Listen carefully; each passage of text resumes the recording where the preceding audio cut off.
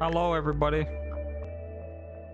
welcome back once more to whatever this is, this congregation of people on the internet, whatever we call this these days. Stream, that's the word. It's a great word, isn't it? Shaylay and Oriel, how you guys doing? And Stream Elements, of course, the goat. I can't forget the goat. How you guys doing? Happy 4th of July, I suppose, to you guys, as you are from that part of the world. Of course, it's just a Thursday for me, but for you guys, it's a special Thursday. If you're really interested in that type of thing anyway, of course, you know. You might not be too worried about it. Who knows? How goes, friends? It's going alright, you know? It's going alright. I'm enjoying the freedom memes that I'm seeing on Discord. And I'm just vibing, really, you know? Kind of having a day. Just, you know, not much to say, to be honest. I'm just here.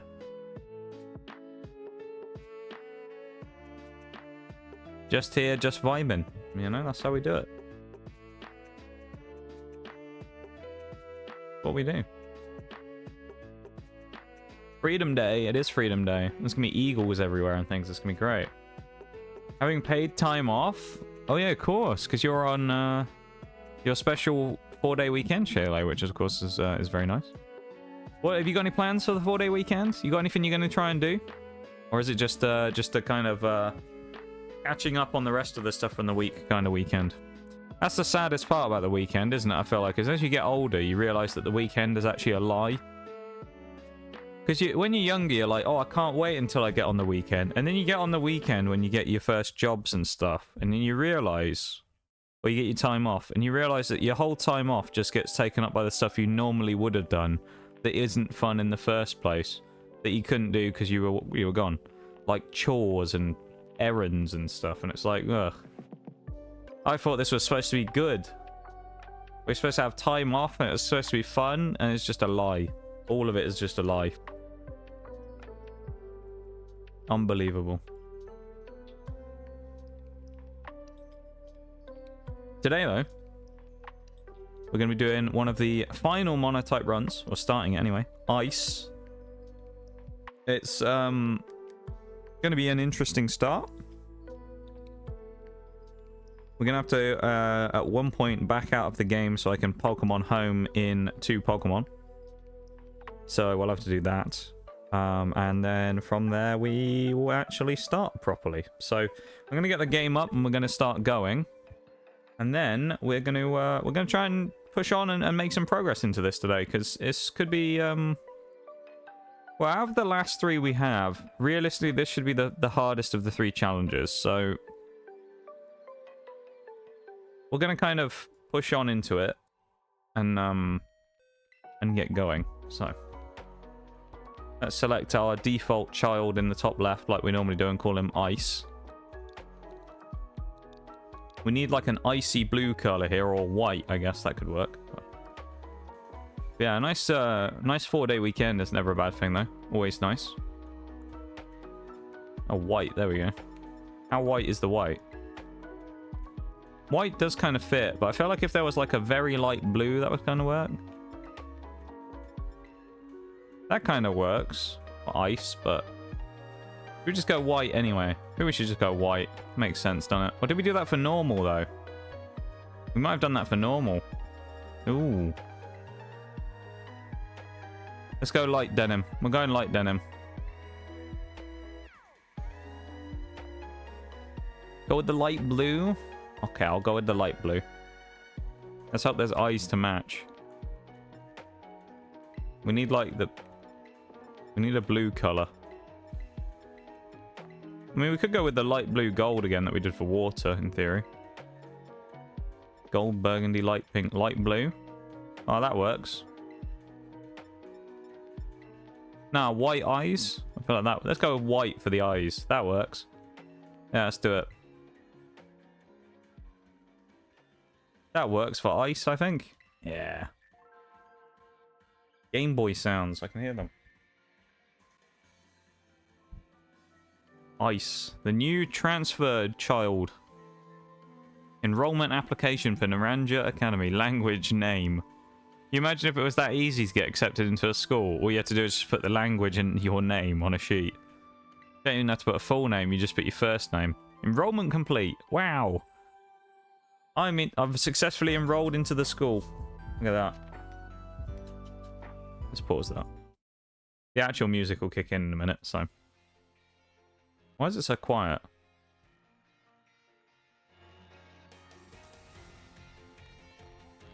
It's also crackling. Give me a second. I'm just going to close that. It will disappear for a second. And then the sound will come back. There we go. That's better. That's a bit better. Yeah, Mono Ice today. One of the ones I haven't been looking forward to, I'll be honest. I think this is going to be one of the harder challenges that we do, so I'm not really looking forward to this one. I think it's going to be kind of rough. There are certain parts of the game I think are going to be way harder than others anyway, so it's going to be kind of difficult, some of it. And I might be wrong. I was very wrong about Bug. Who knows? I might be wrong about this one, but we're gonna give it a go. We're gonna see how well we do. Give it our best go, and we're gonna try and this one probably will rely a lot more on strategy than anything else. A lot of the other runs we've done more recently, obviously Water didn't really require that much stratting. It was kind of just pure power, and we just destroyed everything. This one I think is gonna be more of like, because everything's going to be basically glass cannons, apart from maybe Avalug if we get one of those. Maybe a Bomber Snow as well. There's not really going to be any room for error. It's going to be a lot of, like, we win fights by trades rather than, like, one Pokemon going crazy and knocking out multiple people. It's going to be a lot of, like, this one knocks out this one and then gets killed by the next one, who then gets knocked out by this guy as a revenge kill, and then this guy knocks this one. It's going to be, like, we take one, they take one. It's going to be very much like a chess game, kind of, I think. Yeah, we'll see how it goes. Hi, Spartacus, how's it going? Welcome in to stream. Happy 4th of July, I suppose. Of course, because you're from that part of the world as well. So, it's kind of funny, actually. I was like, earlier before stream, I was thinking about it, and I was, it's like, I wonder how many people we'll see today, of course, because it'd be in the 4th. Or if it'll just be like a stream for the rest of the world today. It'll be a stream for the Europeans and rest of world folks. Or whether we'll see most of the, you know, NA folks today, because you might all be busy doing stuff. Setting off fireworks and eating food and stuff, drinking beer. And, yeah, so far, all we found... all we've seen is you guys from NA, which is kind of wild. We haven't had a European folk in yet. Got me some red, white, and blue Mountain Dew. Can I see a picture of this? Is it different to normal? Is it actually colored differently? It's got to be, hasn't it? It's got to be like, is it actually red, white, and blue colored? That sounds wild though. Red, white, and blue Mountain Dew. Well, chuck a picture of it in the Discord if you can, in the food section. I kind of want to see this. Does it taste like normal Mountain Dew? Or is it differently flavored? It's obviously like a 4th of July special thing, but that's kind of crazy though. I want to see this.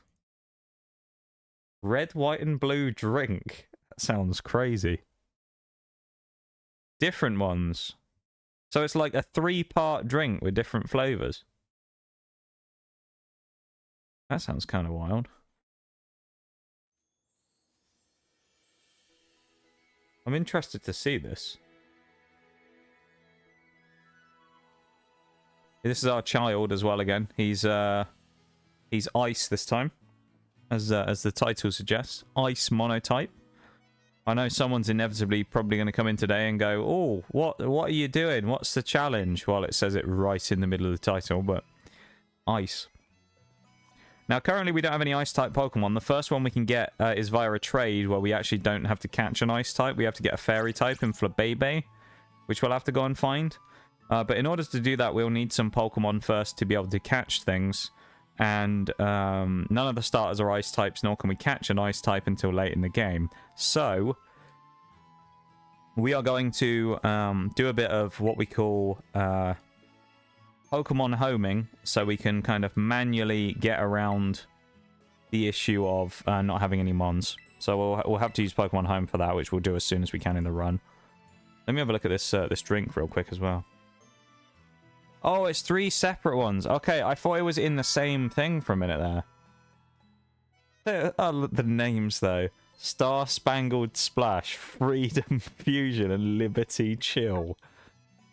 I thought it was all in the same bottle for a minute. That's why I was really confused. I was like, how have they managed to make it like that, where they've got 3 colours in the same bottle?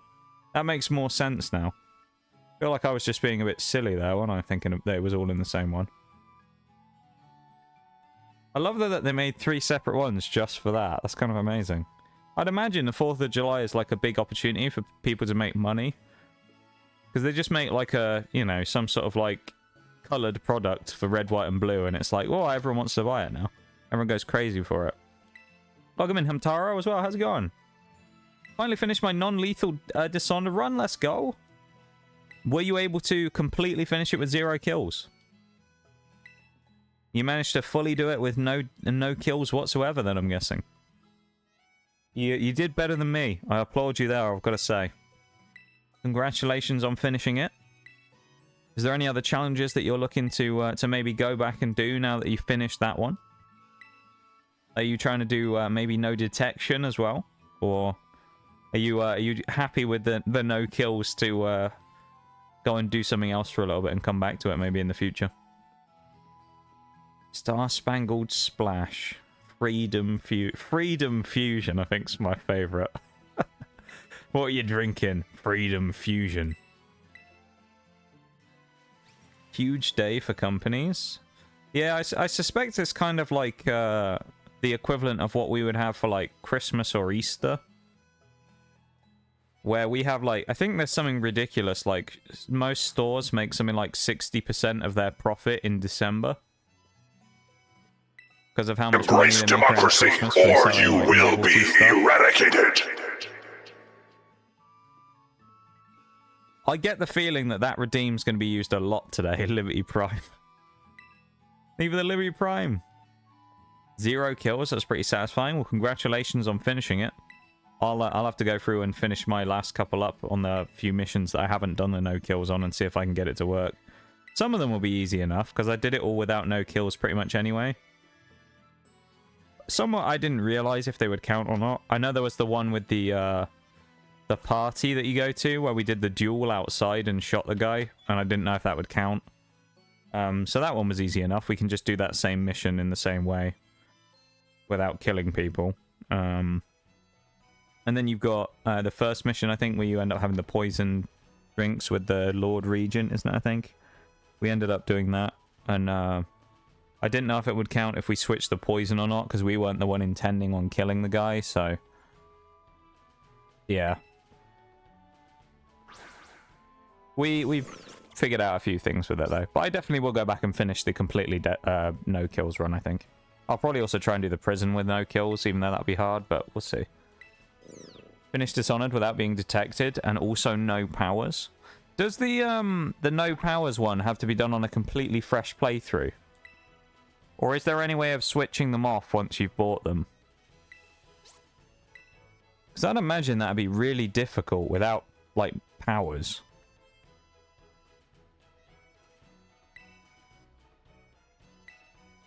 That'd be wild. Because would you not? You wouldn't even have the ability to double jump, I don't think, would you? That'd be horrible. We're getting frigid in here, are we? We are, we're getting frigid. We're about to go raid in the fridge for Pokemon of the ice variety. Currently, we have none. So, we have none of them right now. We will have to do some shenanigans.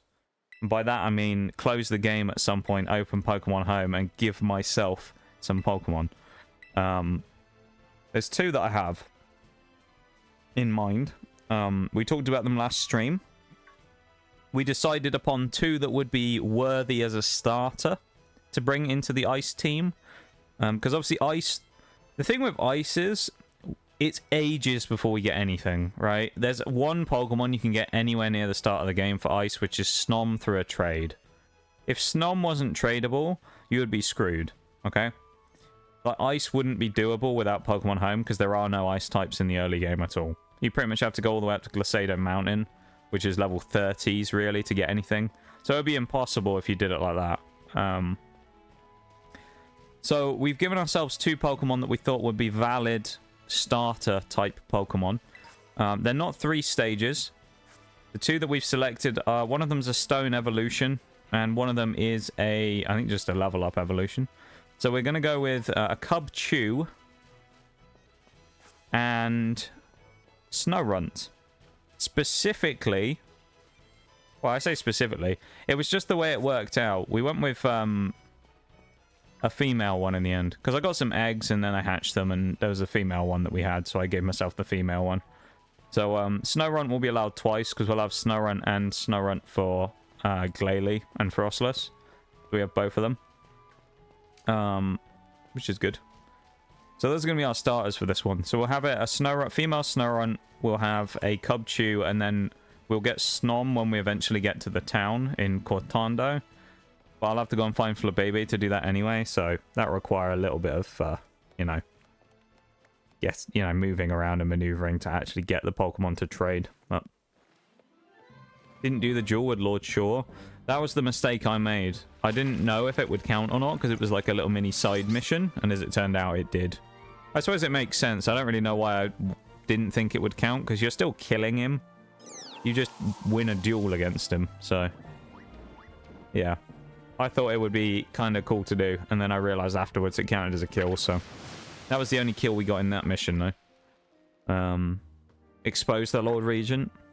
Yeah, there's a couple of missions like that that we probably could have just gotten around. I know one of the ones in the DLC that we were doing yesterday. Was it the Knife of Dunwall? That was the mission where you have to go to the, was it Timpshire State or whatever? But it bugged out because we were supposed to... We exposed the thing with his... by chucking the sack in the vents in the kitchen, and then he gets arrested after he's supposed to get arrested when you nick his will. But it didn't actually work because we alerted everybody, I think, so it kind of broke the... It, like, bugged out. And he just ran outside with everyone and wouldn't do anything, so we drugged him and put him to sleep. And he was just lying there in the street and nothing happened. So we eventually just had to kill him, and then it moved on the objectives. But other than that, we were like fully locked and nothing. We couldn't like progress the quests.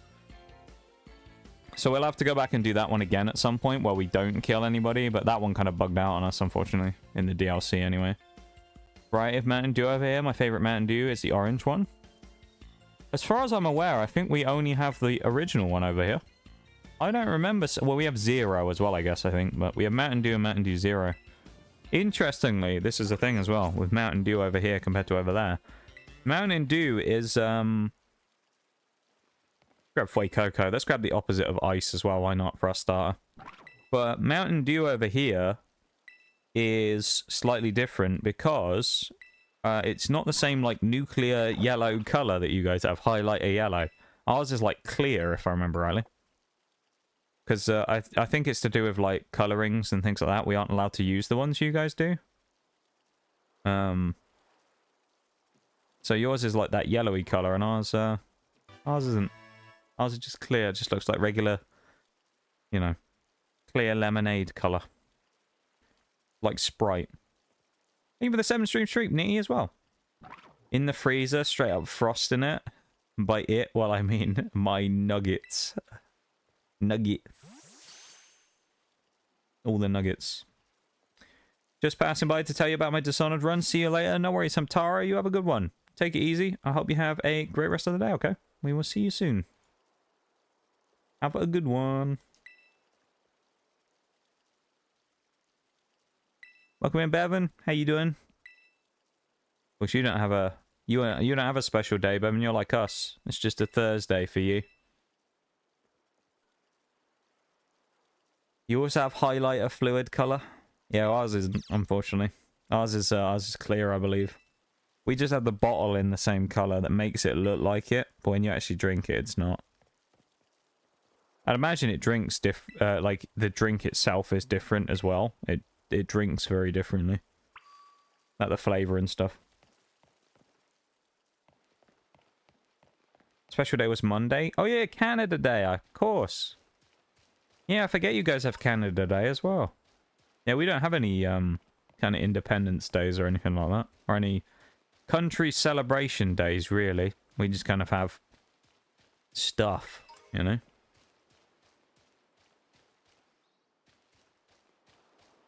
No worries, Nee. You have a good, have a cheeky shower, you know? Have a good one. We will talk to you in a little bit, okay? Of course, why would you? I mean... There might be a day why there was a... Like, where people would do that for, I don't know. Just people doing it as a day of just a UK celebration day, I don't know. NA finally left the grass. Embrace democracy, or you will be eradicated. That's kind of funny, I like that.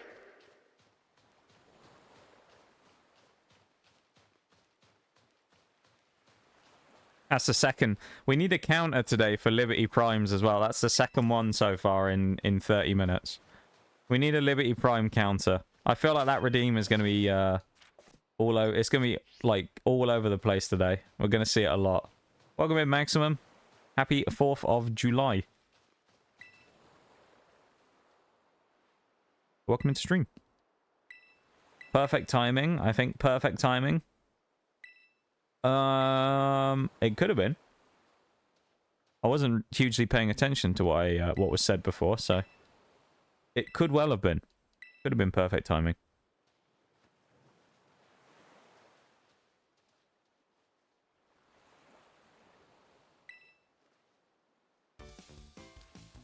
Here we go. First battle of Monotype Ice, and we don't even have an Ice type yet. Yay!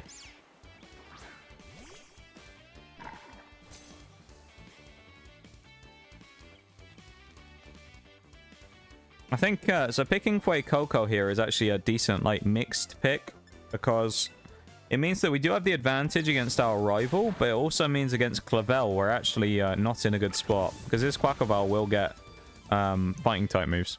So we will be in a trouble fighting that, so we got to be careful there. America's birthday. I mean, I guess, yeah, kind of is, isn't it? Out of my system now. But there you go. Oh, you got any plans for the day, Maximum? You do anything fun for the 4th? Going and watching any fireworks or meeting up with anyone for a beer or anything? Got anything fun planned? Going and having some food somewhere? I mean, we're just going to be here, but... Rogue popping up there as well. I believe this is a thing. I believe Rogue today has a special going on as well, where is it buy one get 50% off?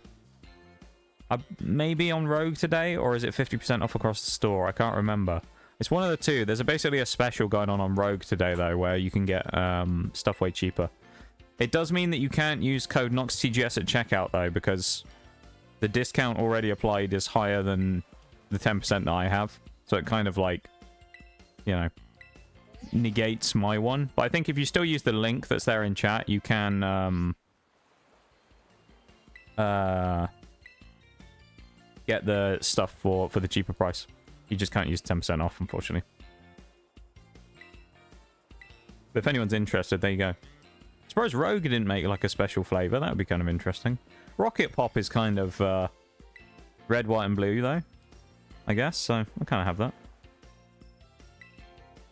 Work tonight. I'm going to bed early on top of that. My family is recovering from surgeries and other things, and all my friends also work tomorrow, so nothing this year. That sucks a little, doesn't it? It sounds like you got a very busy one then.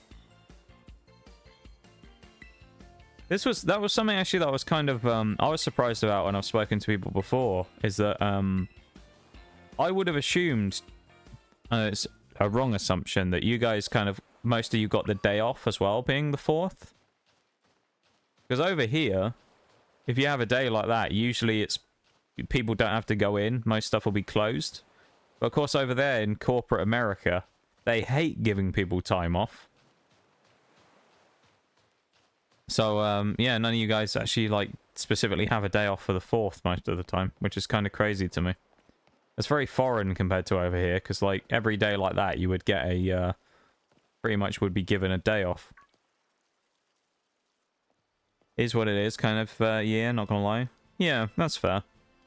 I mean, sometimes those years just happen though, really, don't they? And you just gotta look forward to next year's one. Kind of the same, similar thing, kind of like with me with Christmas in the last couple of years. Like this year that we just had, or the end of the year we just had, was the first time I've actually had like a proper Christmas thing in the last maybe 3 years. But other than that, there's always been some sort of disruption, and there's nothing you can do about it. You just kind of have to accept it and hope that next year's is going to be good. But I kind of know how you feel, though. It's just kind of like, it is what it is. You're like, eh. Not really a lot you can do about it. It would have been nice to do something, but, you know, what can you do? Less corporate and more of a Thursday this year. More of it's a Thursday this year. Yeah. Yeah, as I say, over here, they probably would have, like, shut down most of the country today. Would have been a day where most people had the day off, I reckon. Just judging from other holidays and things that we normally have. I mean, some of them not so much, because some holidays don't hold that much weight. But, yeah, some of them it would have been like, you'd have thought it would have been what we call a bank holiday, which is where pretty much everything's closed. I believe the original part of that came from bank holiday being that the banks were closed on those days, and in the olden days, businesses couldn't do business if they didn't have money from a bank. Therefore, banks being closed meant people couldn't do business. Something along those lines. It's something to do with that, and that's why it's called bank holiday, I believe. So ours would kind of be the equivalent of that.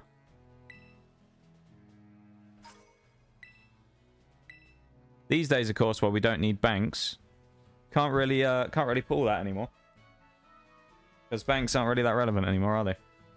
Well, ad break has started. Let me switch screens real quick, and we'll go to that while we just wait. Help, I just heard knocking on my bedroom window, but it's not close enough to the ground for someone to do that, and there's no one there. Was it a bird? Maybe? Could have been a bird. Or a squirrel. Maybe. A squirrel knocking on the window. Or the scariest possibility of all. It was me. This is actually a pre-recorded stream right here. It was actually me who was there.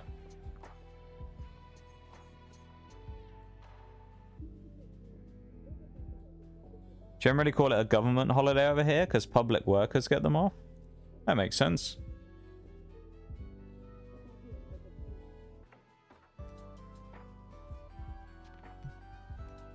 See if I can find a...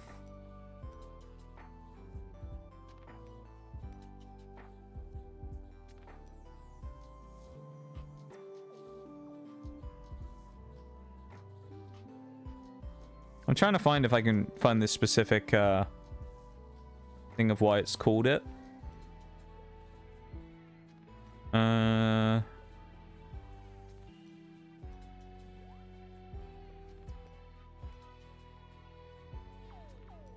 Yeah, it just talks about how term refers to the fact that banking institutions typically close for business on such holidays, as they once used to do on certain days. So I suppose the term bank holiday is more of like a recent thing that's kind of come about that people called it, but the concept of it has been around for a while.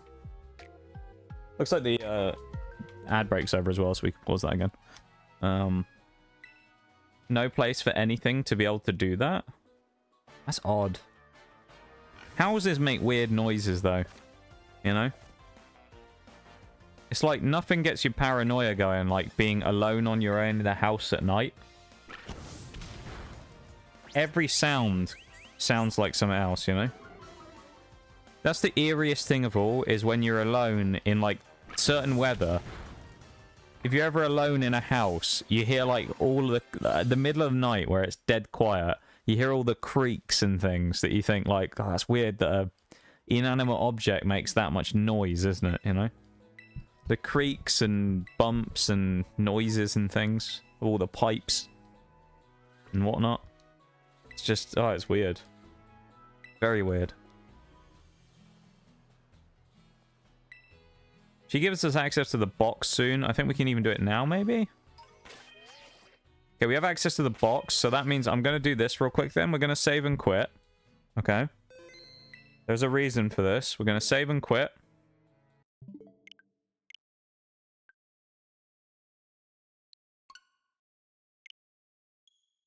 Gonna open Pokemon Home. This is why I play music in the background when I'm alone. I do that as well, actually. This is a thing. When I, so usually after stream, I go down and get a snack. Like, 5-10 minutes after stream, usually. I'll go and get a snack or something, or I'll get a drink. And keep in mind, when I finish this, like, midnight, sometimes I'll go on later, so it might be like 1 AM by the time I go downstairs to go get a drink or a snack. And it's dead silent. And it's like, it's really eerie if I don't wear headphones.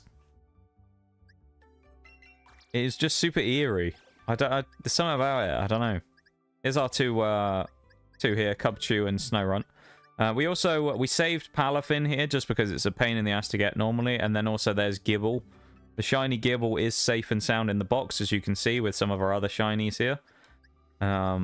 And I did also grab a Ditto as well, because I know that eventually I'll need them for breeding purposes for other runs anyway. So I grabbed a Ditto now so that I can use them eventually. But we have Snorunt and Cubchoo here. Who are now in the box, so we can grab them into the game in a moment. But those are our two Ice-type starters.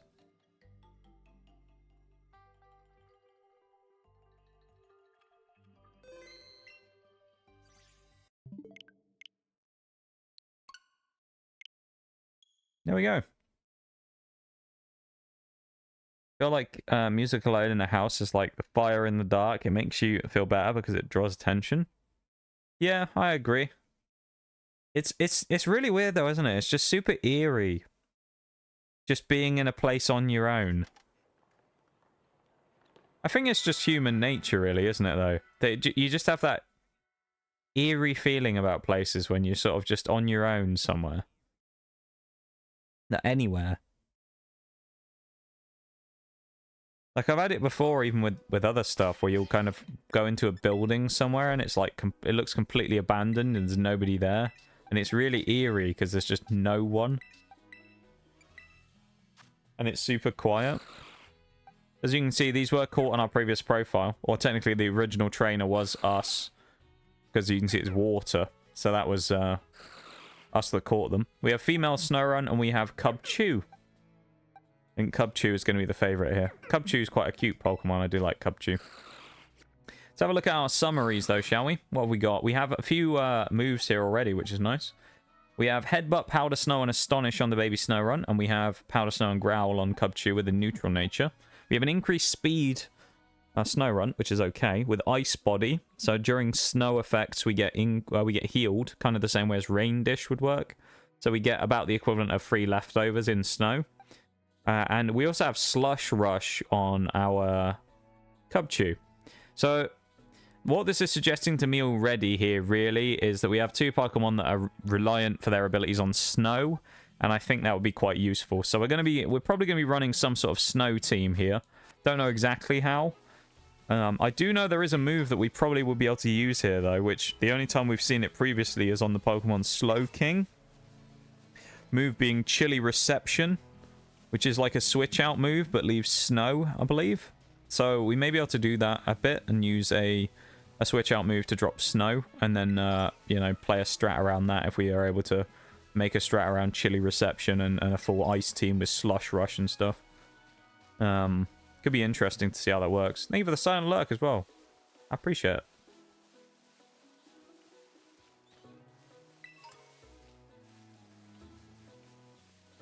Yeah, this team, I think it's going to require a lot of stratting, to be honest.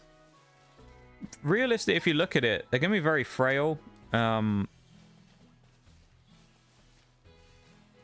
Most of our Pokemon are going to be super frail. None of them are really going to be able to take a hit. They're all going to get kind of one-shotted or something like that. It's going to be tough from that side of things. I think that I made a deliberate choice with the first Pokemon we chose in the Snorunt to do what I was hoping for a female one. It turned out we actually got one out of the first egg we got, so that worked, but I was kind of like hoping we would get that one and hedging my bets, purely because it means we can get Froslass super early. And Froslass is going to be really good, at least for early game. Late game, it probably won't be so good, but Froslass is Ice Ghost. So it negates any normal type moves early on. And there's not really any ghosts in the start of the game, so I think Froslass will be really useful there. So we'll have to make sure that we make some good use of that as we see a little Lechonk wiggling along there.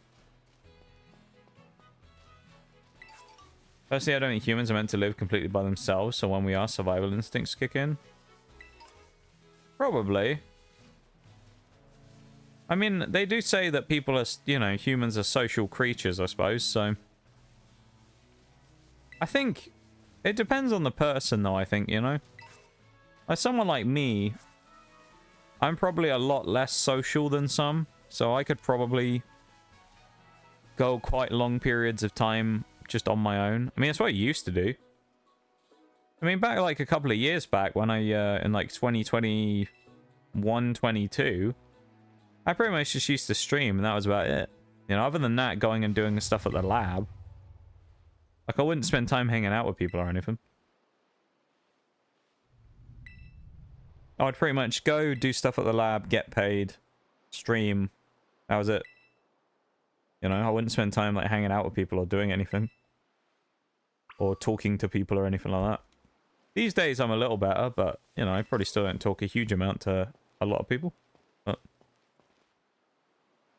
some of that's just kind of the way it is, you know?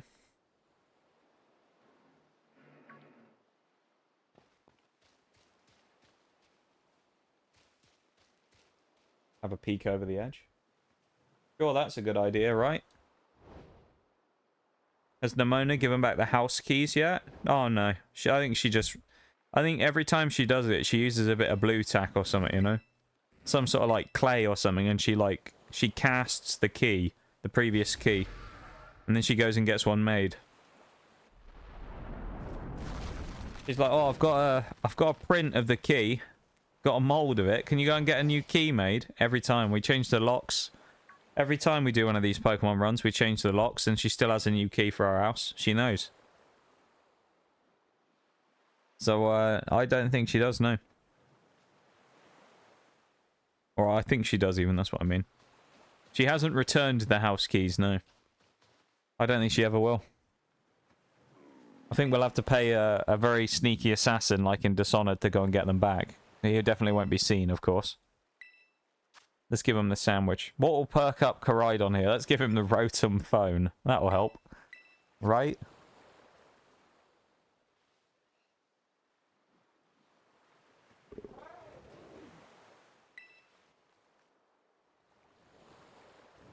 I also find it a little strange, though, that you see him flying at the start of the game, but he loses the ability to after he crashes. You know? It's a little odd. His little paws. Look at him. He's a lot happier now he's had a sandwich. It's a shame as well that we're right here on the beach, because I bet there'd be a bunch of Cloysters in the water behind us, or Shelders. And, yeah, we can't grab them. So, yikes is all I can say to that. Very unfortunate. Wish I could stay, but I'm falling asleep at the keyboard. The keyboard. The keyboard. So have a good stream. No worries, Maximum. I can tell you are tired. You have a good one. You take it easy, sleep well, and we will see you on Sunday, okay? Because of course that's the next day I'll be back. Because I'll be gone for the next couple of days or something. I'll see you on Sunday. Have a good one. Yes. Look at him. He's in combat mode again. Our boy.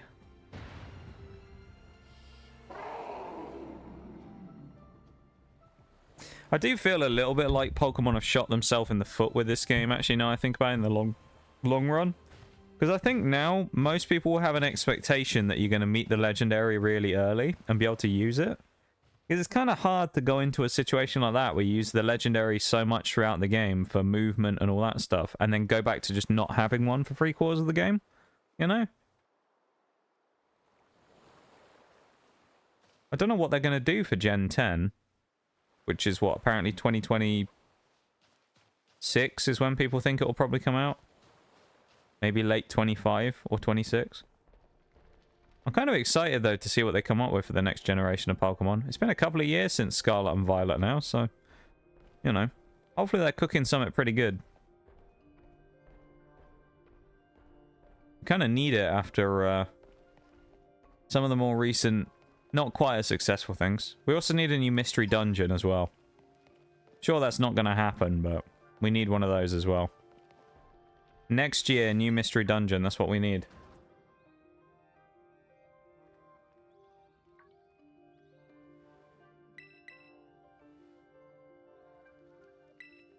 There is a new mystery dungeon. I don't know if we'll do 100% on it or not. There's a chance we might. We may well do another 100% recruitment run on one of those mystery dungeon games if they bring a new one out. Or even just do a remake of one of the other ones. Maybe we will. Explorers of Sky or whatever, and do that as a remake. Maybe I'd try and do 100% recruitment in that game as well. That would be an interesting challenge, because it'd be way more expanded than the first one. Be way more mons in it, up to Gen 4, I think. Be like close to 500 Pokemon. They did one for like Gen 9, that'd be even wilder though. You'd have like, what, 1,025 mons at this point in the game? Yeah, you'd have about 1,000 to get. That would actually be crazy. If I did a mystery dungeon recruit them all run for a modern game, if they made one with 1,000 Pokemon, and that would be ridiculous. All I would really hope for, if that actually was the case, where they made a new one, is they just kind of changed the mechanics from what they did a little bit in DX, because there was nothing more painful than getting to the end of that DX run where we had maybe 20 Pokemon left and realizing that almost all of them were those fainted mons that you had to just find randomly in a dungeon that were, you know, knocked out. Because they were just complete RNG. It wasn't even like you can go somewhere and expect that they're going to spawn. It was like maybe once every few floors you have a 1 in 20 chance of one of these Pokemon being knocked out. But some of them had rarer spawns than others, and it was really annoying. If you were here, you'll know what I'm talking about, but Skitty and Happiny and Igglybuff, I think it was, were the 3 that really caused us trouble. Those 3, it took forever to get those 3. We ended up getting the Happiny and the Igglybuff quite soon. Like, soon between each other. Not a lot of time between each other, I should say. But the Skitty, oh my god, that one was the biggest pain in the ass ever. There's a dungeon called Wyvern Hill that had 30 floors in and took probably 30-40 minutes to do. And we had to run it probably like 15-20 times to try and get a Skitty to spawn. It was horrible, I remember.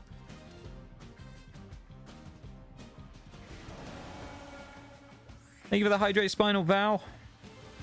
I'd say happy 4th of July, but we don't worry about that over here, of course, do we?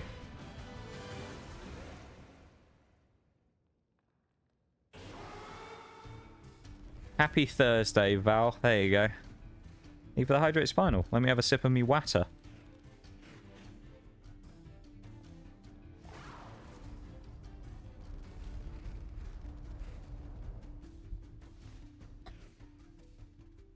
nice sip of water there. I will actually have to go and get a belter of a coffee at some point, probably in 15 minutes or so. I'll go and get one. Happy Thursday, right? A great day. Who doesn't love Thursday, right? It's actually a week until I start my my bike test stuff as well, so next week I have to go and do that. The first part of that, anyway. It'll be done by the time stream happens, so I'll be able to let people know how it goes if I want to talk about it by that point, of course. Who knows? Yeah, welcome in though, and thank you for the redeems. Hope all goes well. It's only the to be fair, the one on Thursday is only the theory part, because I have to go through and do everything. Some of it again, but I have to go and do everything to get the unrestricted license for my bike. So I have to do the redo the theory,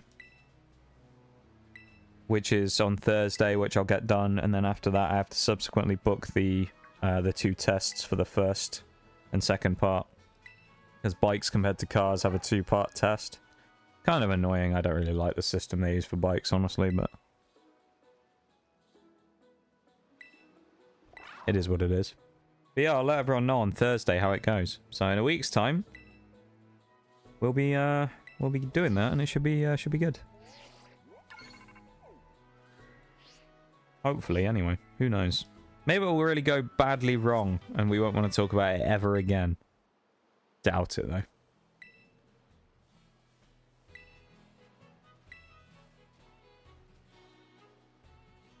Mono Ice today as well. That's what we're doing. It wasn't clear in the title. I know some people still ask anyway sometimes, but we're doing Mono Ice. Currently, we have 2 Pokemon on our team. They're actually usable, these 2, but they're not high enough level yet, so it's unfair for me to use them right now. So I'll make sure they get to level 5, and then I'll remove Fuecoco from the team. Actually, I could probably do it like this from the early section if I go back here to Poco Path. And then use the 2... Yeah, I could probably do this, actually. This might work. Thank you, though, Val. I appreciate the words. I think it'll be alright. I suspect it'll go fine. 3 XP? Wow. How do you even get 3 XP from something like that? That's ridiculous. Go on, little Fuecoco. Cause terror. Chase them all. Look at him go. Yes. Get him chase them. He's running rampant. I love it.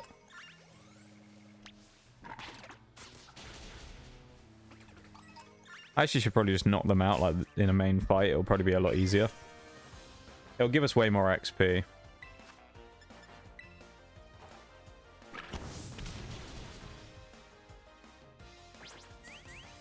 And then we can switch off to the others.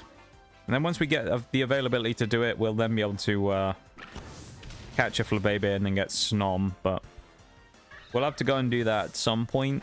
It'll probably be fairly soon into the run, but we will have to go get Snom. So we might do that almost immediately after we get freedom from the school. And then we obviously have to go get leftovers and do that. And if I really wanted to, it may be overkill. I could actually evolve Snorunt before Gym 1. I just don't know if I want to, because it feels a little cheesy to do that, but... I mean, at the same time, it's possible to do. It's not breaking game mechanics or anything. You know? I think it'd be legitimate to do, so I think we'll do that anyway.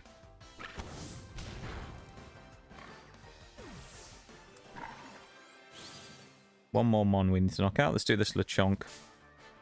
And then we'll have our team ready at level 5. Should be good.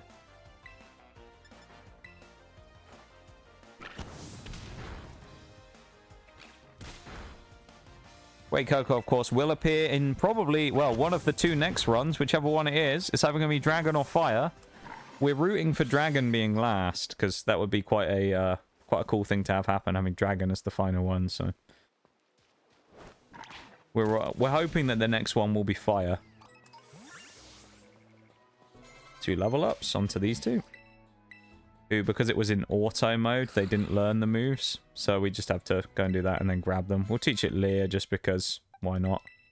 And Endure. Not bad. With Slush Rush as well. The fact we don't have a way of getting Snow up is kind of annoying. If we had a way of getting Snow up, I think we'd be in a good spot here, but... Go and fight Arven and his Squovette with our 2 ice types, because I'm sure nothing's going to go wrong there. It shouldn't really, but... The one nice thing I think we have is, doesn't Powder Snow have a... Does it have an effect? A slowing effect? I want to say it has an effect that means that we can slow people down. Oh no, it couldn't freeze, that's it. I'm thinking of Icy Wind, but...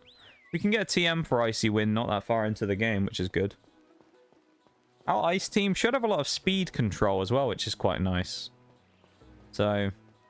I'm kind of interested to see how this team actually runs, because I think it could be quite interesting.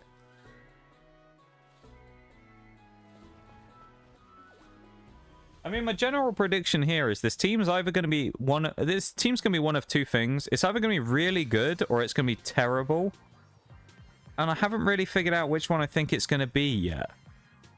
But I just get the feeling it's going to be one of those. It's either going to be like Bug, where it's kind of goated and has no right to be, or it's really trash and like the Ice team is just going to be really poor and it's going to be really difficult for us to actually do anything. I'm really interested to find out which one it actually is, though.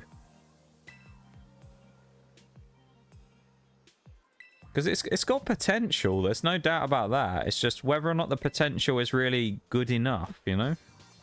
Do we actually have enough power to make anything work? Or will we have enough power, I guess? Not right now, we don't, obviously, but...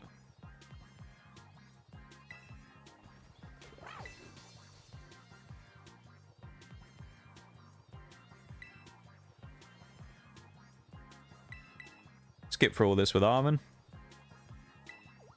Because we don't need to worry about all that crap, do we?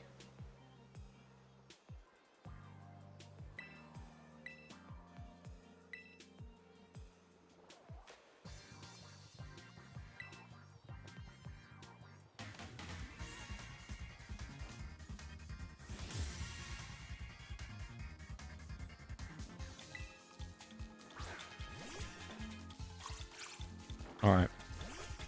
The first actual fight of the run right here. Let's see how this goes. This will give us a nice little gauge of how strong our 2 are, probably. How much can Snorunt do with a Powder Snow? Okay. That's kind of what I expected. Very frail, though. We took 6 from attack. Well, that's not great. Headbutt is not a bad move to have, though, this early on. Albeit it's a non-stab. But it's a 70 base power move, and we're a baby Pokemon, so... Flinch? Oh, unfortunately, little... Oh, he's lived on 1 HP! Snorunt lives to fight another day. Unbelievably so. Okay, well, we definitely took a lot of damage there. That's the thing we knew was going to happen. We are very frail, but in terms of actually stopping power, that wasn't too bad. It was okay. Really, I think if you look at it, Gym 1's going to be difficult because of Teddy Ursa. He just makes everything difficult because it's quite powerful.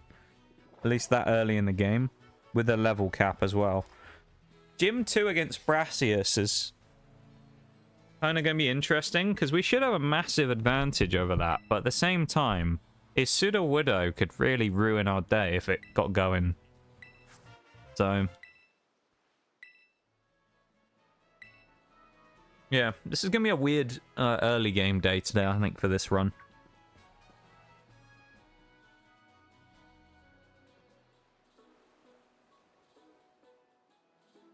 I'm very intrigued to see how this is going to go. As I've said. Better watch your back when you go out. I'm going to throw a brick at you on sight. Are you in the country, Bevan? Is that what it is? You're over here now. Or you mean from still over there, you're going to throw it across the ocean? Is that what it is? You're going to yeet one all the way from home over to me. Welcome in, Cinderfay. How's it going? We've just started Mono Ice. We have our 2 starters right now. We haven't got our 3rd one because we can't do the trade yet, but currently we have our 2 of Snorunt and Cubchoo, who are both sat here in the party. And we're getting off to a decent start. We've won our first fight against Arven, and now we're ready to get into it. So we're going to start going and fighting trainers. Oh, we have to go up the thing, don't we? I like how I've done this for 14 runs now. Yeah, I forgot that I have to go up there. Yeah, happy 4th as well, of course. Off work because of Independence Day. Let's go. Always nice to have a day off, of course. I know some of you guys, I think, have days off and things today. Some of you don't, unfortunately, but I was saying about how earlier, probably if it was a holiday over here, I suspect everyone would pretty much have the day off. It tends to be the way that things work with those type of like day off holidays over here, is it tends to be like everybody gets one. So, kind of sucks that not everyone gets the day off over there, but you know, I suppose it is what it is, isn't it? Also, just a word of warning, there's an ad break potentially coming up in the next couple of minutes. I haven't got a ping for it, but I know roughly based on the time that we're at, it's just gone past the hour mark, that in a couple of minutes, maybe 2 minutes, there'll be a break that will start, so just keep that in mind, okay? There should be a break pretty soon. So, I'm going to go up and get a second drink as well when I do that, because, yeah, I probably need one. Get a belter of a coffee. Maybe I'll get a Coke or something as well. I don't know. We'll see. Right, we don't need to fight any of the bug types. Let's go and fight this child. Can't remember what he has. He has something really basic, if I remember. Does he have a tarantula? Maybe? Is that all he has? With his little bull shirt, his Toro shirt, and his hat. He does have a tarantula. Let's use Powder Snow, see how much it does from Snorunt again. Who's going to have 1 HP, isn't he? Oh no, he's good. Never mind. Go for Powder Snow. How much is this going to do? Not bad. I mean, we do have the potential to freeze from early on, which is good with Powder Snow. That's a good option. Like, it's a good move to have. I mean, freezing isn't going to be the be-all and end-all of the run. We're not going to freeze that many people, but having the option of it potentially landing is quite useful. So, they got Powder Snow again. Lovely stuff. Anyone got any plans for the day, though? While you're off? Or you going to anything later if you got work or whatever? Do anything after? Having some celebrations? Having a cheeky drink with someone? You know, going and having some beers or something, or with the lads. What are we up to? Anyone got anything fun they're doing? There's that break I called as well. All right, I knew the break was coming. The break's happened, so let me switch to the BRB screen, and I'm gonna go and make a belter of a coffee and stuff. So I'll be back in a minute, okay? As I said I would. So I'll be back in just a few. Check outside later. Okay. I'm going to look out the window and there's going to be someone in like a black hoodie at the end of the street, but it's going to be you. Alright, BRB.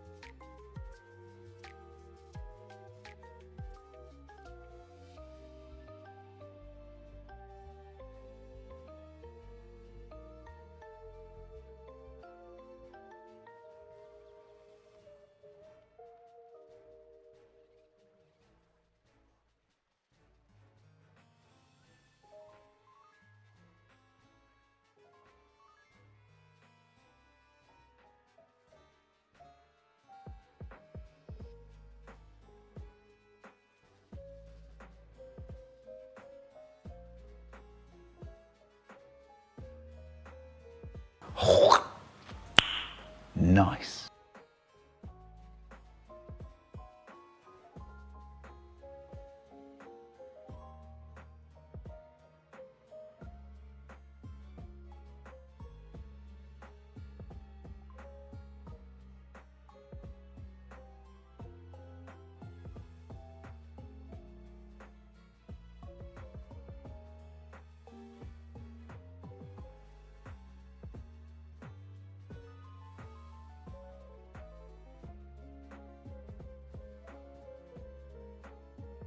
And I'm back.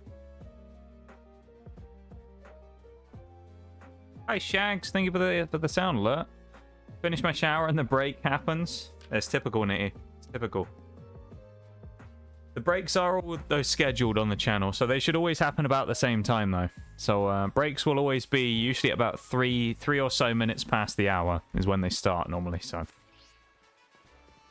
always worth keeping in mind. About 3 minutes past is usually the time when they start. 3 to 5 minutes past, something like that, depending on if they've been snoozed. But yeah, welcome in though, Shags, and welcome back, everybody, from the break. Let me scroll up real quick. Gotta go pick up my food from the gym.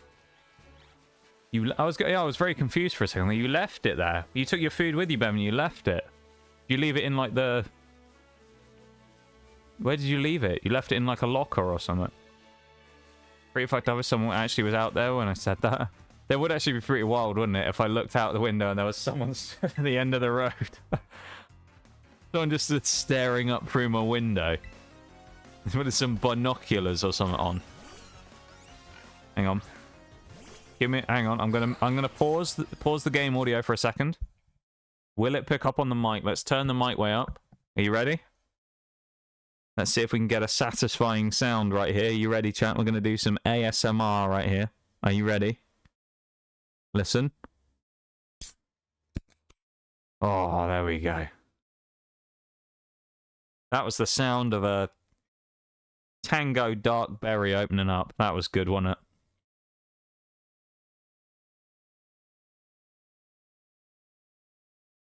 That worked surprisingly well. No, let's put that back on.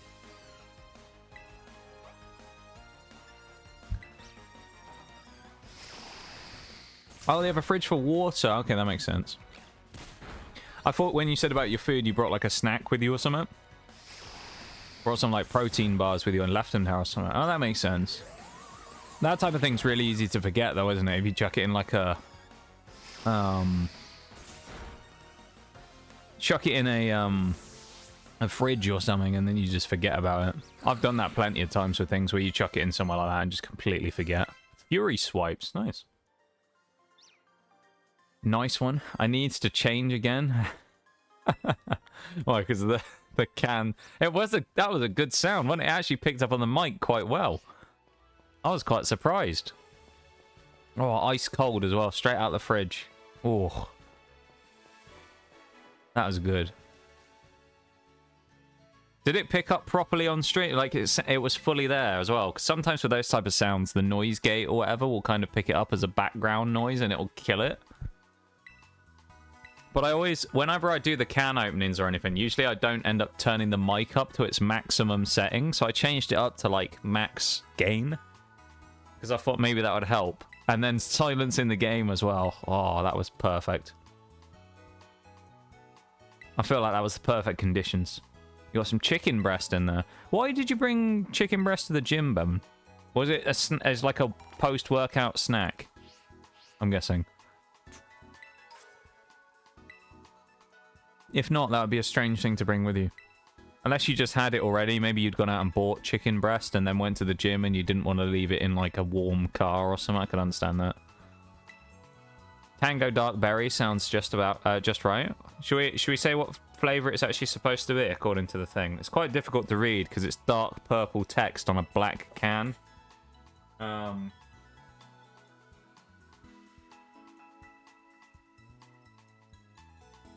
Looks like it's supposed to be blackcurrant.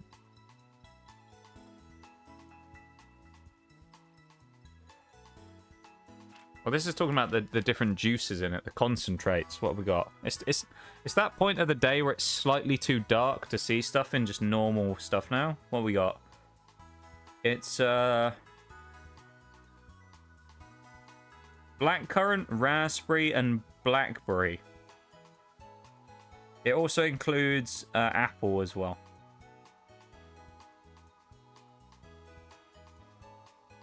There you go.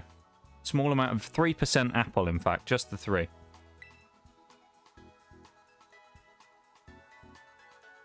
Wow. That's good. Way too crisp. Oh, it was very there. Let's go. Crisp was struck. Let's go. I need some context because I walked away and the first words I heard coming back after coming back, oh, why did you bring a chicken breast for you? Oh, Bevan went to the gym and he left some chicken in the fridge. Because there's a water fridge at his gym and he had some chicken with him that he put in there to store it and left it. So now he has to go back and get his food from the gym. From work. Oh, okay. Wait, was this yesterday, Bevan? Hang on. Was this yesterday that you came back from work and left it there overnight and then you realized today that you left it there? Whoever designs shit like that needs their eyes tested. Oh, what, the dark purple text on a black background, yeah. It's quite hard to read, actually. Even in normal light, I'd imagine it'd be quite hard to read, let alone when the sun's starting to go down. It's also gone over really cloudy all of a sudden now that I look out the window.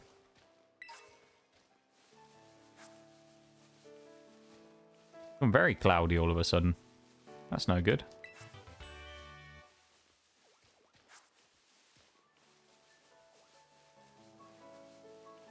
Whoever signed off on it needs new eyes.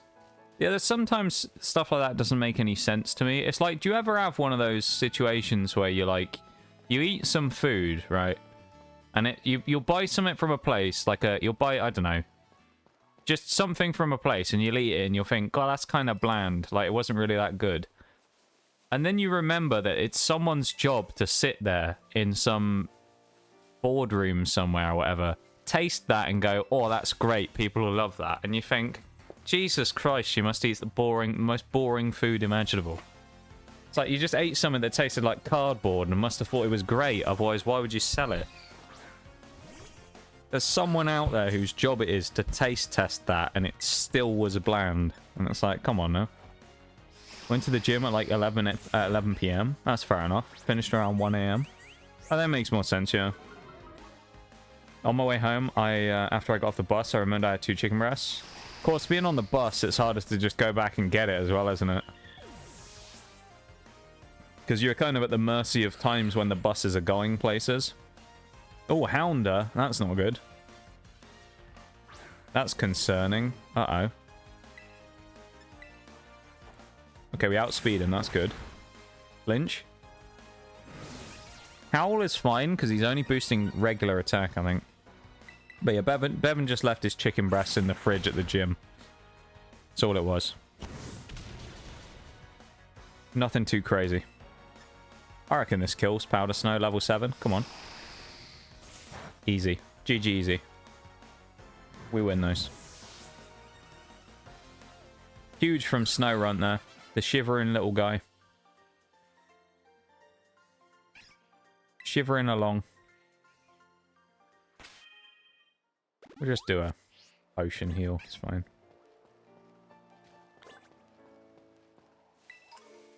So, other than these two, we only have one more Pokemon that we'll get before Gym 1, which is Snom. So, I don't want to get them too crazy leveled up, but at the same time, we need to make sure they're ready for anything. So, you know, they need to be, like, in the game, ready to go. Thank you for the time, Lurk, Sasha. I appreciate it. Have a good lurk, whatever it is you're up to. And we might talk to you a bit later. Who knows? Alright, we're not going to take the sleep. Let's see if they correctly predict we're going to switch out into little Cubchoo. Come on, Cubchoo. Little Cubchoo. No, he didn't go for the double yawn. That's good. We'll go for Fury Swipes. Let's go for a Powder Snow. Not bad. We win now because we outspeed anyway. So even if we got yawned this turn, we're okay. Freeze already! It's freeze number 1 of the run. We're 3 fights into the run and we've gotten a freeze on Gulpin. Can't do anything. He's stuck in place. at the absolute mercy of Cubchoo as we go for a Fury Swipes and knock him down. Gulpin goes down. Still alive, just playing GTA 5 for the first time since yesterday. Since yesterday. I hope you're still doing good too. It's going alright, Sasha. It's going alright. I'm glad to hear you're doing alright, you know? I hope you have a fun time playing some GTA 5. We're going to be here doing Mono Ice, trying to freeze as many things as we can here. Hopefully it's going to go well. We'll see. I have high hopes for this, really. High hopes that are potentially going to get shattered very quickly when we get into a fight that's actually difficult. Because at least early on it shouldn't be that bad, but when we get towards the gyms and things, I think there actually is a real possibility of us just getting destroyed, so. Our teams may just get wrecked here a lot of the time. So. Friend enrolled me into GTA RP, so it's something. I have heard a lot about GTA RP stuff. A lot of people tend to do it. It's kind of interesting. There's a few people I knew who did it quite a lot before, and I was tempted to like get involved in it somehow and do like RP and GTA as a Welsh person. I thought I've got the voice for it when I do the accent, so I was like, maybe I'll do that. I'll be like some Welsh character. But I never actually went through with it, but I thought it'd be vaguely funny if one day I just showed up and was this Welsh whatever, you know? Good luck turning trainers into ice cream. I'm pretty sure we're going to do quite well here with knocking them out. I think we're gonna kind of put them all down quite easily. Ice is quite an offensive type. I've mentioned this a few times, like when I've been talking about the run before.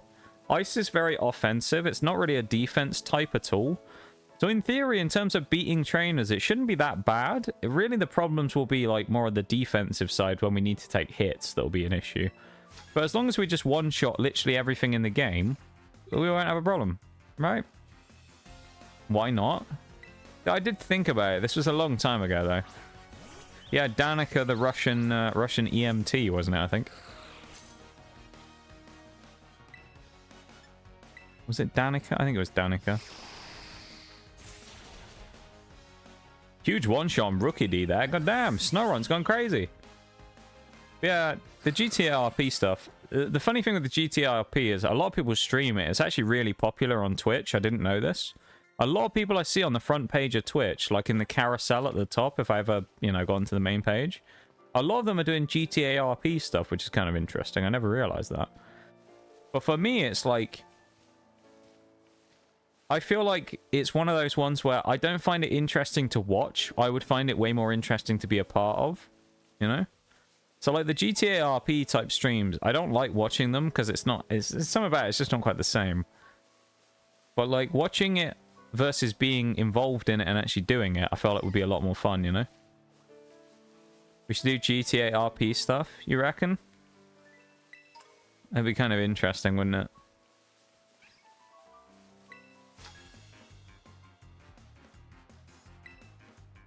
It is really fun, by the looks of it, though. Start a YouTube channel. That'd be interesting. Be an interesting idea. Don't think I'll stream it. Just having fun doing... Just having fun doing fun. Okay, I thought I misread that for a second. That was a misclick there as well. I'm astonished. Didn't flinch, of course. Maybe we'll see how I do since I'm shy as hell. I mean, you're doing pretty good right now. You're not that shy talking to us, Sasha. You know, I'd say. GTA RP YouTube channel sounds kind of funny, doesn't it? Just have like different POVs from the different people.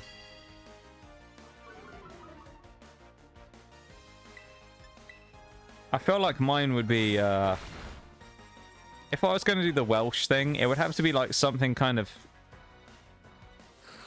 Like, it would have to be something that made it kind of like vaguely comical, wouldn't it? It'd have to be like the Welsh detective or the Welsh police officer or something. You just imagine it, can't you? Just a bunch of like, you know, people standing around doing stuff. You know, like Americans or whatever on the server. And then you just hear the sirens and I just pull up. What's going on here, boys? What's happening? No congregating on the curbs, like. No loitering, boys. Get out of here. What's going on here then? Drug dealing, is it? Fuck off, lads. It's my street corners, mate. Get out of here. This is my black market spot, mate. Get off my turf. You know, something like that. Might as well. Alright, Nitty, I'll do it. Go on. I'll do it for you. No one redeems it anymore, so I mean, you know. I have to sneak it in where I can. Everyone's gone off Wales at the minute. We're in a Wales dry patch. Here we go, though. 5 minutes. We're in. We're going full Welsh mode now. For a few moments, we're going to go into Welsh territory. And we're going to talk like this for a moment or two. And see how it goes, you know?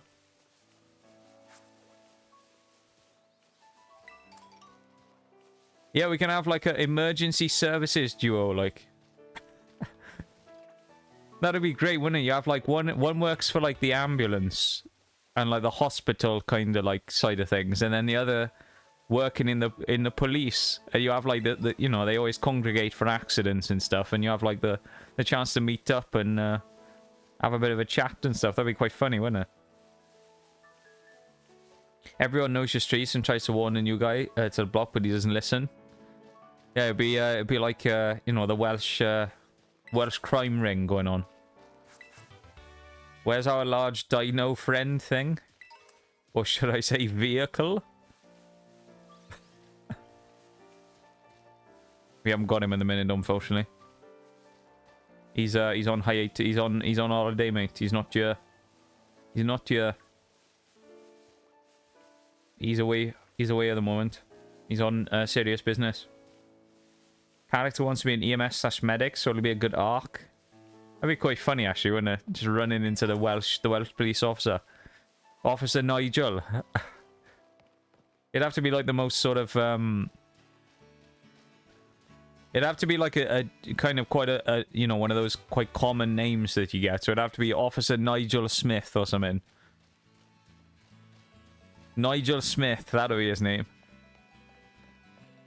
One of the more common, like, second names out there. Nigel Smith.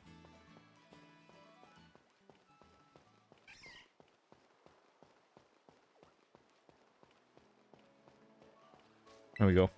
Let's go and fight some more children. Took a bullet while trying to save the country again. I don't know what his response to that would be, to be honest with you. I don't know what he'd say. I think he would probably he'd ask how the bullet was. That's what he'd do. That's what Nigel would do. He's evil, I'm telling you. I'll tell you what, when we get these stab super effective ice moves, I mean, albeit some of these Pokemon are weaker than us, but that was a strong move. It was a one-shot on a level 5. Pretty good. Nigel Hughes. Oh, that does actually kind of work as well. You've got to think of it like either that or a super Welsh-sounding name. That's the other one, isn't it? Like a really Welsh-sounding name. Jones is a Welsh... Nigel Jones. That's a very Welsh-sounding name. Nigel Thomas. That's another one as well. Or Nigel Thomas. That sounds very Welsh in the way that it goes there, Nigel Thomas. What a cool Pokemon, this kid says. Well, he's not going to be very cool in a moment. I think this child's just very good at puns. That's all it is. Depends on how far on each side of the coin you kind of flip. That's true. Officer Nigel keeps bringing up Welsh names no one can understand. Like Llanfair Pwllgwyngyl Gogerek Gwyn Drop Williant Silio Gogogok. You mean Shags? That one.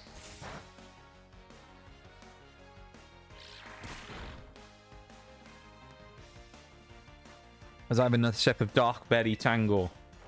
Lovely stuff, that is. Bit of Tango. That's my favourite move. Water Gun as well. Best move in the game, that is. Water Gun.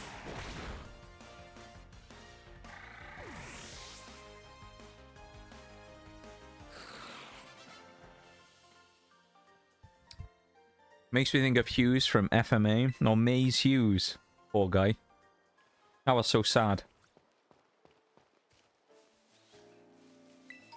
Poor Hughes.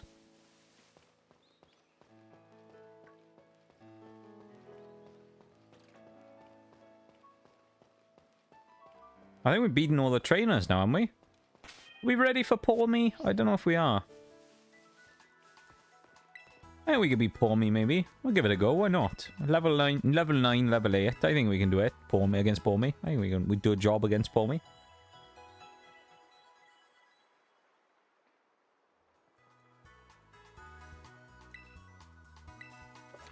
Question really is, who's faster? Because I think that's the option of who we got up front. Oh, timer's up already. That was 5 minutes. Could you believe it? That was 5 minutes. Oh, Snorunt. 16 speed. Holy crap.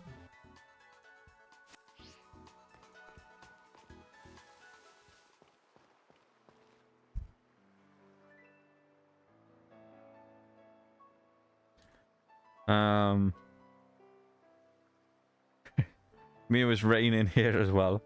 Hey, it's always raining. It looks like it's going to rain outside for me at the moment, to be fair. Now you mention it. All those clouds came over. It's going to be windy. Looks like it's bloody about to tip it down. It's going to be horrible. Oh, I'm still talking the accent. I don't need to anymore either. You know that is why my girlfriend is crying today lists? Vaguely, I think, yeah. It's just me, but I'm thinking about Hughes. That was such a sad one. I remember watching that. Favorite character is Chris Tucker. 7.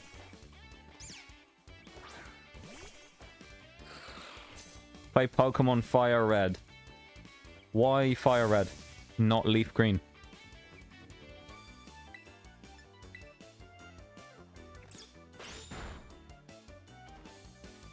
Not great that we've taken a chunk of damage there, actually. That's pretty bad.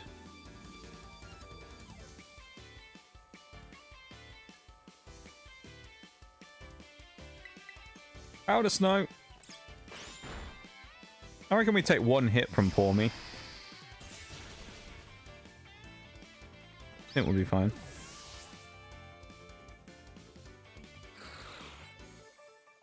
Level 10. Nice. What are we getting? Move double team. That could be quite useful. Double team might actually be good because we can get evasion.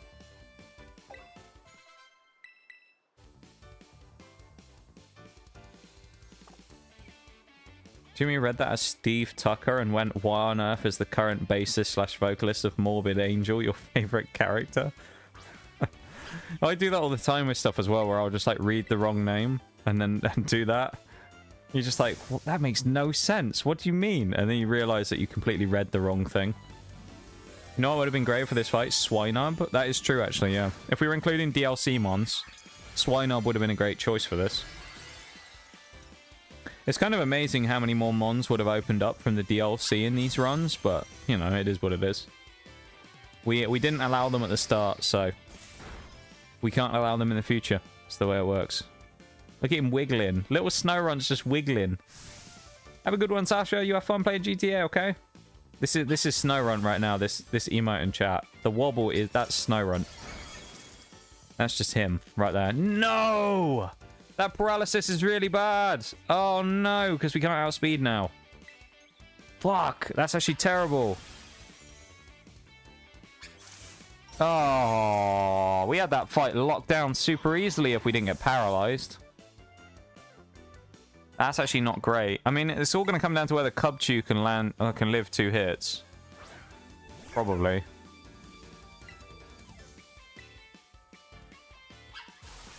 Needs to be less than half. Fuck. Crit. Oh, the clutch freeze! No way! The clutch from Cubchoo! Oh, yes! When we needed it, Cubchoo with a huge clutch getting the freeze from Powder Snow. Let's go! Snom would have lived it. I know it. Yeah, he actually would have, to be fair. I think Snom would have done a really good job of tanking that. Icy Wind this early? Oh, yes, please. Growl, fine. Yeah, I think Endure is worse than Growl. Growl we can make use for. Endure I'm probably never going to use. A little Cubchoo. Yee. I think the only problem I have with Cubchoo, thinking about it for this run, is Beartic is going to be... Well, other than Beartic just looking weird, is it evolves quite high level, if I remember rightly. I think Beartic is quite like a... It's like 30... High 30s or something. It might be quite a while before we actually get a Beartic, unfortunately. Which is kind of sad. But that was huge, that freeze, though. Cubchoo. Oh my god. We also need to come up with names for them, don't we? We need to come up with names. We should name them after ice creams. That's what we should do. We shouldn't name them after flavors. We should name them after, like, ice cream bars or something. Yeah. That's what we should do. Clan member from Pixel 1 has given me all his legends to me. Ayo. All his legends, eh? What are you actually getting for that, though, Ben? What legends are you getting? Yeah, ice cream names, I think, is good. Klondike for Cubchoo. Okay, we've got that one. What about Snorunt? It'll be a Froslass. Because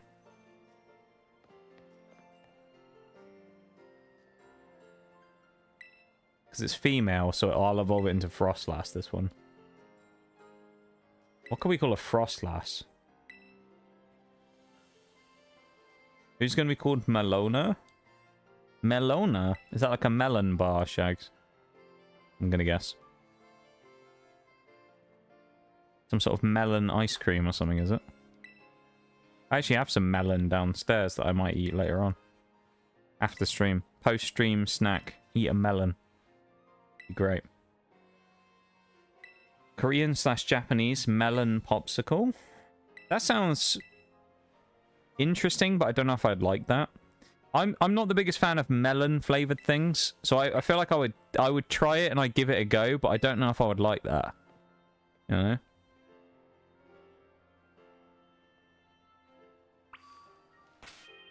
While I remember, let's do the names now, shall we? Klondike with a K, isn't it? A Klondike bar. Right as the break comes up again. There we go. We got that one. We got Klondike. Snorunt. We'll think about this while the break goes through, shall we? Let's have a think on the break. What could we call it? I mean, we could just go with... I tell you what, we'll go with your... We're going to go with Shaggy's suggestion here. We'll go with... For young Snorunt here. We'll go for Melona. Melona. Melona? Makes me think of Nimona, and I'm just tripping over my words. It makes me think I'm just getting it backwards, you know, and I'm thinking of the trainer Nimona. There you go. We have Snorunt, Melona the Snorunt, or Melona, and we have Klondike the Cubchoo. Let's sit here for a second and we wait for the breaks to go through, so then we can continue on with our great journey into the Pokemon world. Which I'm sure is going to go very well, right? Sure it'll be good. What could possibly go wrong, right? Nothing. Absolutely nothing will go wrong.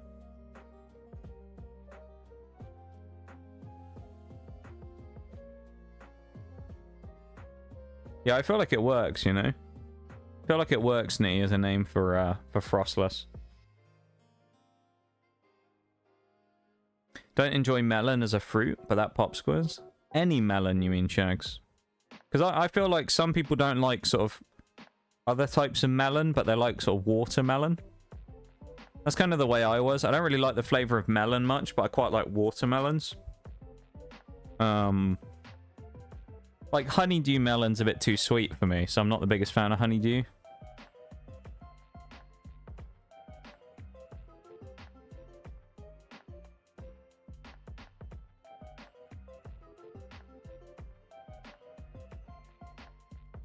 Cantaloupes are pretty good. I haven't had a cantaloupe for a long time. It's a very Italian thing as well, if you've never come across this before. People do this in Italy, where they'll take a melon and wrap it in, like, Parma ham. and then eat it together. Sometimes it's used as like a starter for a meal. Quite, it's not too bad actually. I've had it a few times. The saltiness cuts through the melon quite well. It's quite good. Which is a segue into the joke. Into the joke. What's the what joke was I going for then? What was the segue? What was the joke? I feel like I know where you were going with that, but I don't know. Sending pics of the Mons. Let's look at Bevan's. That's 5. There's a lot of legends apparently. Yeah, you sent me five pictures. 3 Coridons I see in the middle there already. Okay. What else we got in here? A Rayquaza. And a Crozma in the top left, I think. There's a Miraidon. Lugia. I see. Oh, we've got the Ultra Beast in there. There's a Guzzlord, Zygarde, Virizion. Okay. Oh, there's some of the shinies in here, I think, as well. And there's an Alecki. We got a Cobalion. Or is that Iron Crown? I think it's Cobalion. Mew. Shiny Terrakion. I want to say that is. Shiny Kartana. That might be regular Kartana, actually. Gala Zapdos, maybe? There's regular Terrakion. You got a good mix in there, though, Bevan. You got Zygarde. Yveltal. That's the name of it. That's the one. There we go. Why is the melon sad? Because it's cantaloupe. Oh no, Nitty.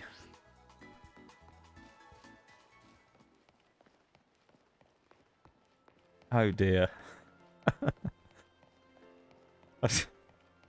That was... Oh. I don't know what to say about that one. Makes sense the English speakers would consider watermelon a kind of melon. Over here we got completely different words for them. Really? Huh. I didn't know that though, Shanks. That's kind of interesting. I did have my Mono Ghost run. My mons were named after horror movies. I named mine Froslass Misery. I think we named ours after like paranormal things, like creatures. We called them like Phantom and Wraith and stuff like that, I think is what we went for. If I remember rightly. Also got a Roaring Moon and a Golden Go. Dude, Golden Go is actually sick though. When we used Golden Go in Mono Ghost, no. Yeah, it was Ghost, not Steel. Mono Ghost, Golden Go was really good.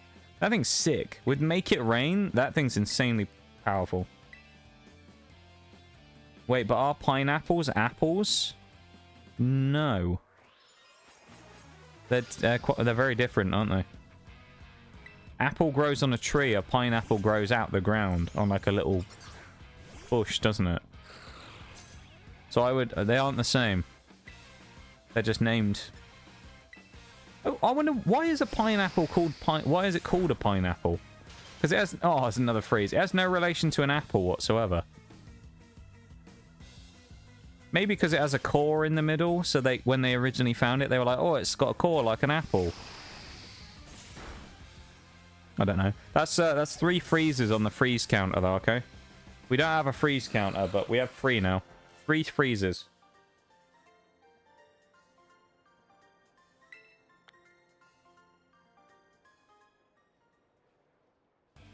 It's melão, melon in Portuguese/Spanish. And melancia or sandia for watermelons. That's a very elaborate word right there. Melancia. I like that. That sounds very Spanish, doesn't it? Spanish kind of Portuguese. That kind of like neck of the woods. A melancia. That sounds great. Sandia. That sounds very cool, actually. Melão. Melão sounds kind of... Yeah, it does sound... That must be the Portuguese one, I'm guessing. Melão. And then melon.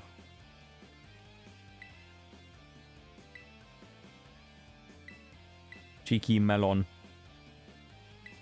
According to Google, it is classified as a multiple fruit, which means it develops from a fusion of multiple flowers into a single fruit.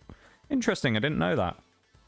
It's a terrestrialized fruit then. It's a terra fruit. Love the word for pineapples. Abacaxi? Abacaxi? Yeah, abacaxi. That's a strange word right there. Abacaxi. I feel like that's not how it's pronounced, but... I mean, I do like the... What is it? Isn't it the French word for pineapple is ananas? Which I quite like. Isn't it French? For pineapple is ananas, because everyone thinks it's banana. Sasha will be able to say that, but they're busy GTAing at the minute, so I don't want to bother them. But if you can hear this, Sasha, it's ananas, isn't it? I think it's pineapple. It's called pineapple because it looks like a pine cone.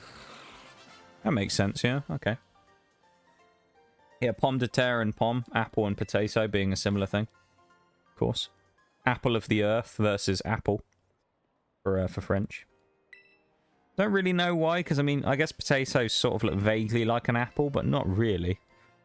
Ananas, I thought so. I don't remember too much about my my French words, to be fair, but ananas I remember.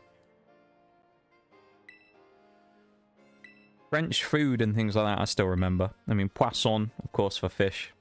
Things like that.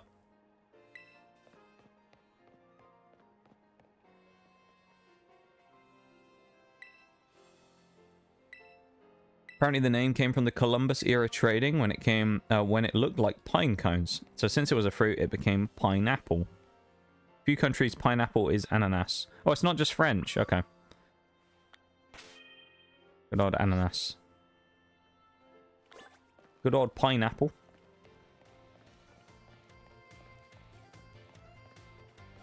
I feel like this is the fastest we've got to the school for a long time. Normally we take longer than this getting to the school. I suppose this time we haven't had to catch anything though, have we? So it hasn't taken a long time catching mons and leveling a ton of stuff up.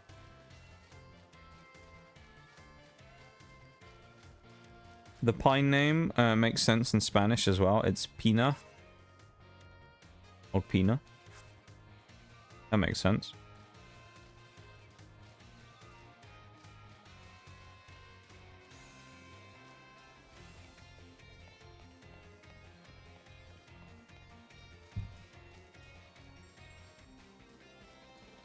I like how we've gone in like such a weird direction.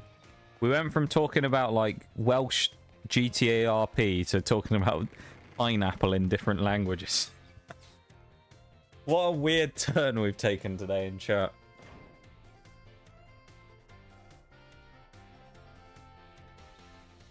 I'm not complaining. It's just a strange turn we've taken.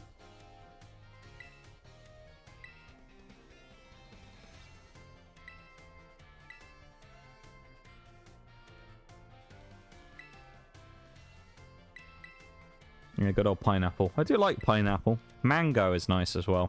Tropical fruits are good. I love a mango.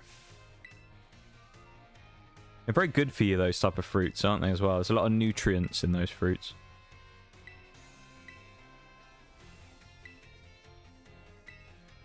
Do like a good fruit, though.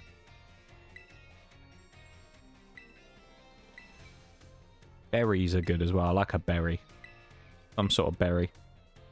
Peaches. Peach is really good. Nectarines and peaches are some of my favourite fruits, actually, as well. When I was a lot younger, it doesn't exist anymore, but when I was a lot younger, there was a peach tree that used to grow outside my house. And apparently, when I was born, the year I was born was the biggest like bumper crop of peaches that ever came up on that tree.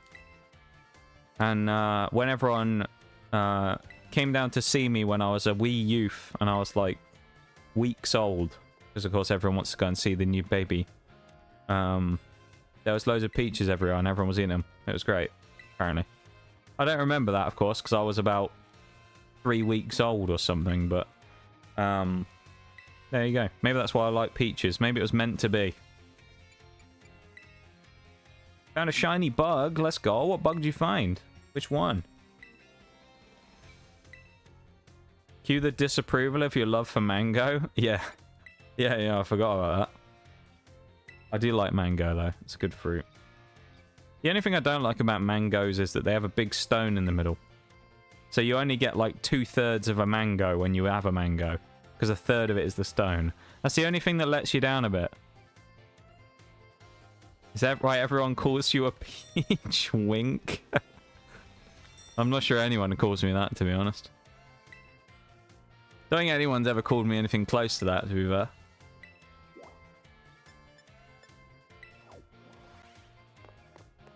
That was that was good timing. A stone in a mango? Yeah, like the stone in the middle of it. Or pit, as some people call it. Like the big seed in the middle of the mango.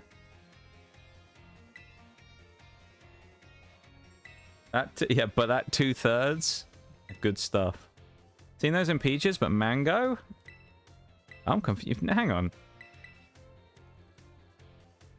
Like the central third of a mango is like the stone, basically. That's kind of wild. Must be some weird mutant Chernobyl mangoes right there. Chernobyl seedless mangoes. Just all fruit. I'd eat one even if it was radioactive. Radioactive mango. Seed is large and hard, but it is hollow and has a seed germ. The good thing about it, though, is you can, like, pull it out in the middle and then eat around the mangoes, you know? You can eat around the seed in the middle. Families from the islands, and I had a bunch of mangoes. None of them had pits. That's weird. Yeah, that's very strange. Maybe it was a different type of mango. I don't know. Maybe different varieties of mango. Some might not have a bigger seed or anything.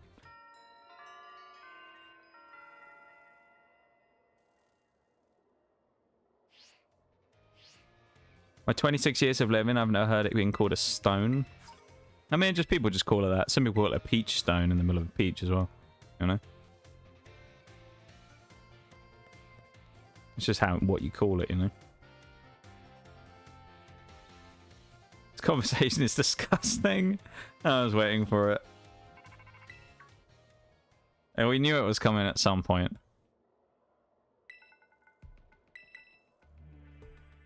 That's what we need to do on stream. We need to do a fruit tier list.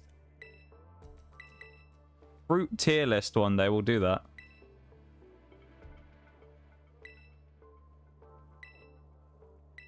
I'll post it in Discord after stream. I'll do a fruit tier list. I'll post it in Discord. If I haven't eaten any of them, then they won't be able to go in there. Like, I know people talk about dragon fruit. I've never had a dragon fruit before. They look cool, but I've never eaten one.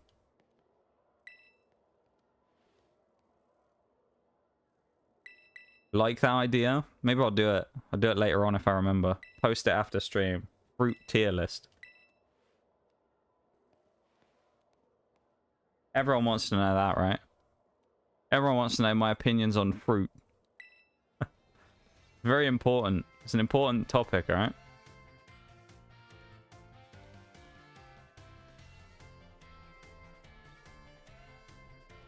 Let's get out of here. Actually, no, we have to speak to someone else first, don't we? Never mind, we have to go to director's office. Also, eat them as you rate them. That's expensive, though. Some of that fruit's really expensive over here. Because of imports and stuff, obviously. We have some expensive import money on stuff right now. It's very, some expensive stuff out there. That's a good idea, though. We like those Moist Critical tier lists. With him and, I can't, what's the name of the guy he does it with? I can't remember. But the two of them sit there and do, like, loads of tier lists on things. They're great.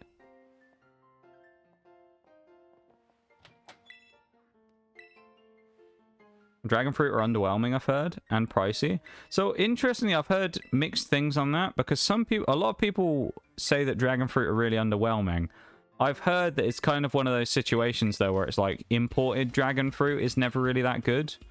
But if you get, like, fresh dragon fruit from where they were, like, originally grown and they give them proper time to grow and things. Because obviously it's one of those things where when it comes to fruit that you get in places, like common places where people live, right? When you buy them in shops and places, most likely they were picked miles underripe and have been sat in a, you know, place for a while. And they've been like ripened over time, basically, so they're never quite as good. But I've heard that actually, like, fresh dragon fruit straight from like a... Well, what is it? A dragon fruit from a bush or a tree? I'm not sure what it actually specifically grows on. But it's actually supposedly supposed to be really good, and it's really flavorful. But the dragon fruits that you would buy over here apparently taste like nothing. I've heard. But supposedly dragon fruit is supposed to be really good if you actually get like a good fresh one. Rather than one that you've just, you know, bought from over here where it's never going to be as fresh or anything like that. Yeah, you might be right, Bevan. I think it might be Matt. But I watched loads of their tier lists together. They're quite good. I think my favorite video, not even the tier list one, but I think my favorite video is when they went and bought a ton of stuff on Wish. Or Temu, whichever one it was. They just went and bought a load of like random shit and it was great. But they had a drone and stuff. Shit was really weird. It's a great video though, it was really funny. Wife showed me TikToks of American fruit looking like plastic. That looked nasty. Yeah, I mean, some stuff I think is going to be very different to how it would be in, like, the place where you originally get it from. I mean, we get it over here all the time as well, right? I mean, a lot of the time you'll notice over here that, like, quite a lot of common fruit is grown in other places. And in some cases, I think it's not as good, to be perfectly honest. Like, it's something that I've seen a lot with we were talking about them earlier, peaches, right? Like Spanish strawberries and like Spanish peaches and stuff like that. Most of them not that great. But like every time when I sit there, if I ever manage to get like a thing of British strawberries, they're always way better. Or like British peaches or something like that. They're always way nicer than the Spanish ones. Because I mean they're, you know, they're a lot fresher and kind of grown in a slightly better climate for it in some cases because there's less sun and, you know, more water. Seen those TikToks? It's really weird, but I've never seen them before. Or what, you mean the fruit, you mean?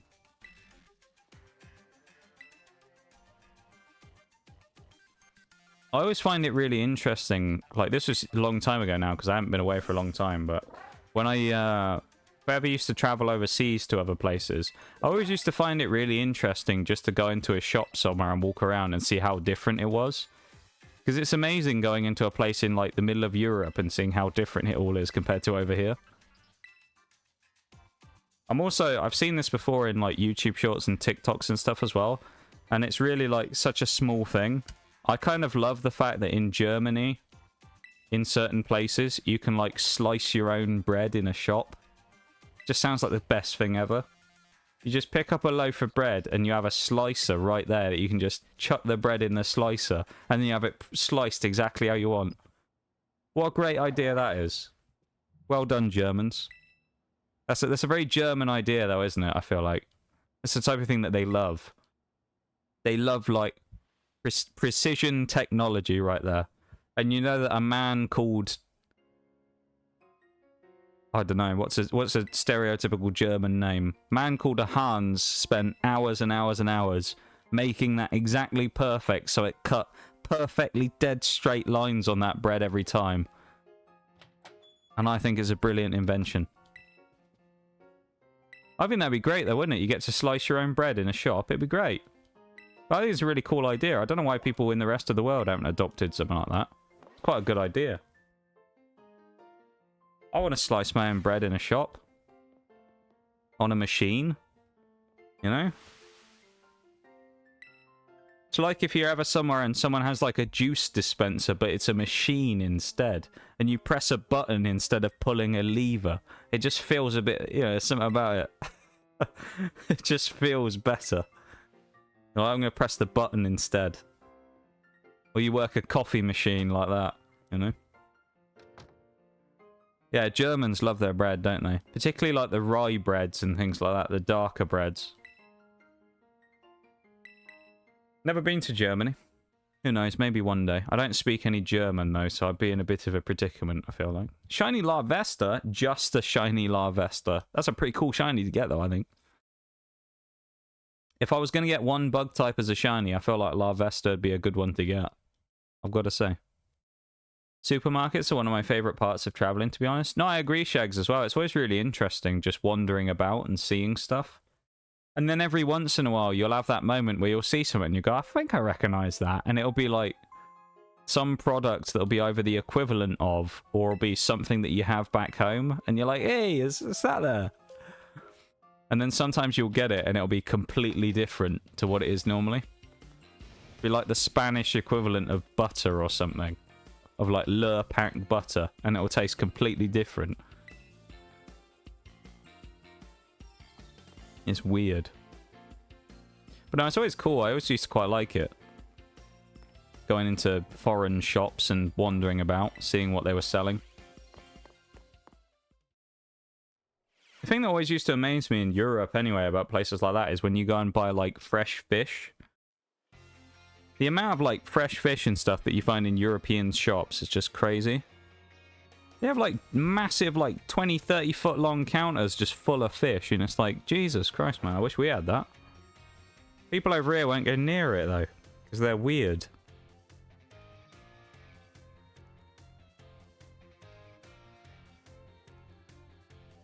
Or people will go, oh no, I wouldn't buy that because I can see the fish in front of me. So I wouldn't buy it. You know? It'd be really weird. But you tabbed. We quite will do. I do something. No worries, tabletop. Thank you for being here. I appreciate having me tabbed. And you have a good one, yeah? Take it easy. Have fun. People overseas won't care, but I just finished making some good old sweet iced tea. I do like an iced tea, though. I've been talking about this recently. I've got a couple of bottles of iced tea recently. I've been trying all the different flavors I could find of the same one. So I found a mango, I found a peach, I found a lemon, I found a raspberry. Was there another one? I think it might have been those four. I've tried them all out. I quite like them. I've been enjoying it. What? Why not? Well, that's how people are over here, though, Shags, right? Like, people... I don't know if you'd use the word squeamish, but, like, people over here are like that, where they go, oh...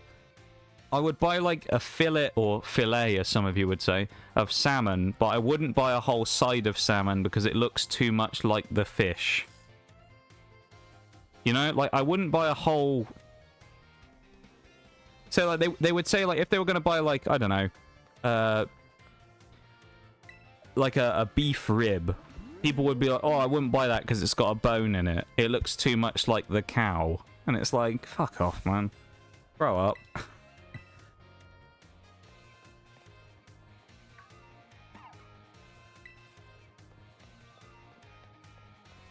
Nox doesn't understand sweet iced tea. Well, see, unflavored, though, just doesn't... Like, just sweet tea on its own, unflavored, doesn't sound great to me.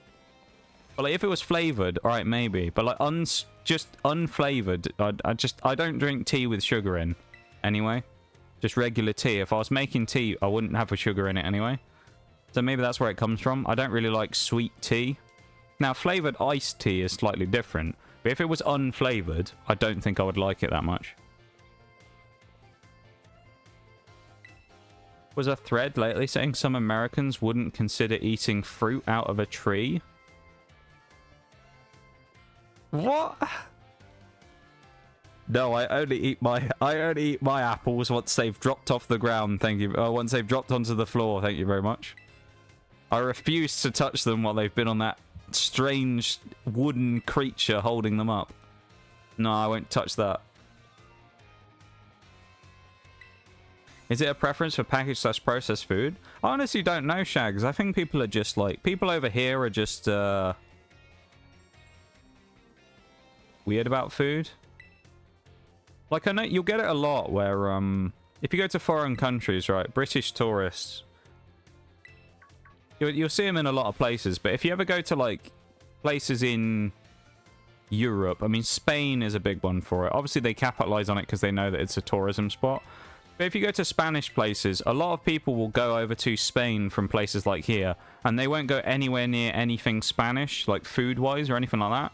They'll go to Spain, and then everything they'll eat, they'll have to eat with chips. And it'll be like, oh no, I just want, I don't know, whatever in chips. They won't eat anything vaguely Spanish whatsoever. because they're just scared of anything that is foreign, pretty much, or isn't just like what they knew from when they were a child. Like, you'll see it all the time where it's like you'll go to a... It's like with language as well, though. Like, British tourists don't try. They'll go to France and then they'll just speak English and then wonder what... I mean, it's France, but you'll wonder why, like, the French waiter kind of gives you a bit of a snooty response when you don't even try and speak French to him. And he has to try and speak sort of semi-broken English because he doesn't really speak English, and the people from Liverpool or whatever can't be asked to speak French. And it's just a bit of a, like, awkward situation. But it's like, it's quite refreshing, and I feel like you always get a better reception. If you walked into a restaurant in France and you spoke to, attempted even if you were rubbish at it, you attempted to speak to the person who came over to ask you if you wanted a table in French, they're going to treat you a lot better than if you just come in and go, oh, I don't know, mate. That was a bit Brummy then. I went almost a bit Birmingham then. I almost broke into it. I'm not allowed to give you that on stream. That's not a redeem, so I'm not allowed to do that accent. It does come out every once in a while, though. When I play Siege with Mirage, the Birmingham comes out quite a lot, actually. Every once in a while. That was sort of like slightly, you know, hints of Birmingham in there, then. That's wild, though, about people not eating out of the tree. Second one, AO. That's some good shiny luck right there. I would never get that lucky. We wouldn't even take it inside to wash it. I would just pick it up off the tree and eat it, yeah. Well, I'd do. Oh, mix it up isn't open. I keep forgetting. It's been like 3 days I've done that in stream, and now I haven't forgotten. And this time I did. I'll get those redeems to go up in a second there, Suzuma. Thank you for the Hydrate Spinal as well. Wait a second. The game's just going to be stuck on this screen for a second while I figure this out. Stream feels cold. It's an Ice-type run. Yeah, it is. We only have 2 Pokemon at the minute because we don't have young Snom yet. But when we do, we're going to have it. And we're going to go crazy. That's just silly. I know, right?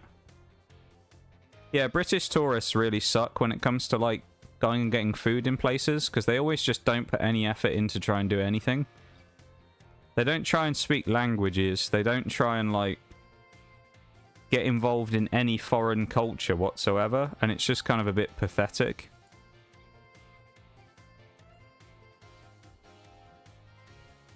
Because a lot of, like, foreign people, if you ever go and talk to them, if you go to, like, let's say you go to a restaurant, you stay in a hotel or something in, like, Italy, right?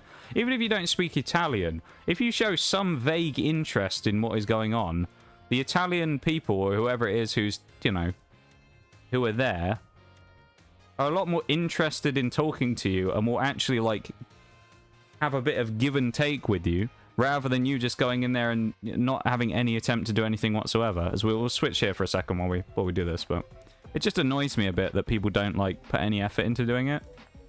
At least try, you know? Even if you can't speak French or Italian or whatever, at least try and do, like, basic stuff.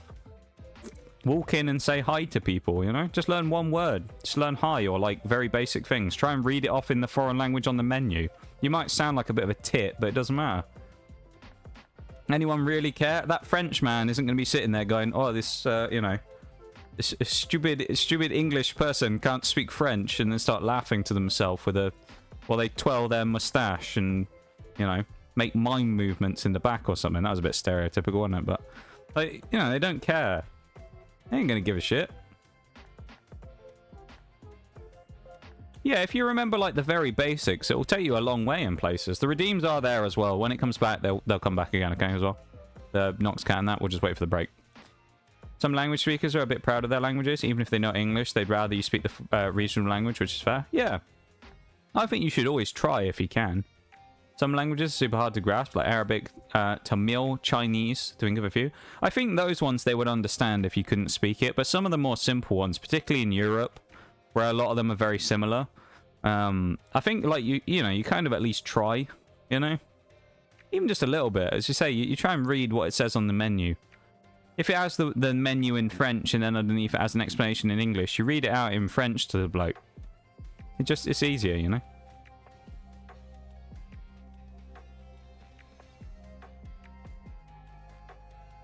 I've actually seen TikToks of American tourists in France being berated by French people just because they're American, even if they speak French fluently.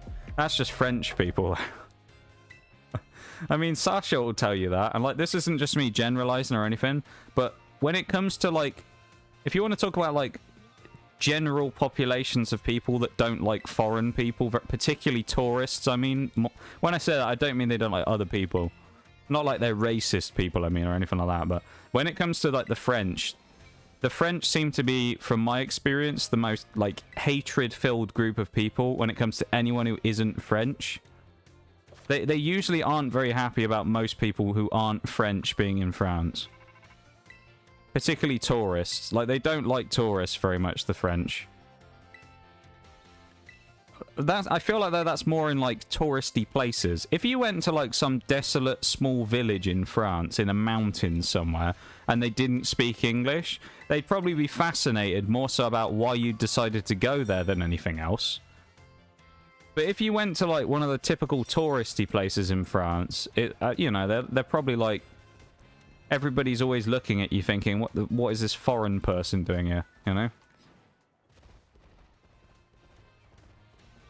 But yeah, like, from my experience anyway, I would say, yeah, the French seem to be the most, like, aggressive people when it comes towards that. Of, like, they don't tend to like foreign tourists very much. Which is why, as I say, you got to blend in a little more in France by speaking the language and stuff, and sometimes you'll get away with it. But sometimes they hate you anyway, just because... maybe that's just part of being French, I don't know. We just don't like people, but... Yeah, I don't know.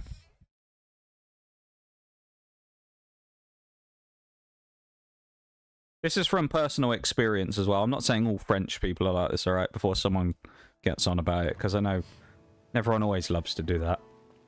I'm speaking from my own personal experience of the times I've been to France. It's one of the few places where I've actually dealt with people who complain about tourists a lot. If you can speak and understand French, you hear a lot of it with people. Sometimes you'll see it in areas in like restaurants and things where you'll hear people speak in a foreign language, and there'll be some French person sat over there having a conversation who will start shit talking the person because they spoke in German or something. You see it a decent amount, or at least I have anyway. But maybe that's just French people, I don't know. Let's while we're here, let's go and do our usual run. We need to go and grab leftovers and do all that stuff. We also need to go and get ourselves a Flabébé. That's going to take us a little while, so we'll get running up towards that now. Let's go. We're also going to go and grab ourselves... I thought that was a shiny Smoliv then. It's just a bloody Sunkern. Never mind. Angry French people noises, yeah. Wouldn't say the French in general, but Parisians can be pretty... Yeah, that's true. Parisian people are very aggressive, which is funny, really, because it's the capital, so... You'd expect that there was going to be more foreign people in Paris than other places. I don't know. Probably had their fill of rude tourists or something like that. Potentially. I mean, there's potential. I think some of it is just kind of like the way they are, though, you know.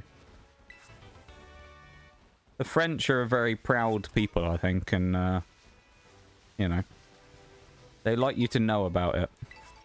Put it that way. Even Sasha hates the French people in tourist. Yeah. I mean, yeah, I think that's kind of the... I suspect the French also equally hate the French as well. It's just like a... You know.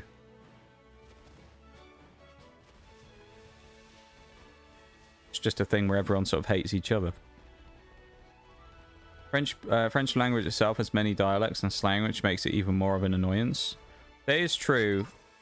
The thing that's always confused me about, or when I had to do it in school, was the difference between like the male and female versions of words and things. And it's like, why does this exist? The gendered words, you know? It's like, why is this a thing? You've just made this more complicated than it needed to be. Why? Why have you done this? Proud isn't bad in right doses. I agree. I don't think being proud of your country is a bad thing. It can lead to bad things, of course.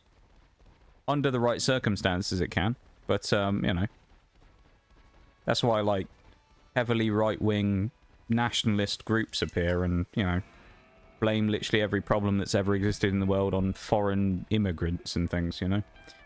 So it's not a bad thing, but I think in too big a dose, yeah, it creates problems because people then just immediately blame everything on everyone who's foreign. And, you know, it creates this sort of quite toxic environment of wanting to get rid of everybody who isn't from that place, you know? But being proud of the country that you come from, I don't think it's a bad thing, though. Providing it doesn't go too far, anyway.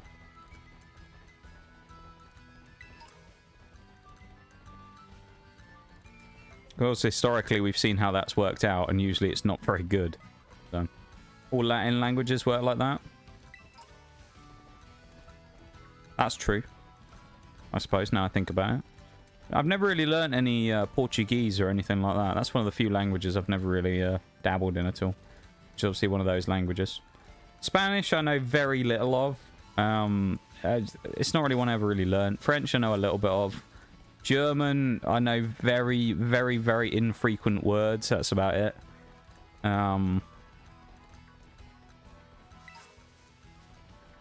That's pretty much most of it. When it comes to other languages, I'm not really too clued in on them, you know.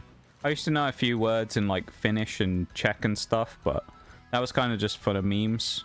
These days I don't remember most of it. That being said, if you needed me to translate other people in England who spoke in different dialects other than sounding like me, someone from Liverpool for example, you know, I'd be able to help you out there, you know. When I stopped learning Spanish, it was too much for my little smooth brain. The C is female in French, but male in other languages. That's always very random, things like that, you know. Smooth brain, no ridges or lumps. I can't remember the rest of that redeem. That sound alert. It's a good one, though. Object genders are the worst thing that happened to the Latin-based languages. I think for people coming from the outside trying to understand those languages, it kind of confuses them quite a lot. I'd say with me, it confuses me quite a bit with those types of things. Because I don't... In some cases, it's like the same word multiple times, but you have the different responses to it based on, you know, like different factors that determine which one you should use. I think it's the same in French, isn't it? Where there's quite a few different ones, but you should only use certain ones for certain situations. And it's kind of confusing.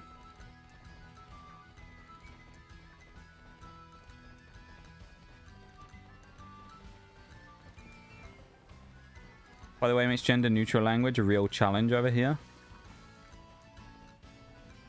I can imagine so, yeah. If your whole language is based on, like, the prefix of two gendered splits, to have, like, in between, yeah, probably it sort of almost makes no sense, if that makes, you know. It sort of, for the language, it kind of makes it difficult. It doesn't make sense because everything is one or the other. So it makes it kind of difficult, I'd imagine. Yeah, as you say, Shags. No ridges or lumps, no valleys or bumps. That is it. All I did is slide right off. Like a water slide. Yeah, that's the one. Smooth brain. Yeah, that's the one. I haven't learned any French for years and German for 3 months. It's hell. I think for me, it's just like... foreign languages just aren't really my thing. It's just not really my subject. You have subjects you enjoy and subjects that you're naturally really good at. Everyone has something. I think for me, it's just not foreign languages, you know? Either the bang bang. Shags. Hi, Forks. Beers are fucking talking. Talking mad shit. Oh, dear. How many beers have you had, Forks? How deep are we so far? What time of day is it, Forks? It's what? 5 PM? How many how many are we on? How many beers have we gone through? And what are they saying? What are they saying to you, Forks? What are the beers saying? One language I find cute to listen to is Tagalog. That one's one of those ones where it's like... It's kind of... That's one of those languages that's always kind of funny to me. It's like when I hear Welsh people speak. where every once in a while there'll just be a completely normal English word thrown in the middle of it because there's obviously no equivalent. And it kind of throws you off. Or they'll be saying something you have no understanding of and they'll just say like fridge. And it's like, what? That was an English word. Wait a minute. What is this? What is this sorcery language I've never heard of before? So you'll hear it in Welsh a lot as well, where they'll just be talking absolute like gibberish in Welsh, and then you'll just say like signpost or something, and it's like, what is this?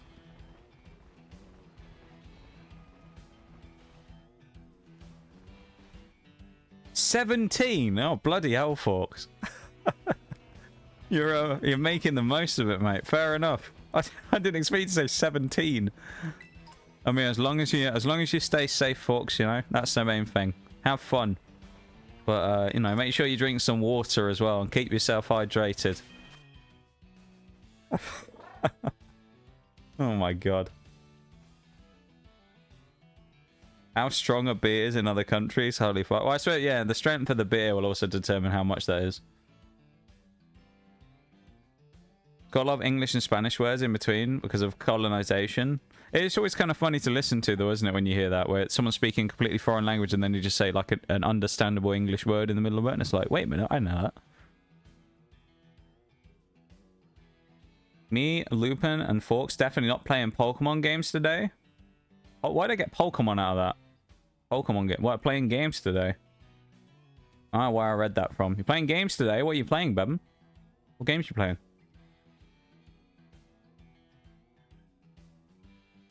Forks drink better beer already? Am I wrong?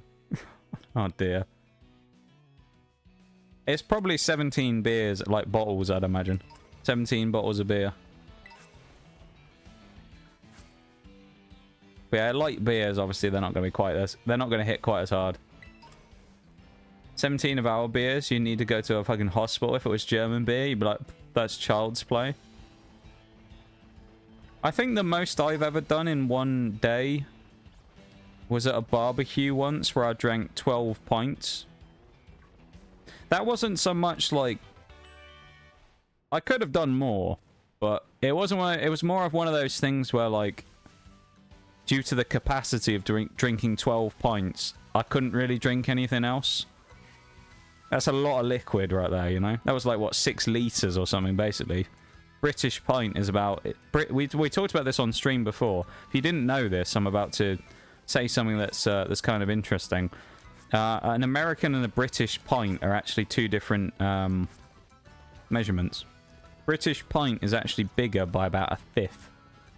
So a British pint, I believe, is about 500 mils, and a US pint is only about 400. So a British pint is actually bigger. So I drank like 6 litres of liquid or something on that day, which is a lot.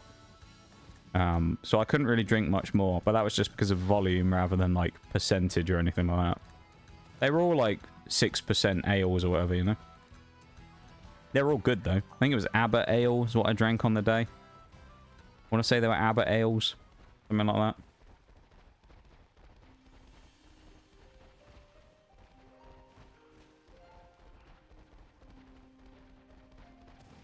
But yeah, the pints thing is a genuine thing as well. That's not just like a myth or anything. It's a genuine fact. A British pint is actually bigger than an American pint. If you look it up. So actually, if you went in and you bought a pint in an American pub and you went and bought a pint in a British pub, British pub's pint is going to be a lot bigger. There you go, 473 versus 568. There you go. You're getting almost 100 mils extra in your pint over here, give or take. If you round it up and round down, you know, you both get to 70, so it works out. Is that Cascarafa again? Am I going the wrong way? I want to go to Cas. No, it's Medali. We're fine. Yeah, it's not. It's a big enough difference to actually make a sizable difference there, I'd say. Fucking metric system, SMH. I mean, we use both, so... And then we also use some of our own specific measurements that you won't find anywhere else in the world as well, so... We love a good measurement system over here. Pseudo Widow over there.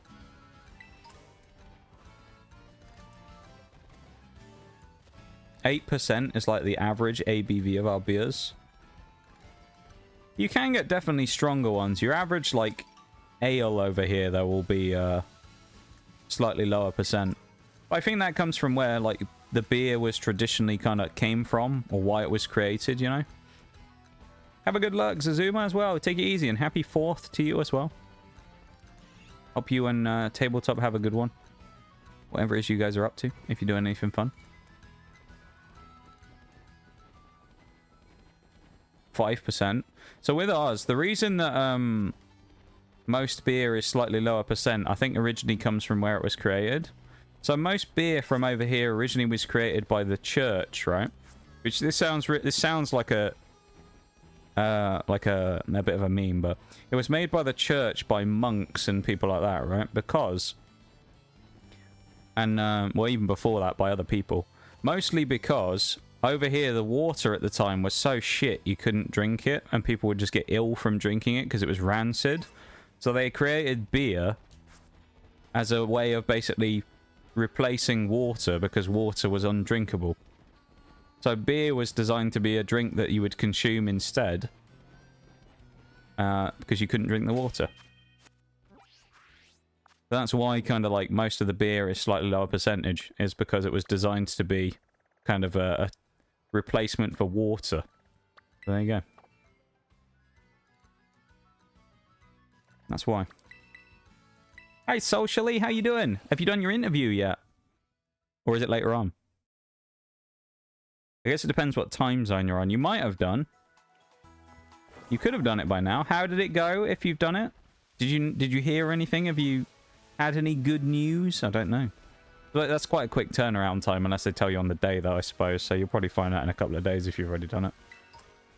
Destroying some natty lights.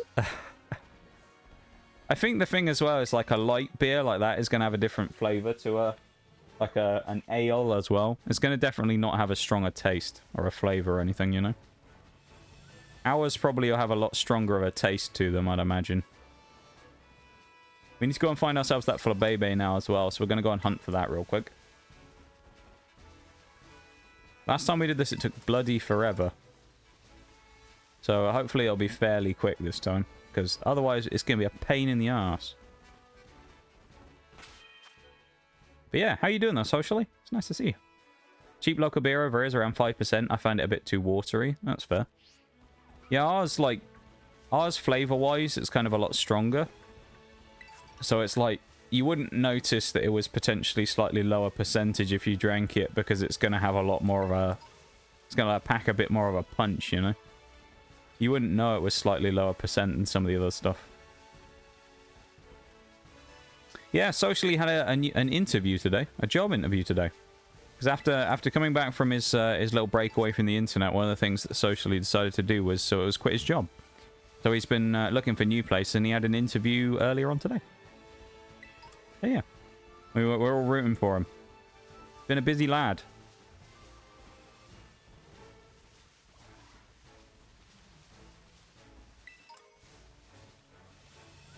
Just as God intended. What the fuck?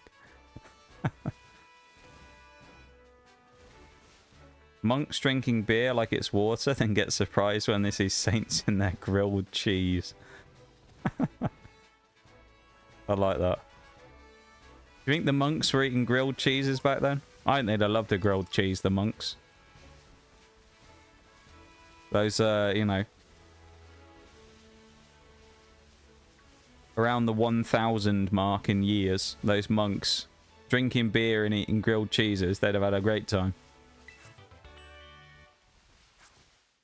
Alright, we're looking for a Flabebe down here. That's what we're going for, okay? Seth Rogen and James Franco? I feel like I'm a little behind on chat here, so I've missed what that was referencing. Oh, no, I know what you mean. Okay, I see what you mean, Bummer. No. Socially saying, though, you thought it went well. That's good news. I feel like that's half the battle sometimes, is thinking it went well, you know? So, good stuff. We're glad to hear. Hopefully, you'll hear back soon from the people. And you'll get, you know, sorted out nicely there. And it'll be good. We're rooting for you, though, Socially. A Riolu there, goddamn. We believe. We're looking for flower meadow areas. So anywhere where there's more flowers around, I think is what we want. Kind of like down... I think there's some down there. Socially, are you running for office? I'd vote for you. I probably would as well, to be fair. I think socially it'd be votable. He's votable material. There was a Goomy over here a second ago. I was going to try and see what level it was, because it would have been helpful for Dragon Run later on. There's a Goodra. Well, not Goodra. A Sligoo. That's the one. Sligoo. Such a weird name, Sligoo. So the Flabébé we're going to find is going to be about level 20, which is a little concerning if we get it here. So, yeah, we don't really want that. Not going to be great. I'm going to have to try and find one that's slightly lower level, I think. Because otherwise we're going to be in a bit of a predicament. Yeah, Socially's interview. After I said what I said, I realized what you were talking about, yeah. I don't think we should fight that guy ever. He might be too high level for us. Judging from the wild Pokemon around here, I think he'll be too high level. Also interesting to know, we could have got Barboach here in the last run, but I didn't even catch one in the end. But we could have actually come and got one here. I had no idea. This could take a while of us running around here. I don't remember exactly where they spawn. All I know is that they're technically classed as like Flower Meadow area. So they'll be around here somewhere. It's just a question of where. Little Hatena there as well.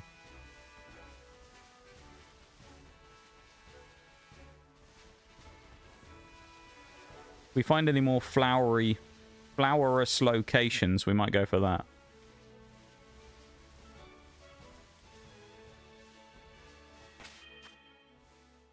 We need Socially in office. I think like Socially would get stuff done, you know? Where did you get that cheese, Danny? No one needs to know where I get the cheese from. The cheese black market, that's where I get it from. All kinds of cheese. Yo, Socially, I have a deep affection for that individual. I like the creativity there of changing it up. I'll give you a point for that one, Bevan. I like that. I like the change up in the... Yo, Socially love that guy. Oh, there's a Chansey. That's good for XP. It might actually be too much XP right now, unfortunately. We might not want to fight that thing. Say, it might be too much XP. There's our house. Isn't that cool? Our house. We can see our house from here. Socially, yeah, Socially's interview. Well, glad it went well, though, from the sounds of it. So, we'll see how it goes, you know? We're rooting for you.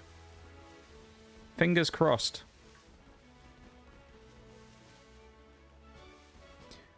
Don't think I have it in me to deal with politicians, but I'm glad you all have faith in me. To be fair, I don't think many people have it in them to be able to deal with politicians, to be fair. I certainly don't think I would have the patience to do it.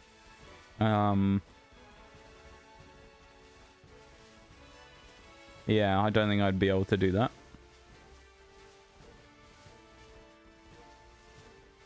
Be a bit too much for me. You can get Houndour here. Who knew? Where are the Flabibbies? Where are you, flower fairy thing? Appear. Socially 2024. We started a hashtag. Let's go. Get it trending on Twitter. Hashtag Socially 2024.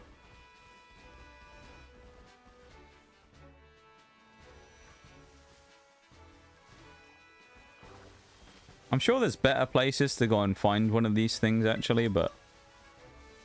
At least I know I found them around this kind of neck of the woods before. The problem is they're quite small as well, so we're going to have to, like, properly look for them. Got you, one sec. You're actually going to post on Twitter. Oh, I love it. Let's go. Let's go. Get it trending. Bunch of Basculins in there. Yeah, Basculin that early as well. Wow. An early Pokemon to get, I feel like. A Basculin.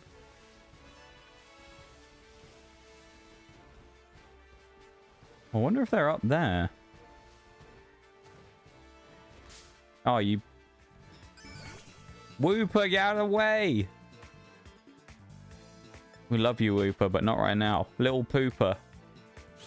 Out the way, little Pooper. We'll spare your life. Oh, he has to be stood right there as well, doesn't he? Poor Pooper. We're going to have to despawn Pooper. Oh, that's a Floette. How have we found a Floette, but not the other one? Seriously? How have we managed to do that? That's a good start, though. Is that more Floettes? I think it is, isn't it? Where are the other ones? Why are we finding the second stage evolutions? Where's the Flabébés, not the Floettes? I want Floette. Breh.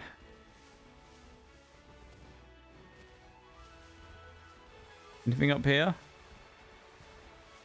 Makuhita. That's not what I'm looking for, is it? Goomy. Weasel. Marrow. Basculins. There's nothing good up here, is there?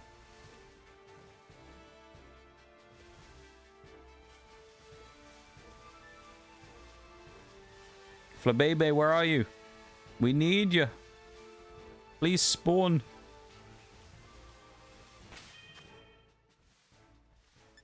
Let me get back to chat as well. I'm a little behind. What's Twitter? Speaking of X-Twitter, I heard someone got a new Discord. Oh! Shaggy leaking information there. Welcome in, Mystic as well. Hello. Welcome to stream. Mystic Hyozuki. Welcome to stream. We're currently looking for a Flabébé because we need to do a trade for Snom. So we're trying to find one down here, and currently it's a bit of a struggle. So we've been running around aimlessly for the last few minutes trying to find one. Welcome in. How you doing? I hope you're having a good day today.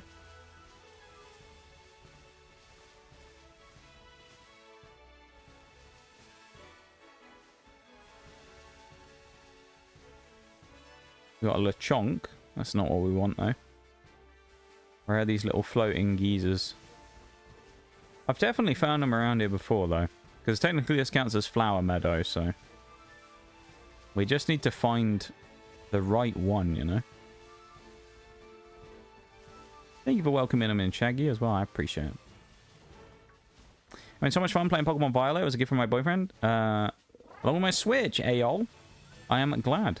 Which starter did you pick for your playthrough? Really? Did an ad break come up at that perp? Oh, ad break. That was such a terrible timing. You evil...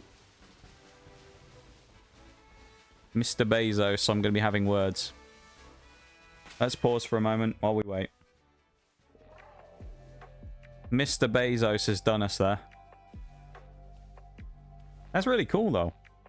Well, I hope you're enjoying the playthrough that you're doing. And having a nice casual time with it. We're doing a challenge run, so... We're, trying to, anyway. Meowscarada? Skip that. Meowscarada, okay. You have a Clorf! Oh, I love that. That's a great choice. There's some great choices in there, though. Clorf, let's go. We love Clorf. And Ceruledge. Ooh, I like those choices. Gardevoir as well. Not too bad. Corviknight, solid option. And Darkspun. Okay. Wish Twitch would let me snooze on mobile. Honestly, Shaggy, though, it doesn't even let me snooze half the time, and I'm the streamer, so it doesn't tell me. Have you noticed as well that the Stream Elements ads announcement pop-up doesn't appear anymore either? So I don't know what's up with that, but that's broken now as well. So that doesn't show up anymore. Not sure why, but it doesn't pop up anymore. We'll sit here and we'll wait though a second. As I say, we'll clear the ads and then we'll keep on going.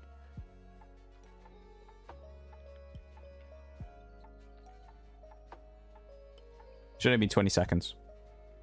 Clorf, though. What a Pokemon. We love Clorf. Clorf was like our talismanic leader of the run where we only used rock types. What a time that was. 7 seconds. 6, 5, 4, 3, 2, 1. We're back from the ad break. Apologies for the ad break there, everybody. It kind of came up out of nowhere, and I had no way of snoozing it, so... I didn't know it was about to happen, because I didn't check the time. But there we go. Clorf, indeed, though. We love Clorf around here. Clorf and Cerulege is cool. We had... I'm playing Scarlet, obviously, so we had Armor Rouge, so we didn't have a chance to use Cerulege, but Armor Rouge is like a big favorite of mine as well. I do really like Armor Rouge. Considering either Clorf, Corviknight, or Duxbone for an Adamant Haxorus. Oh boy. That's some power right there on a Haxorus. I'm glad you're enjoying playing through the game, though. That's really cool. So we're doing a challenge run right now. We've been doing it since September last year, to explain what we're doing. We're basically trying to complete the game with monotype teams only, for every type in the game. So there's 18 of them, obviously. You know your Pokemon types anyway, of course.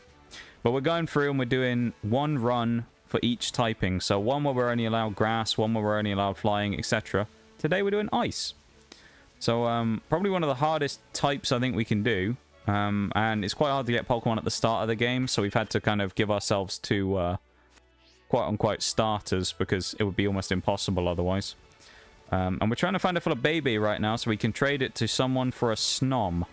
Because there's a NPC trading game where you can get a Snom really early on in the first town. And that would be another ice type that we're allowed to use. So we're looking for one of those now. So far all we found was Floette. Oh. More Floettes. Why are there only Floettes here? That's really weird. Why is there no Flabébés? There should be like both of them here. It's really weird.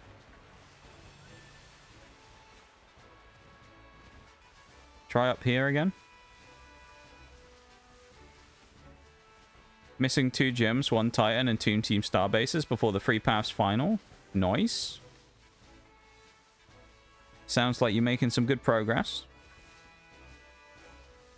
We currently in this particular run, we haven't done any gyms or anything yet. Because we're still kind of in the setup phase.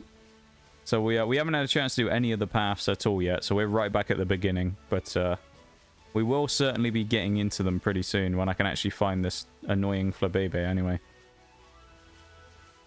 I actually think once I've found it, I'm going to jump off the cliff and go down there. Because there might be a chance of finding Shelder, I reckon. There's a possibility we could get close enough to the water to maybe snipe a Shelder. If they spawn down there. So I might well go for it and have a look in a little bit when we get the chance. But yeah, I'm glad you're enjoying the game though.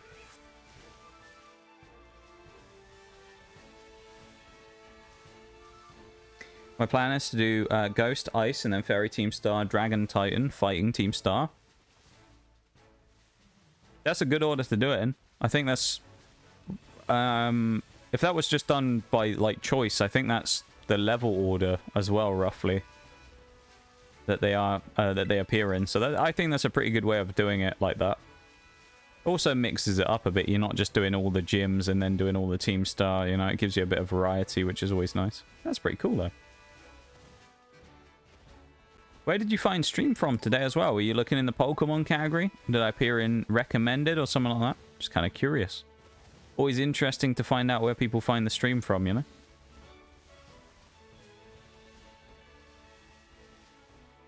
I'm going to say Pokemon category. That's my prediction. It's more Floettes there. Stop appearing. Give me the Flabébés instead. I don't want Floettes. Normally I wouldn't mind getting Floettes, but why... When I don't want them, you know, typical that we're going to get them all. Skiddos, don't want you. I know they spawn here. If Floette spawns here, then they spawn here. That's no good. I didn't want to run into that. That was just kind of a bit of me being silly there and running straight into them. Clorf is our savior. Yeah, the savior of humanity, Clorf. Of course. We also do like Pokemon card openings sometimes, and we ended up getting a great Clorf card before, and he became more of a favorite there. But when we did our monotype rock run through the game, only playing with rock types, Clorf was absolutely huge in that one. We were a big fan of Clorf at that point. This isn't a rare Pokemon either, so I don't really know why we're struggling so hard to find one. Really shouldn't be that bad. Maybe there's a better place to find them. I don't know, but at least early on, this is one that I know works because I've definitely found them here before. At least I just can't find them right now. I can only find the evolved form, of course, which is not good. Sligoo again. I suppose it pads out the time a little though, doesn't it? I also need to run to the opposite side of the map at some point when we go towards Clorf. Maybe I'll even do it before Gym 1. There's another flow out on the right. Stop spawning! Give us Flabébé instead, not Floette, please. Stop trolling me. I looked up in the search bar. Pokemon Scarlet, Violet, Scarlet, and then we got the 4th stream. Let's go. That's not bad. I'll take 4th. I'll take 4th place. I'll take it. I feel like that's surprisingly high for me being in the search results, actually. I don't know how Twitch grades its search results, though, so whether that's a by random chance or if there's a reason why I'm 4th. That's kind of cool, though, either way. Yeah, welcome in. I'm glad that you decided to drop in. I appreciate you taking the time to come in and say hi, you know? Always nice to, you know, have a chat with some new folks every now and then while we're playing some games.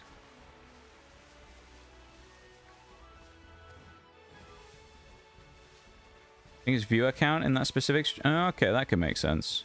I guess being the 4th as well, you may find that Twitch generally has a lot less traffic on it today, being the 4th of July. Particularly from this sort of time period, because of course a lot of the NA audience would be on around now, I'd say. Because sort of the work day is starting to finish, isn't it, and things, so... Or in some cases. Hey, yo! Hey! There's a shiny Psyduck! Let's go! Alright, we'll have that. It wasn't our intended target, but we'll go for it. The only problem we have here is, he might kill us. So I think our best bet is probably just to ball it immediately and hope for the best.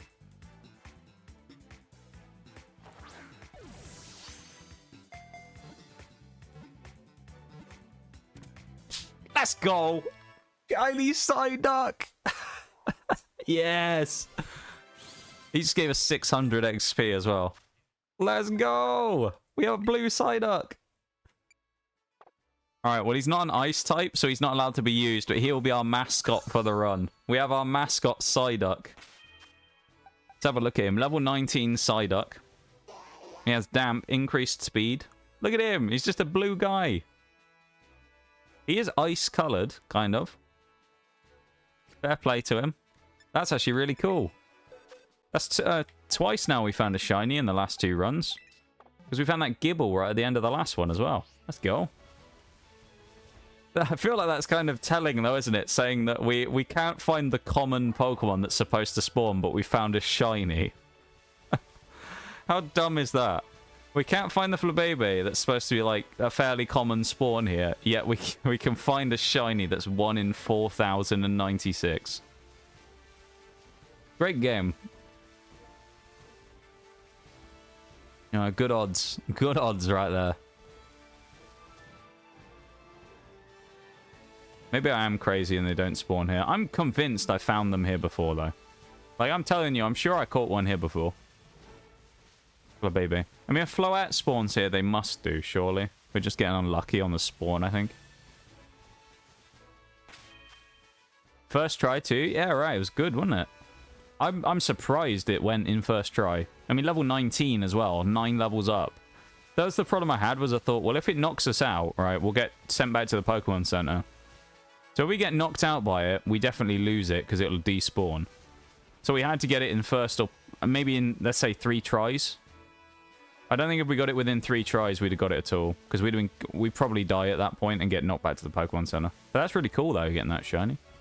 Nice way to start the run. We haven't even got a gym badge yet, but we have a shiny.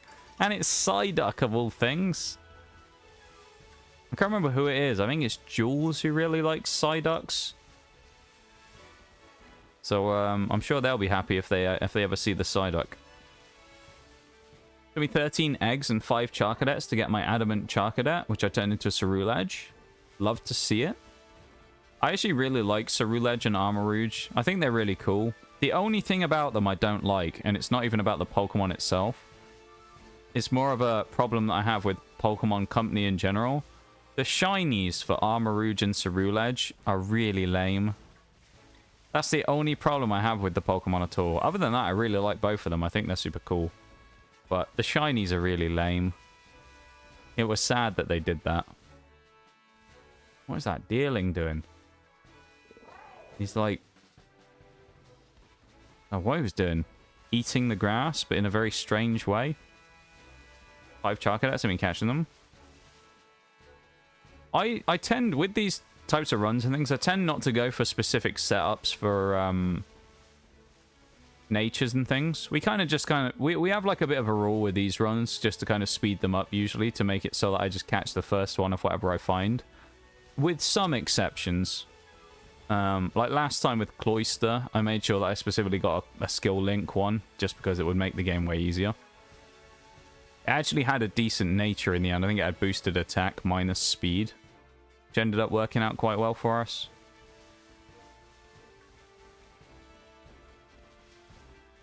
This is getting ridiculous now, though. Where are these things? Where is the Flabébé? Please spawn. I've been running around for ages. We found a shiny and we still haven't found one.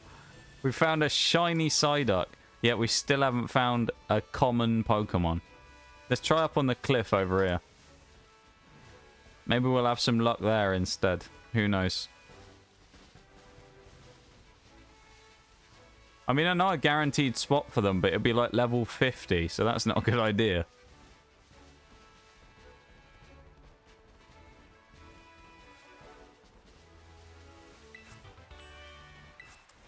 Draining Kiss TM, now that might be... Well, probably not on our Pokemon here, but it could be a useful TM for other things.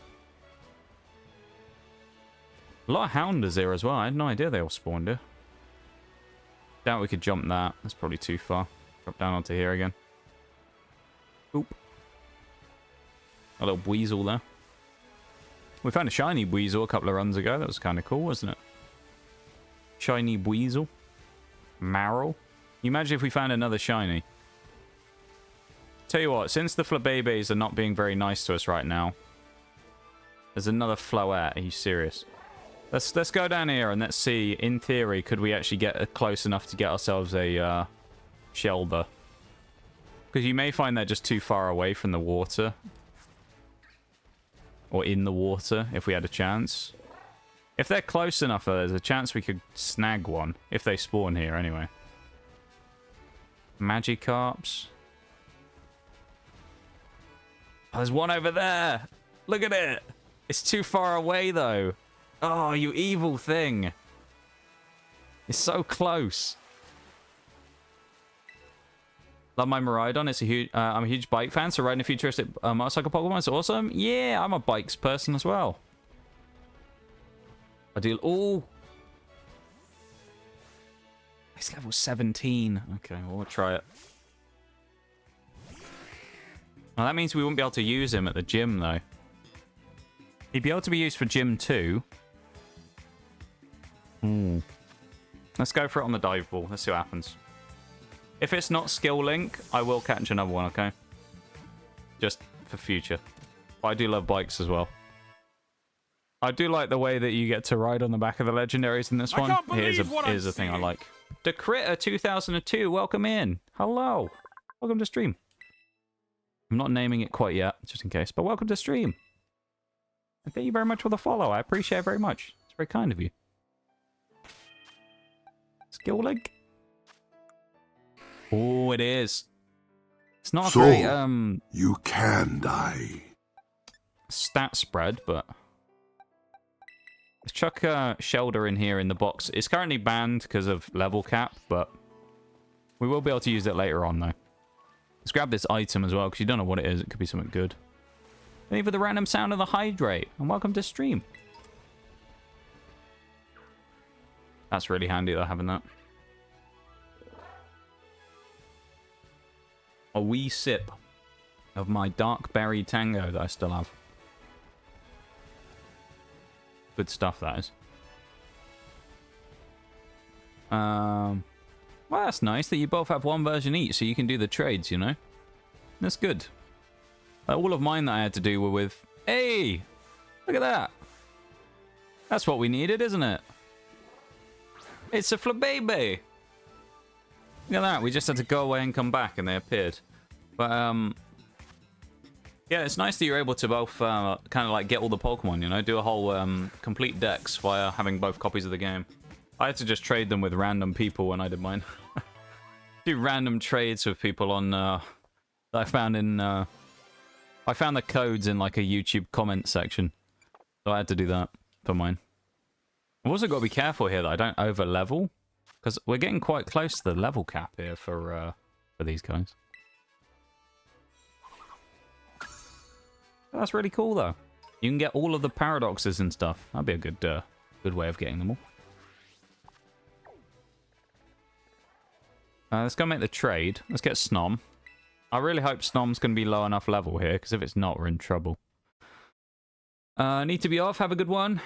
I'll see you when I see you. No worries, Nitty. You have a good one, my dude. Thank you for being here and hanging out with us. And I hope you have a wonderful rest of the night, my dude. Okay? Take it easy. Depending on the generation, we either play the same or opposites. You don't like have one of those situations where you'll always get the opposite one then. Sometimes you just both get the same one. Me and my brother were like that. It just kind of was the way that we were. It wasn't intentional. But we'd always end up getting the opposite one. I got Pearl, he got Diamond. I got Black, he got White, I think. I got X, he got... Or no, I got Y, he got X. And then after... That was... There was a bit of a break then, because neither of us got Sun and Moon. But after that, he ended up buying Shield on the Switch. And then I ended up buying Sword. No, he ended up buying Sword, and I got Shield even. And then he got Violet, and I got Scarlet. So, it's just kind of the way it worked out. It was funny that me and my brother both got the opposite ones every time we got them. It was kind of interesting, though, to see it.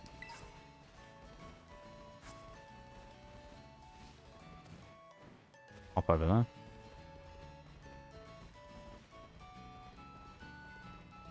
I'm grabbing all the items before we go and speak to Snom Lady. I think it's Snom Child or Snom Lady, I can't remember. There's someone over here who trades with us. Either way, we're going to get one of the coolest little guys. I don't remember what Snom's name is, though. Because I'm sure it'll be nicknamed, because they always are the tradable mons. Oh, it's going to do the gym thing. Have a good one, though, Nee. Take it easy, mate.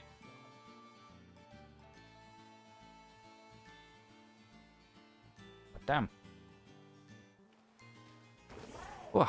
Played Yellow, Silver, Crystal, all 3 Gen 3 games. Pearl, Black, Black 2. Oh, yeah, I've got about Black and White 2 as well. X, Moon, and for remakes, I played Leaf Green, Soul Silver, and Omega Ruby. Oh, here's the kid. I played Soul Silver as well. My brother had Heart Gold. Yeah, I did Black and White 2. He never did any of that stuff. I still have one somewhere. I think I have Black 2. They're actually quite valuable these days, copies of Black and White 2, complete in box. But I still have one of those somewhere lying about. I have a Pearl, but it's not in great condition. Maybe I have an X and Y somewhere as well. I have a few of the older games lying around. I don't have Soul Silver, unfortunately, anymore, because I used to have the one with the Pokewalker, which is the really valuable one now. Look who we've got! Snom! Oh, I love Snom.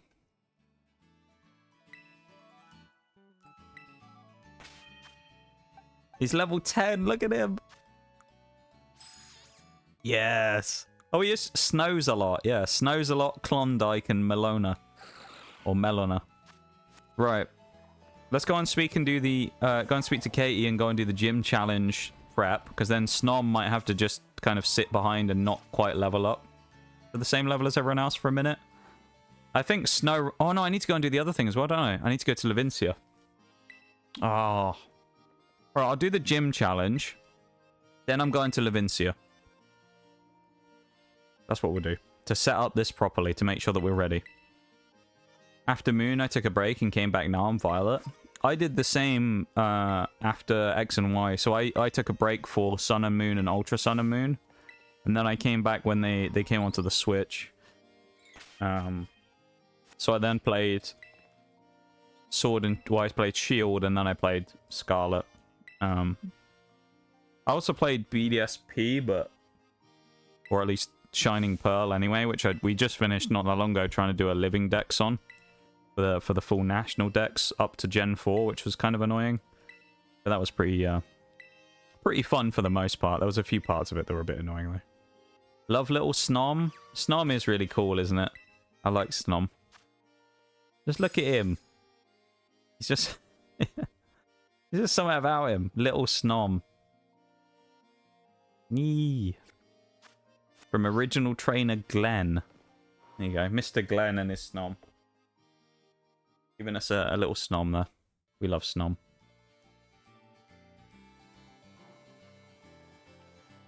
Right, onwards we go to the gym challenge. I don't think we'll need to do the run to Levincia first. So that's why I'm not doing it right now. We'll go and do this first. But we need to go to the mine after that.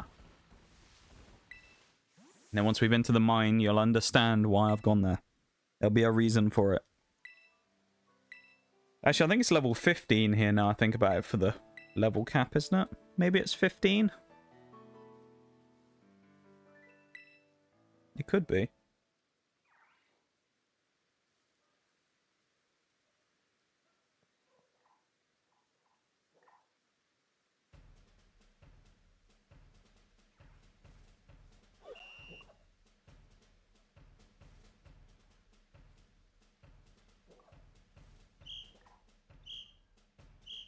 I'm going to say the same thing I say every time with this as well, which is that I really wish this olive rolling thing had a slightly different course each time, just to make it slightly more interesting, and it was randomized.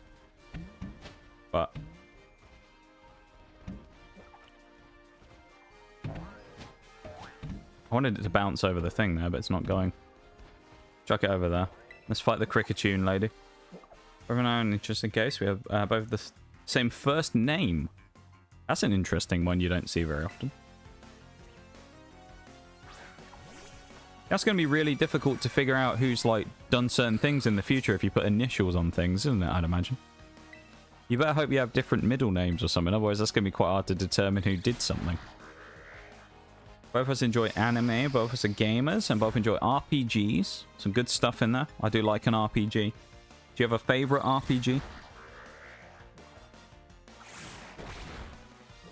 We're slow here as well. I think our best bet is going for freeze, actually. Trying to freeze the Cricketune with Powder Snow is probably our best way of beating this right now. So with these runs that we're doing here, the monotypes, we're just trying to beat it obviously with only ice types. If we lose a fight at any point, it doesn't end the run. There's no, like, nuzlocke element to it in the sense of if we get knocked out and we lose, that's not the end of it.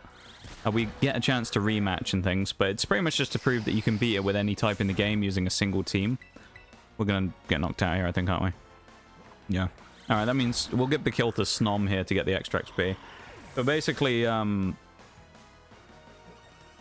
yeah, we try and do these as flawlessly as possible, trying to complete the game if we can without taking a single knockout, like a single whiteout or anything. Because we're trying to just beat all the trainers up to the Professor without losing a fight. The closest we've gotten so far is winning with one defeat, which was against the Professor, I believe. That's the closest we've gotten to doing the whole thing completely flawlessly so far. So we have got very close. We've just never quite done it. So we Esmeralda there. Player in DM for D&D and a player in ST for Vampire the Masquerade. 5E. D&D stuff always confuses me a lot because I'm like not a... I've never really like been involved in any D&D stuff or anything, so I don't really understand a lot about it. So it's one of those like mystical things that always confuses me when people talk about D&D stuff, because I have no idea what D&D stuff involves a lot of the time. I'm always a confused bean when it comes to D&D. I suspect it'd be fun, but I would have no idea what was going on. I just kind of exist. Be like that time, you know, it'd be like when someone's talking to you and they're, you know, you're not really listening and you just kind of keep nodding. And then eventually they ask you a question. It's like, oh, shit. You just kind of keep nodding and hope that they don't notice the fact that you weren't listening. I feel like that would be me in like a D&D format. I'd just be like, I have no idea what's going on, but I'm just going to keep nodding and saying yes. Hey, we got dodge. Let's go. Little Snorunt. Up to about half HP on Banana. Supersonic's going to miss. Nice. We're getting good. Good bit of luck there.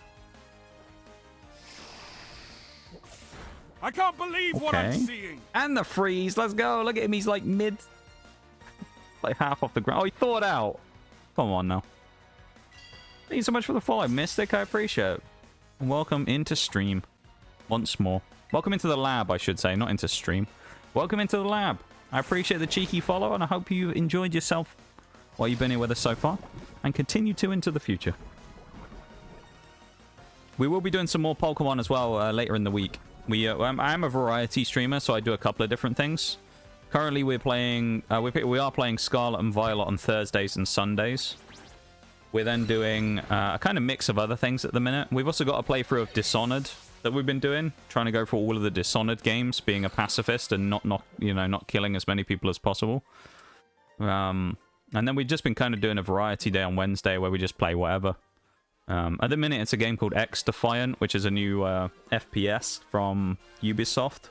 But that's just because I don't really have a huge amount installed, and it's been quite fun, you know? It's just my sort of flavor of the month game right now. Boop.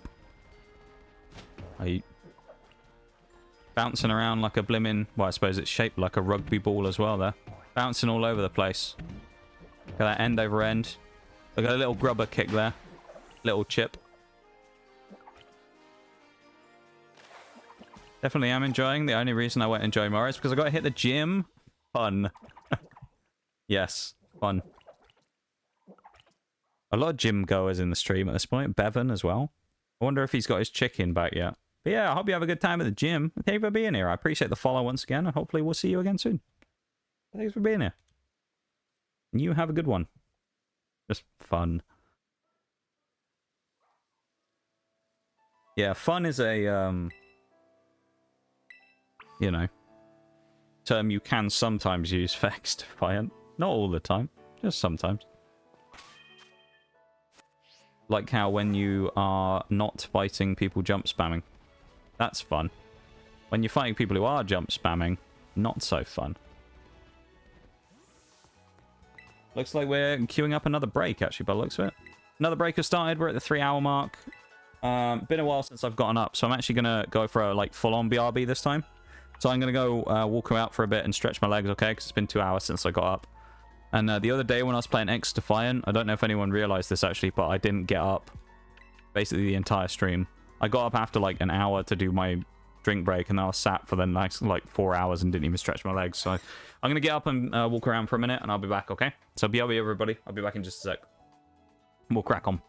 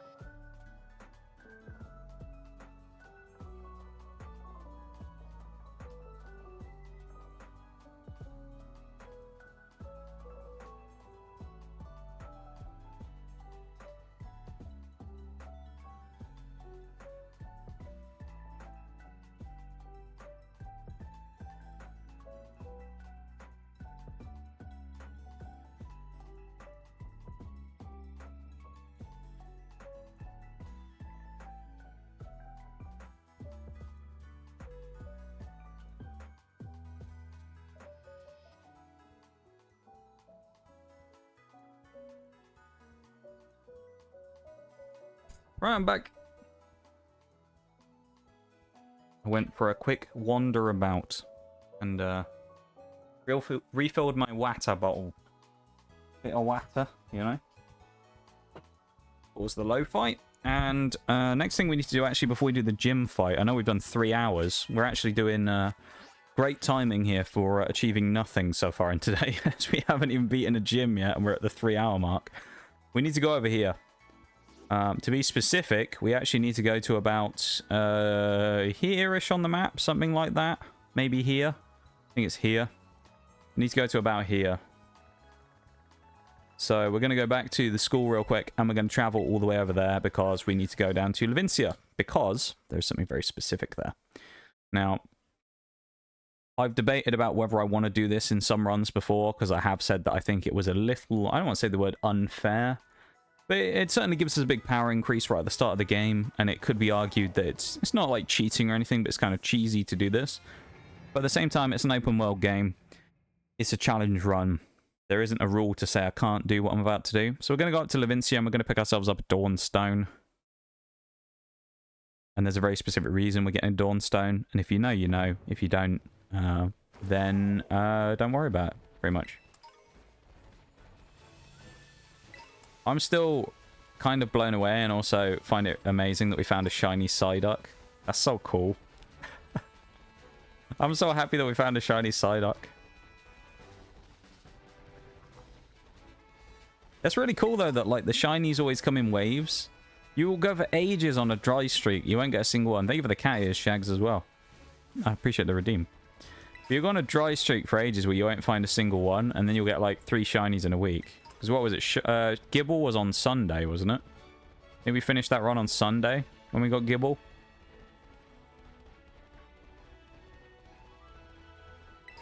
So yeah, within a week, within 4 days, we got 2 shinies. Insane. Not really that insane. I mean, it's just RNG, but still. Thank you for sitting through the break, everybody, as well. Forgot to mention that on the way back. And thank you for supporting the stream via either watching the break and the ads or being subscribed to the channel. I appreciate it very much, and thank you for supporting the stream in however way that happens. Of course, neither nobody has to sub or anything like that, but if you really want to, you can. But you know, nobody is ever going to be told they should or have to or anything like that. Of course, we stop for all the breaks anyway, so when there is a BRB that comes up, that's when the ads have started. So we always sit through it anyway, so nobody misses anything unless we can't help it. So we always try and be as like we always try and like get around the ads as much as possible, you know, if we can. Make it as sort of user-friendly as possible.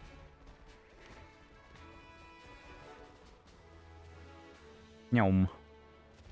We still got a little way to go down to Levincia, so I say we're getting a Dawnstone. That's the reason we're here right now. Didn't run into the Growlithe, but okay. Once we got the Dawnstone, it should significantly speed up the progress through the game. At that point, we're probably going to definitely do the Brassius stuff today. I think we may even try and get Bombardier today. There's a chance. I was really hoping we'll find Blue Claw for we're here, but that's sad. Shiny Claw would have been cool, especially after we were talking about him earlier. But we may even try and beat Bombardier today. You never know. We'll see. We may have a little peek. You know? Bit of a look.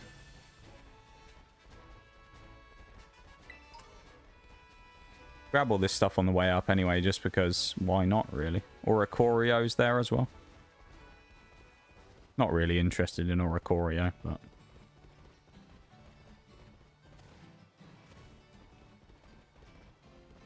run through here as soon as we can.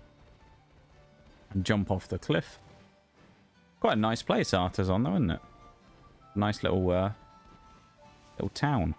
Uh-oh. No, we're good.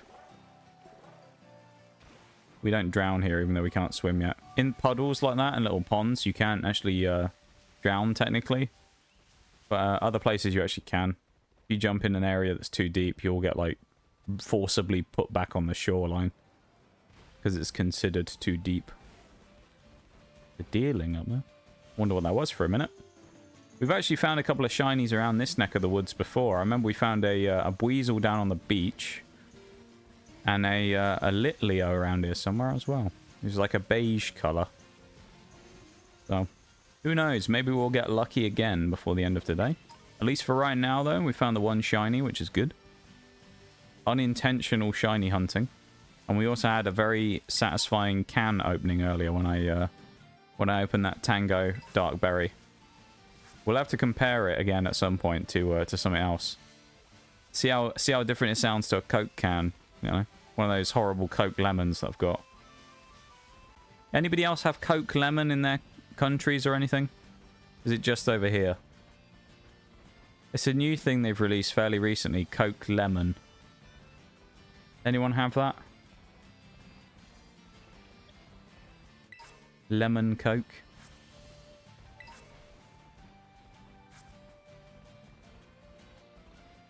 I'd be interested to see what people's opinions on it were if they did.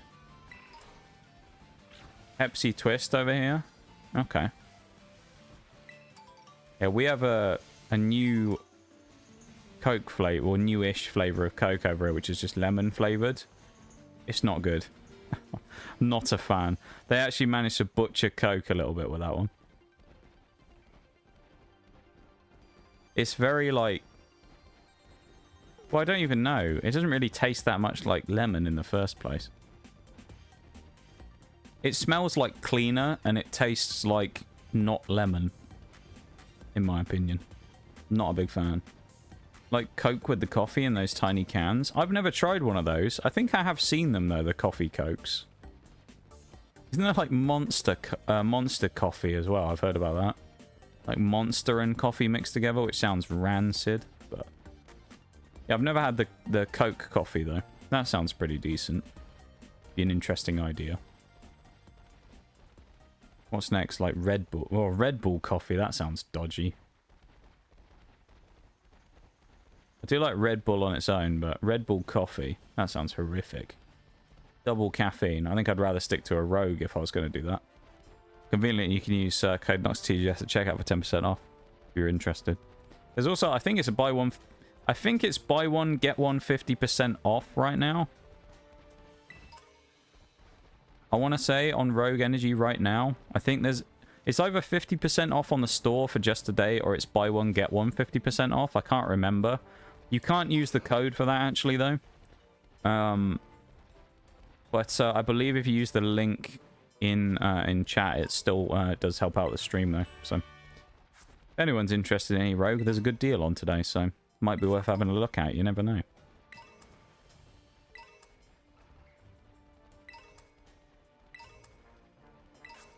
Thank you, Shags, for the demonstration purposes exclamation mark Rogue there. I appreciate it. Right. There's a reason we came all the way over here. And it's for this.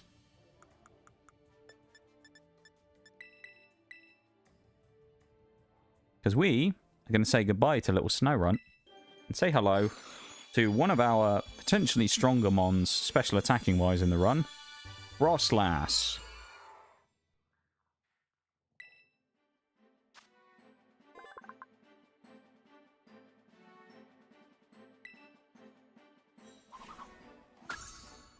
Oh, number 359 in the dex. Wants to learn the move Hex as well, which is good. We'll take Hex over Astonish.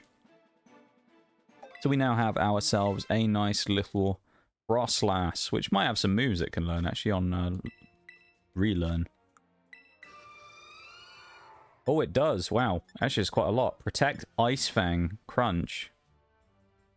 Destiny Bond. I mean, a lot of this stuff's not that good because it's a special attacker.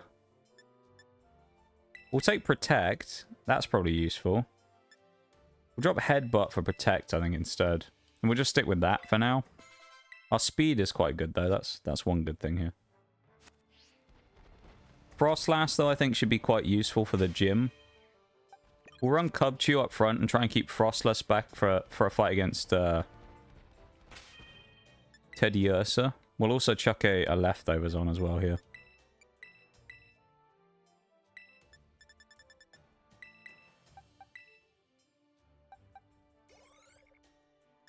Okay.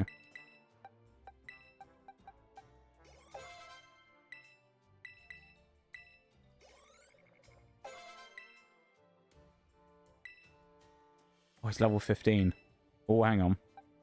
That might be a mistake. Or is the cap 15 and I always think it's 14? It could be. That might be the case. I need to double check this now. Have I messed up? I might have done fucked up. Is it 14 or 15? It's 15. Ayo. Right, we haven't messed up. We're in. 800 definitely puts Snom too high, so I can't afford to do that unless I rare candy it. Let's rare candy them. Why not? Ice Shard. Ooh. Drop. Yeah, Ice Shard's not bad. I'll take that as a prio move. That's handy.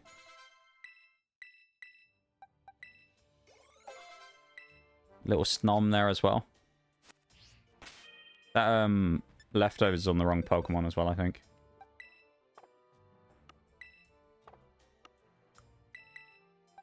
Went on Froslass just in case.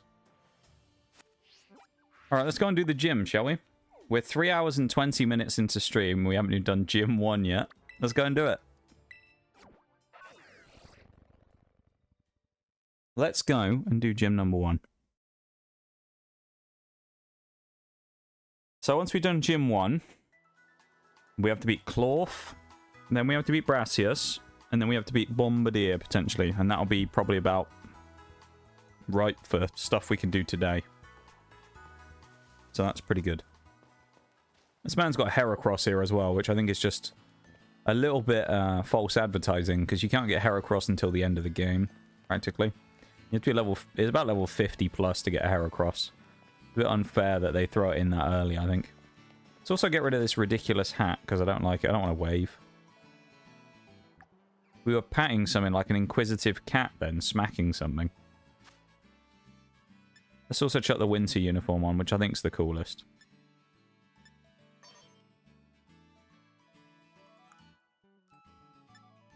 Grey socks?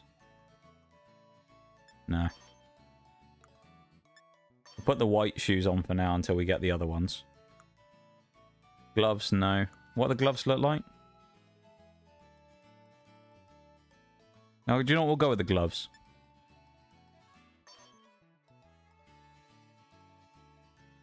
Not a fan of that. Let's get rid of the hat. Alright. There we go. That's better. We look a little bit better now, with our white shoes as well. We've upgraded our appearance ever so slightly. We look a bit keen with our gloves, though, I'll say that. Right, first Pokemon out will be Nimble, second Pokemon out will be Tarantula, and third Pokemon will be Teddiursa, which is kind of interesting, really, because Gym 1 with 3 Pokemon, Gym 2 with 3 Pokemon as well. You could argue that really, as a challenge, Gym 1 is kind of harder than Gym 2. Because the Pokemon, I think, probably are better for that part of the game. Sudowoodo's not bad, to be fair, in Gym 2, but other than that, it's not really that great. I also missed this a minute ago, but the coffee monsters are actually good. Really? Are they actually... What do they taste like, though? The coffee monsters. They sound horrible. Aren't they called, like, Monster Nitro or something? Something like that? Maybe I did read that. I don't remember. I don't know what I've read and haven't read today. I'm a little bit all over the place, honestly. Pseudo gave us a bit of grief last run. It did. It did, to be fair. You are right there, Shags. Remember this time, though, we also have Shelder in the box. So we can also, if we find a water stone somewhere, which I can go and hunt for, we can also get our boy Cloyster. So Sudowoodo ain't gonna have anything on Cloyster, because if we run Cloyster at the start with Chesto Berry, we can just Icicle Spear Shell Smash through the whole team. So, yeah. We'd have Froslass and Cloyster this early. And then we'd be getting, what's it called soon as well? Oh, that thing has double kick. That's not good. Oh, it can't hit Froslass, though. That's kind of useful. That was 20. We need to do over half here, then, really. Not great. Wow, why couldn't you struggle, Bug? Alright, little Cubchoo hasn't had quite a good time here. Freeze? No. I mean, let's bank on the fact we get lucky and it somehow doesn't kill us. It goes for Struggle Bug now just to add insult to injury. Unbelievable. The nitros are bad, but the regular monster coffee is good. It just tastes like normal canned coffee. You know, I don't think I've ever had a can of coffee. Really. Never had a canned coffee. They sound alright, though. Oh, nice. Struggle Bug's good here. Froslass taking little to no damage will be really good. You got to remember, the only thing it can hit us with, Teddiursa, it can't Fury Swipes us. It has to use Fury Cutter. So, basically, the less damage we take on Froslass, the better. Because Fury Cutter is going to do some damage to us. Oh, that's a lot of damage on Snom.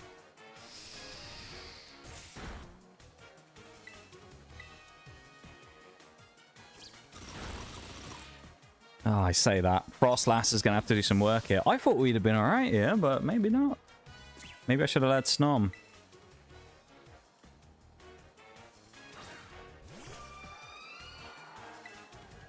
Hex is probably our best bet because it's our strongest move. Let's go for that. Oh, not bad. That's a dark move, I forgot. Oh, that's not great. Okay, we're gonna waste a turn here. We're gonna stall. We're gonna stall. Waste a turn. We're gonna protect. We're gonna get some HP back. Gives us a better chance of beating the Teddiursa. I believe Ghost resists bugs, so that at least helps us out a little bit. Won't help us out a huge amount, though. I think we probably outspeed Teddiursa as well, which is nice. We'll also get another 3 HP back, so we'll be at 45 going into the first turn. We'll just go for Ice Shard, just because it'll guarantee the kill anyway, and we outspeed, but... Nice. This is actually a lot more, a lot closer than I thought it would be, this fight. I thought this would be a bit of a blowout, but...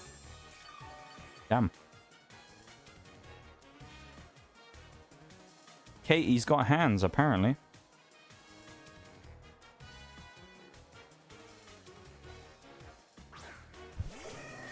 This whole thing will be completely negated right now if we froze Teddiursa with a Powder Snow, but I think we're going to go for a Hex.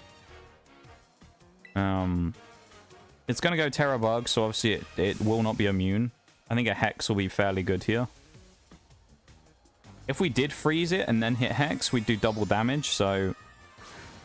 That's a potential option to think about later on in the run, is if we can get Pokemon that have status moves. We should outspeed here as well, though, which is good. I think we should. I don't think we'll have a problem with speeds. Yeah, we are in the lead on the speed tie. Okay, it's a 3-shot kill. We have to live 2 Fury Cutters. That's okay. See how much this does. We need this to do not very much damage, to be honest. Probably 10 or under. That would be cool.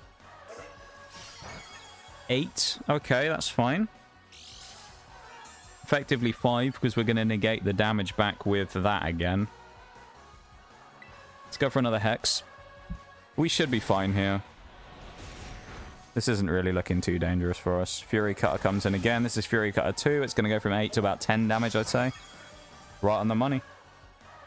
And we get the heal back anyway. We know we can take one more hit. I'm going to see what Icy Wind, or not Icy Wind, Powder Snow would do anyway. I think it knocks out from here. It is Stab, so... Oh, it doesn't. If I get critted now, I'm going to look stupid, aren't I? Okay, we're fine. Never worried. Calculated. Calculated risk. It's fine. I knew we could take a hit, which is why I went for it, but... Ice Shard. And we win. Nice. That's a good start. Gym number 1 defeated. Ice hasn't blundered yet. We've beaten Gym 1 and Ice has not failed. That's good. So we're still going 1 for 1. We've actually done better than some other types so far in the surviving Gym 1 department. Because some of our teams, of course, particularly the ones that have big weaknesses to Gym 1, have struggled a little in the past. Because that Teddiursa is quite strong, actually, against some Pokemon. So Ice cool. Yeah, ice cold we were in that fight, weren't we? Bit of ice cold. Thank you for the keck shags. Thank you for being here, everybody. I appreciate you guys hanging out. Because a lot of you are busy today as well, so... Well, if you are, anyway. Thanks for even just chucking us up on a tab and vibing while we're playing some Pokemon. I appreciate it very much.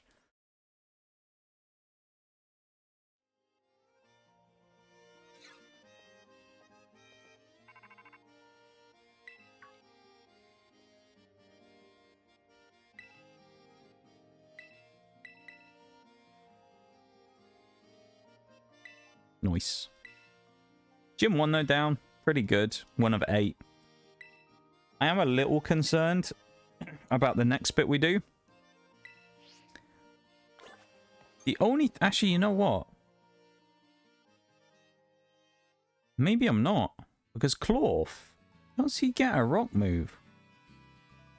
Does Titan Clorf get a rock type move? Oh, he has Rock Tomb, apparently.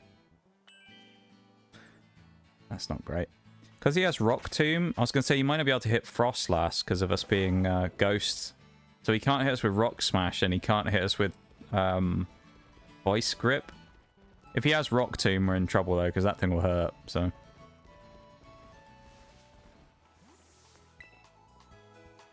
Clorf's going to be an annoying one, I think. He may be the worst of the Titans. The other thing as well is there is also Great Tusk later on who will be a little annoying, I think. Bombardier with its rock type moves is kind of a little bit of a frustrating thing as well.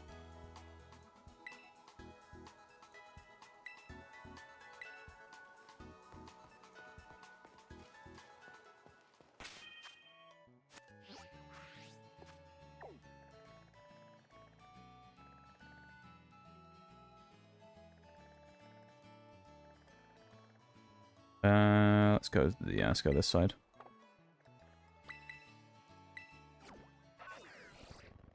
The fuck, Blue?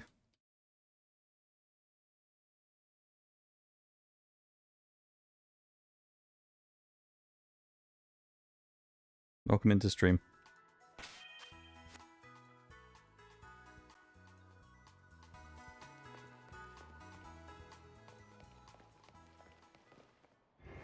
What do you think about the ice run so far? It's promising.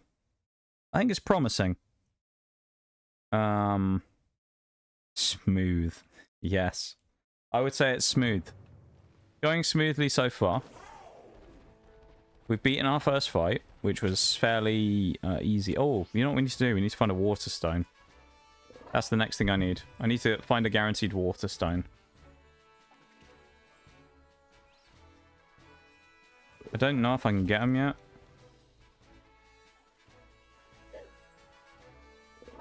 I should probably go back into the town first, shouldn't I, before I look it up? Because we might be able to go and get one, actually, in Delibird Presents. We'll go and check that. You guys and your, like, ice terminology today. What is going on?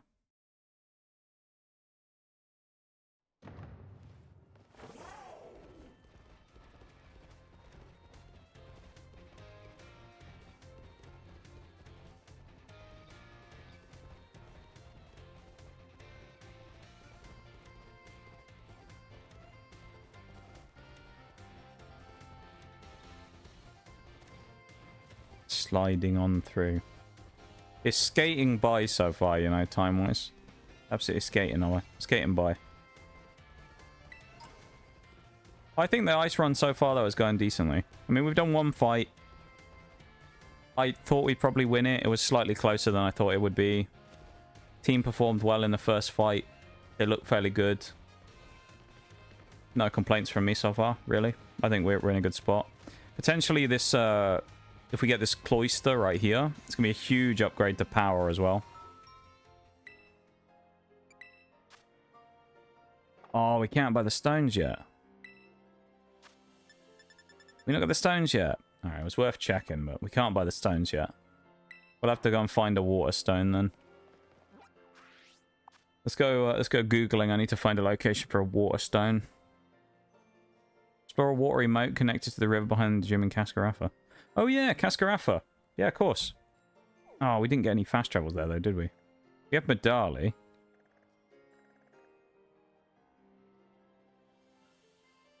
We need to go back here to Cascarafa, then.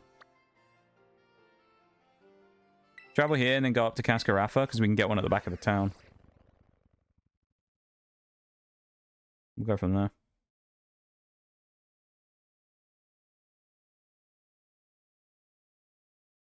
Lovely stuff. Then, we're going to unleash a level of firepower. Do you know, dare I say a level of firepower unseen this early in a monotype run before. We've had some strong Pokemon, like, fairly early in monotype runs. Dare I say, though, that before Gym 2, I don't think we've seen anything quite to the level of what we're about to find later. Because I don't think we've had a Pokemon that's been as dominant as what Cloyster was last time. This early. Let's keep in mind, Cloyster, like... Cloyster kind of trivialized most of the game. Let's be honest. Cloyster made things not much of a challenge anymore in a lot of situations. Now, some places, sure, Cloyster got completely walled. And it couldn't really do a lot, and that's okay. But... Cloyster really did, like, kind of... destroy everything last time. And, it could be the same again here. There's a lot of potential for it. Will it happen? Maybe. Could it happen? Yes. Very much so. I think probably when it comes to, at least for the majority of the game, later on I think you could argue that this would be different, but for the majority of the game early on, say the first half to 3/4, Cloyster is definitely going to be our strongest attacking weapon by a long way. After that, when we get to the later points of the game, there will be some more Pokemon that will become attacking threats. Things like Weavile. Stuff like that will kind of come into play then, which, you know, could be quite useful. Avalugg could be a good defensive option as well, but also will be good on body press usage. So that'll be another strong mon. There's a few Pokemon like that that'll be quite handy, I think, to have. So let's pause for the BRB.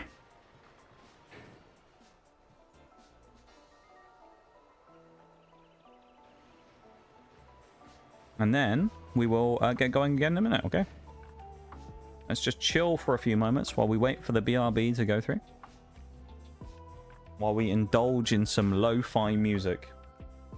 Is this even Pokemon lo-fi at this point? Oh, it's Snowbell City. From X and Y. That's probably why I don't recognize it. It's a little bit more niche. Yes. What is it, Oreo?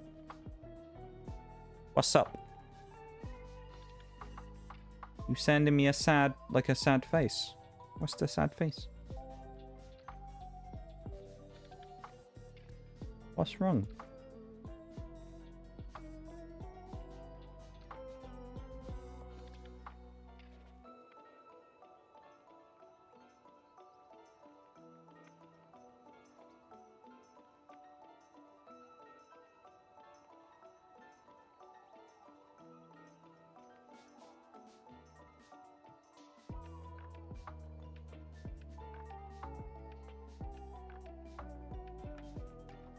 Only have one beer and I kind of want to go get more, but I can't decide if I should go or not. Do you want me to help you decide? Is that what it is?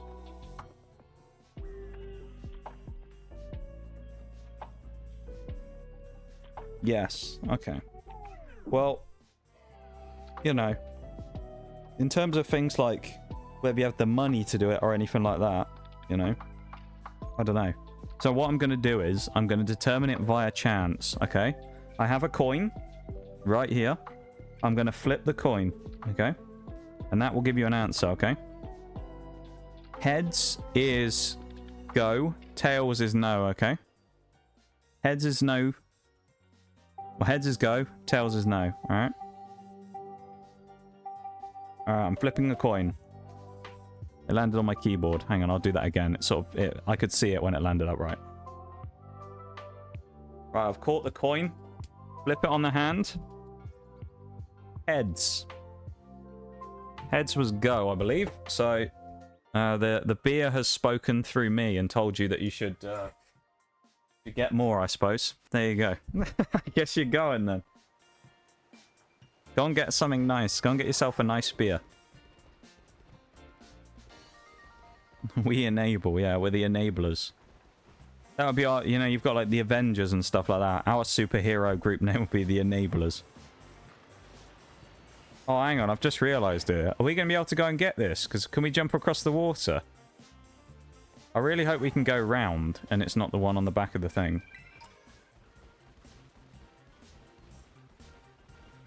I hope this is the one.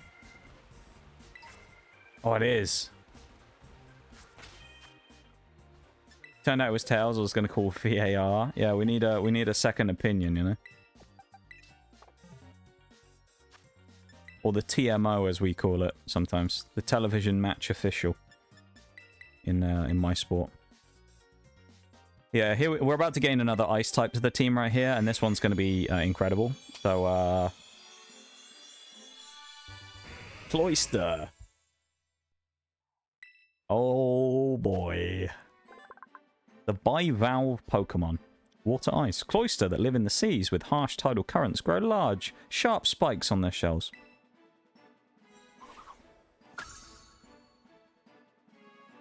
Let's learn the move Icicle Spear. Wow. And wouldn't it be a shame if we had, you know, thingy on it as well. What's it called? Skill Link again. That would be really bad, wouldn't it, if we had Skill Link on it? Look at the TMs, though, we can get on here as well. Draining Kiss. We can actually get that as a fairy move. That's pretty useful. Snarl. Metal Claw. We get Pounce on Snom. Struggle Bug. Low Kick. Ice Fang. We can get some crazy stuff already. What's this?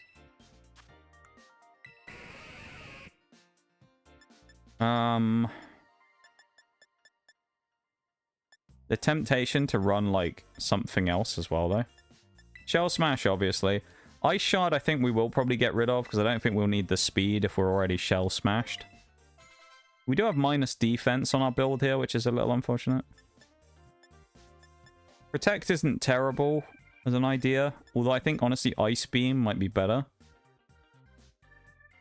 Actually, you know what? Hydro Pump. That's what we're going with. We'll go Hydro Pump. Let's take Hydro Pump right now. And then I think we'll drop Leer and we'll pick up something else as well. We could take Ice Beam for Leer. But then we already have Icicle Spear, so we probably don't need it. Could honestly go Toxic Spikes or Protect. I mean, Protect is probably not a bad idea. Let's just take Protect then.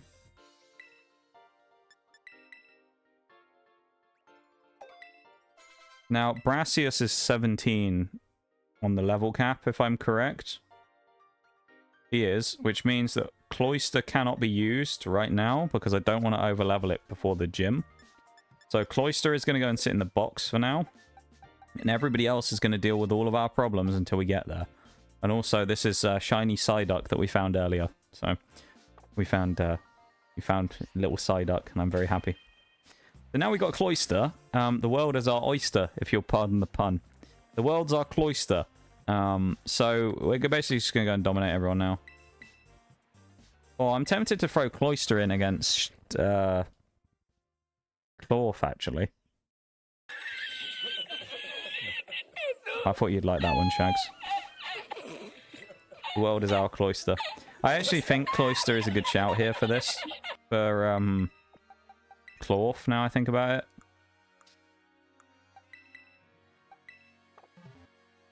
Because realistically, I don't think we'll gain too much XP.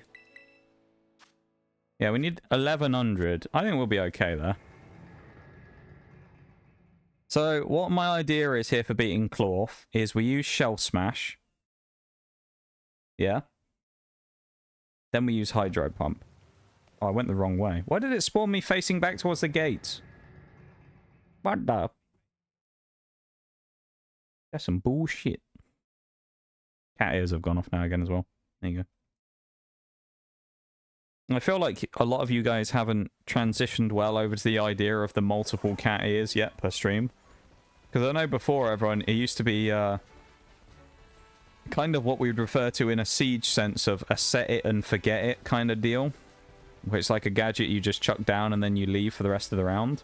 And with the cat ears and Nox Cat before, where they used to be a single use thing, they always used to be constantly on. Because I turned them on once and then they'd never go off. But I'm surprised actually that Nox Cat hasn't been quite as frequent since becoming an automated redeem.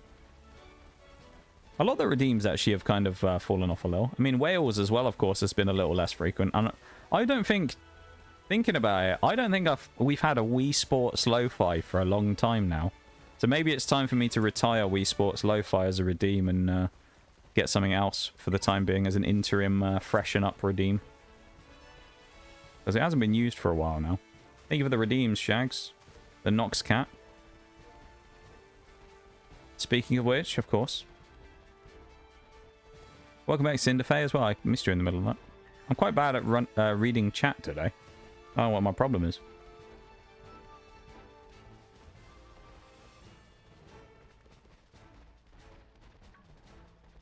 Yeah, this Cloyster, I think, is going to burn the whole world down, quite frankly. I really want to find blue cloth. Come on, please, one time. Do it for us. Do it for the cloth supplicants. Love whales, but I'm cautious about redeeming it. Oh? Why are you cautious about redeeming whales, Shanks? Out of interest. Is it just because you don't want me to do it too many times or whatever? You don't want me to scratch the voice or something?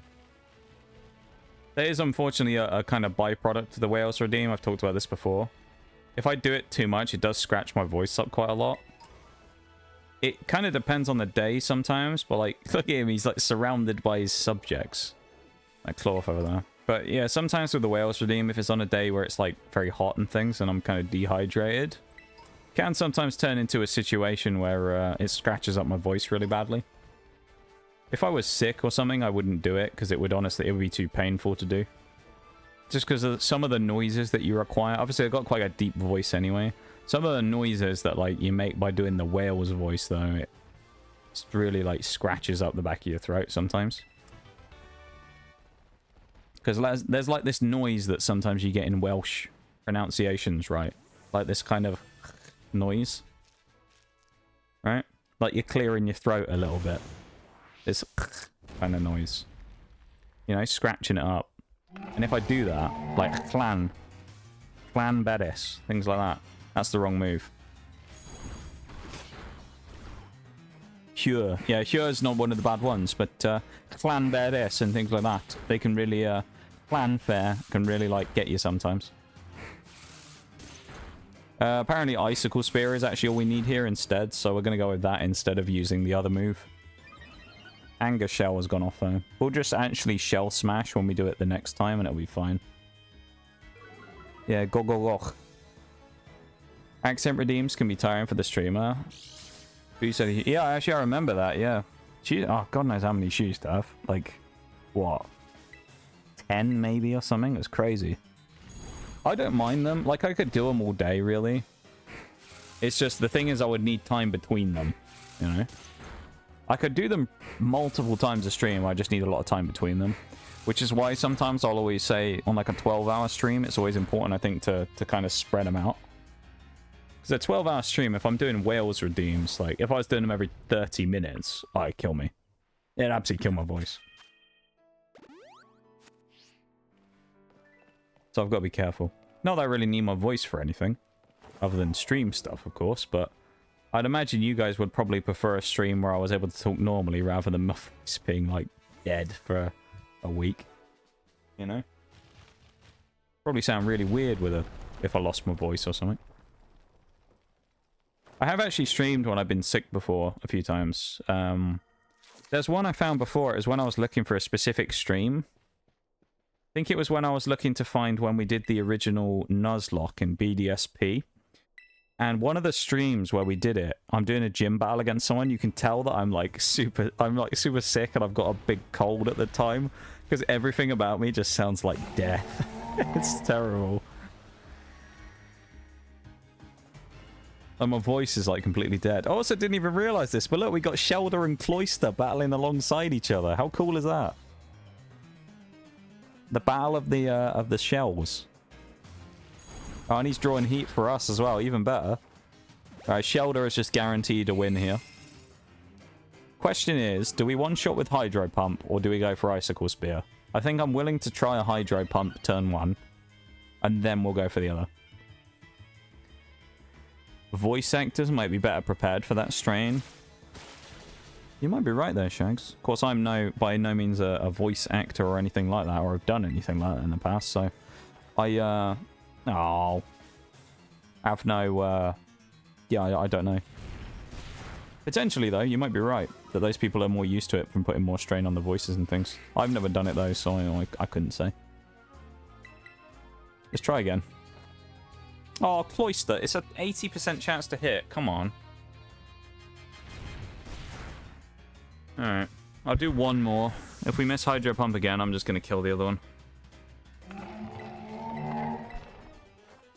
There we go. Nuked. Deleted.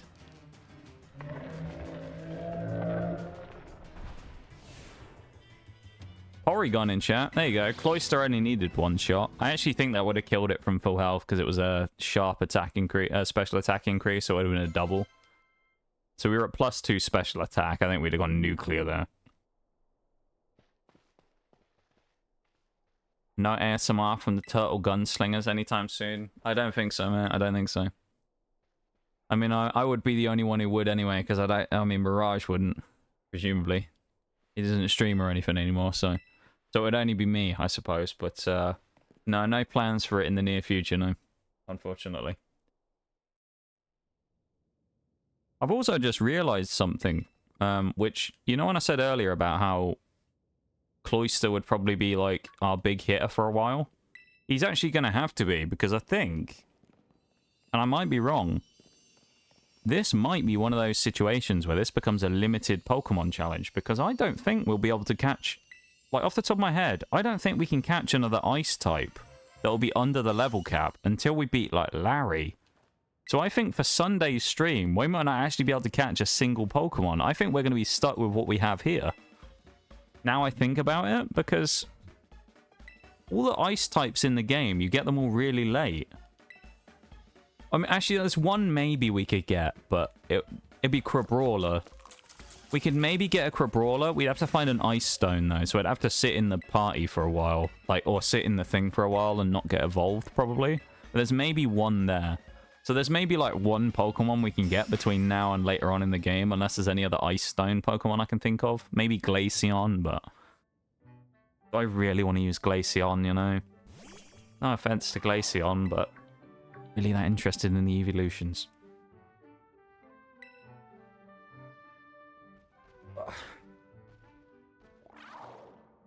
Oregon escaped. Yeah, no ASMR from the, other than can openings, Shags. From the Turtle Gunslingers anytime soon.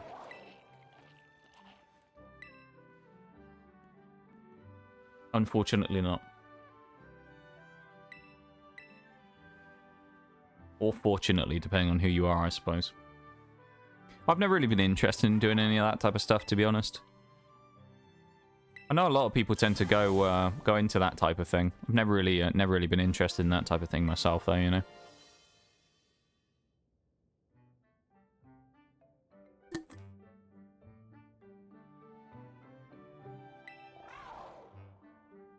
It is a pretty big opportunity as a stream, actually, I've noticed. There's someone who I used to see a little bit around. I think they were like they were a moot with someone else. They used to get maybe like 25, 30 viewers most of the time. And they started doing ASMR streams, and now you rarely see them below like 150, 200. And that was like within the course of like a month that changed. It was crazy. It's obviously a big market for it on Twitch, I guess. But not something I'm ever interested in doing. Maybe I'd do it as a meme one day, as like a redeem or something. But it'd just be me having to fucking whisper for 5 minutes or something. But, I don't know.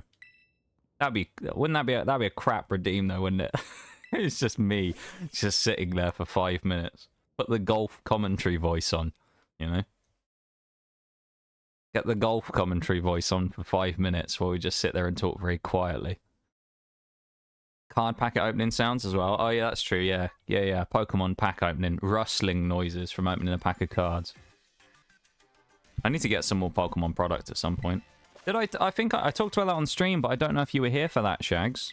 Did I tell you about the special thing that might have happened that obviously isn't going to happen now? Were you here when I talked about that? You just reminded me saying that. I don't know if you were, you know. But I talked about that thing that might have been really cool, but it fell through ultimately and didn't happen. No. Okay, I'll tell you about it in a sec. Some streamers with especially soothing voices can really play around with it. That's true. Me, not one of them, though. But what was it? So the actual thing, the special thing that I was talking about and referring to, was I had actually been in contact with the people that I bought a lot of the TCG stuff from. And I asked them if they would ever be interested in having any kind of, like, partnership with the stream. You know, if we would... You know, if I would... Because I basically did it all anyway. I was like, fuck it, I'll promote your shit on stream, because I like your TCG store, and I do the Pokemon opening streams every once in a while and stuff. And, you know, maybe we could have a cheeky discount code or something. Perhaps. And they ghosted me. So, yeah. I then followed up with them, like, 2 weeks later to ask... and be like, oh, you probably missed it, you know. And knowing that I'd been ghosted, kind of went, yeah, you probably missed this, but yeah, maybe, just in case. And then they ghosted me again. So, yeah, I guess they ain't interested. But I was hoping to maybe hook that up for a while. I thought that would have been really cool. Would have been really cool if we got something going with that for the TCG stuff, because we were really into it at the time. And you know, I was like, that'd be really cool if I could get a... Because we joked about it on the stream, and I was like, you imagine if I got a TCG thing. You know, got hooked up with a TCG company. Be really cool. And, yeah, no, they ghosted me. They just didn't even respond at all. Not even a no thanks. Yeah, I got an automated email saying that it had gone... I got an automated, I'm out of the office at the minute, I'll get back when I can, which 2 weeks went by and no one had said anything. So I sent another response where it was basically just a bump. Where I bumped the email, and then I got the exact same response again. And it's like, no, I guess this has just gone to a spam folder or something then, and they have no interest in reading it. So, yeah. I haven't actually done it yet, but there's part of me that's like, maybe I'll speak to the other company that I bought TCG stuff from and see if they'd be interested instead. I don't know. I was just like, yeah, it'd be pretty cool though, wouldn't it? Because I know some of us were just talking about it, and I was like, yeah, you never know. Maybe someone will get a discount on some of their stuff from it. You never know.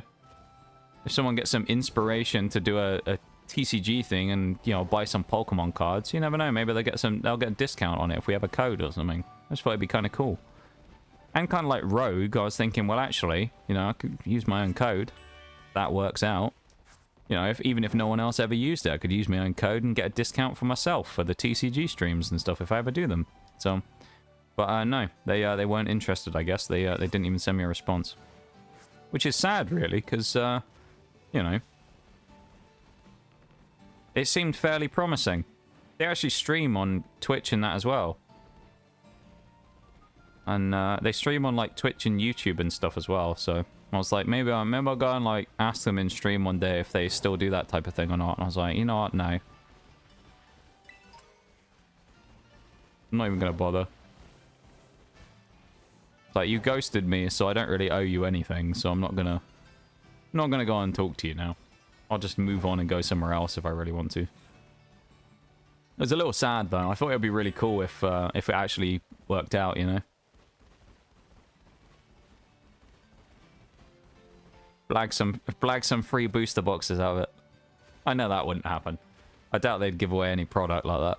Kind of funny though to see what happens if we'd been able to pull it off. But I was a little sad that didn't work out though, because I thought that would have been really cool.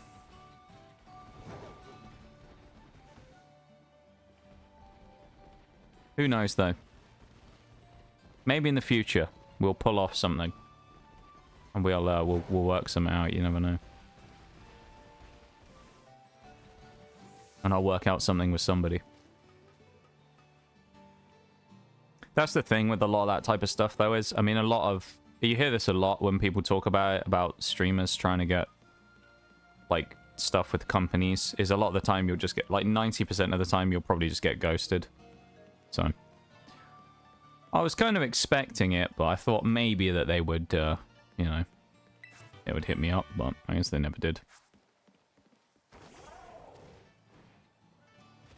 Because if they sent me a no, I was kind of like already geared up for what I was going to respond with, or I was going to ask them if they had a reason why that was kind of to do with me or not. Because I was kind of going to use it as like an opportunity, kind of like you do in an interview sometimes, you know?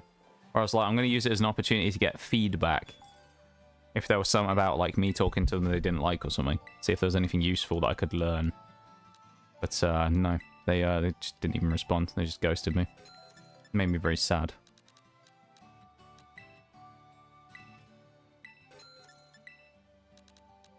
But I'll try again somewhere else, I guess. I'll take my trade elsewhere and see. I mean, as much as it's, like, frustrating that they never got back to me, they still have some great deals, though. So I'm sure I'll end up buying stuff from them in the future, but... they add me on a little there.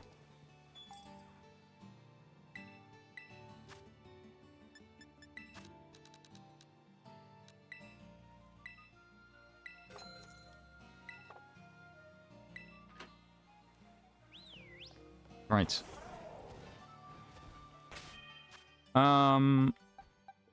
Do we need to train? Debatable. Let's go and speak to the gym person, because then we'll get to fight the Sunfloras anyway. I mean, realistically, with Cloyster in the back pocket, I don't think we need to train anything at all. We'll probably win this super easily with Shell Smash, providing we have a Chesto Berry, though. Which we do not. That is a problem.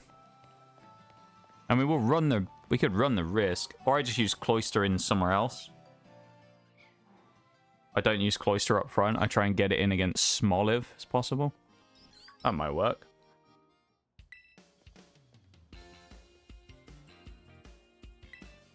Hi, 2. How's it going? Welcome in. How's it going?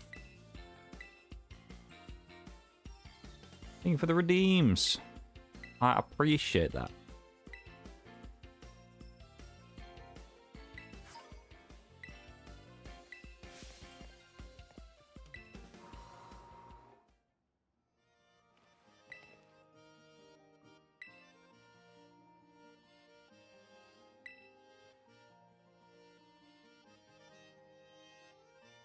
We have a sip of water here that I have on my desk. Not literally on the desk, it's in a bowl, but you know what I mean. Going alright, playing a bit of a card game. Oh, what card game are you playing? What card game are we playing? I mean, card games can vary drastically, because when you say card game, you could mean like Uno, or you could mean like high stakes poker. You know? What kind of card game are we going for here? Oh, it's a poker game. Hey, are you winning? The poker game, let's go. How are you doing, too? You lost all your money yet? Are you going strong?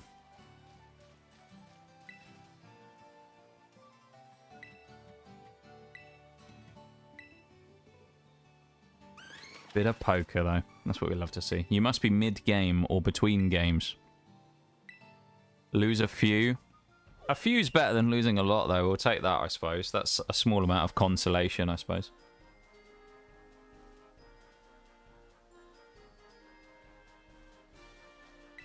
Grab ourselves some Sunfloras.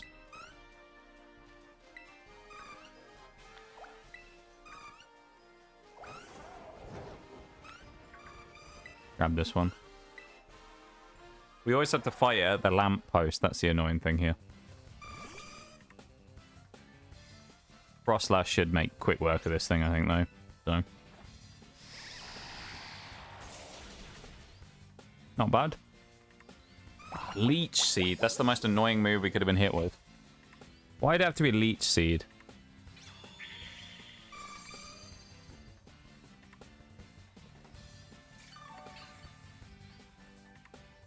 I don't think we'll do quite enough to knock it out in one Powder Snow. Okay, at least it didn't do any more damage to us. How am I doing? I'm doing okay, you know? I'm doing alright. We had a good time today so far. We're making good progress in our Mono Ice run. Having a vibe, really. Not too bad a time. I'm a little, I was a little unlucky yesterday because I was inquiring about my bike test stuff to try and get my full motorcycle license finished, but unfortunately I'm not going to be able to do it probably before my other stuff runs out. So, because some of the stuff you have lasts a certain amount of time and you have to finish the test before, or you have to have your other stuff be valid so you can take the test, right? And some of the documentation stuff that I have will end up running out, I think, before I have a chance to do the test. So I end up having to renew, I'll probably end up having to renew all that as well, which is a little unlucky, but other than that, though, things are alright. Doing okay. This one wants to fight us up here as well, I think, is it? Yeah. Thought so. Yeah, it's going okay, you know? I hope life's treating you alright, though, too. It's treating you well. This one's only level 12. Kingdra in chat as well. That's a hell of a Pokemon. Get yourself a Kingdra. Why not? Get yourself a Kingdra today. There's also going to be an ad break pretty soon, everybody, as well. So hold on to your hats. It's going to be about 1 minute time, and then the ad break's going to go off. I just looked at the clock. That's how I know. Other than that, I'm just going completely, I have no knowledge, but I'm pretty sure it's going to go off in about a minute, so just be ready for that, okay? You can go and fight another Sunflora here as well, so I'm going to go and fight a third one to get us up to level 17 fully. Problem here is we've almost gone too quickly now, because we have like an hour, just under an hour. We don't have that many more things to do in today's section. We gotta be careful here that we don't go too quick. So we gotta beat we'll probably beat Bombardier today, and then realistically after that, it's not really a lot else we can do because it's just level grinding. So I'm not sure what we're gonna do about that. Oh, we're outsped on Snom. No. Come on, Snom. The little guy. Lil Snom.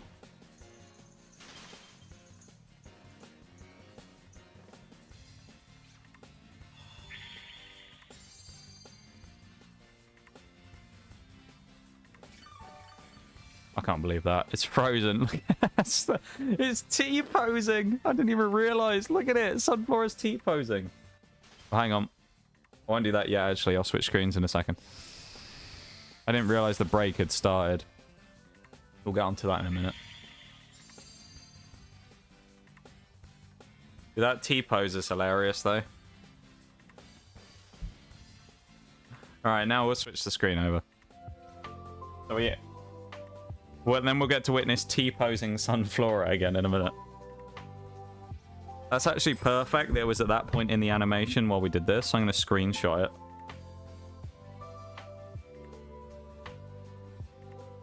I'm posting that in Discord, you know I am.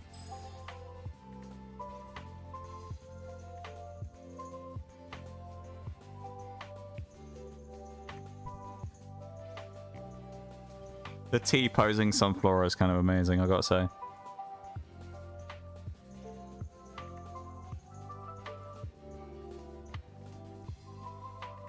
"40 seconds left on the BRB.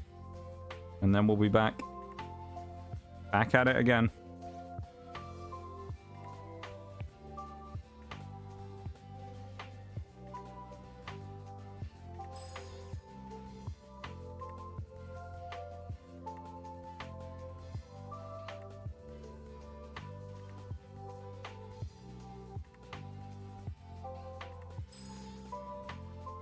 And seconds.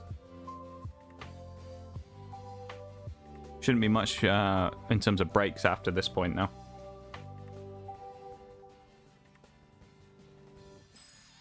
Here we go. Welcome back to seeing T-posing Sunflora again, as it's frozen solid here.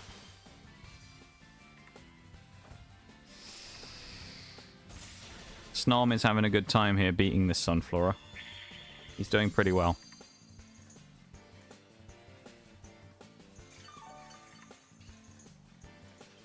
Or she, actually. That's kind of amazing, though, that it's been T-posing for that long. I love it. Just a T-posing Sunflora. That's like the perfect freeze right there. That's actually amazing. And there it goes. Snom is like 1 XP away as well from leveling up. That's so sad.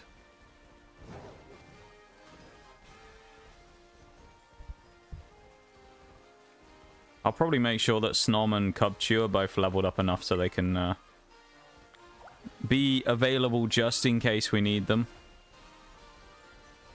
Like, there's no guarantee, but we may need them in case things go wrong with Cloyster or Froslass. So we're going to be careful on that. Also, has Froslass's ability changed since it evolved? I need to check that. Just in case. It's still got the same ability. Snow Cloak. Right, it doesn't have Ice Body anymore.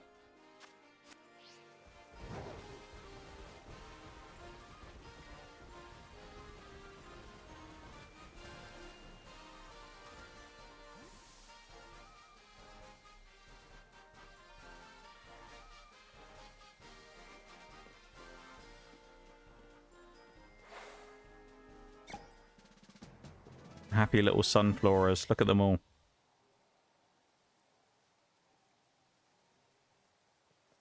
Flapping their little leaf arms around. Just a bunch of little guys. Right, let's go and hit the Pokemon Center.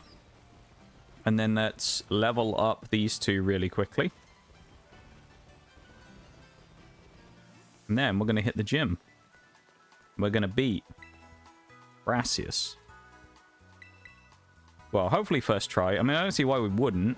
He's not really that much of a problem, I don't think. He should be fine. He should be easy enough.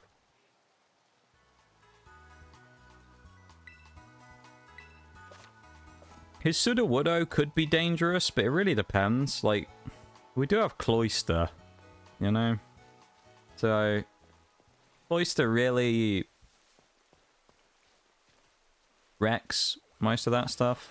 Murkrow will give us decent XP. It's like Murkrow. Rain stopped perfectly at that time as well.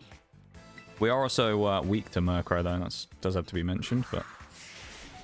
Oh, Snom, that was not good. You took a hell of a lot of damage there. Poor Snom. Oh, poor guy. Took a huge hit. That's so sad. Get Klondike in there. You look like Snom. I feel like looking like Snom wouldn't be that bad. People like Snom, you know? Would that be a bad thing, Bevan? Looking like Snom? People are a fan of Snom, you know?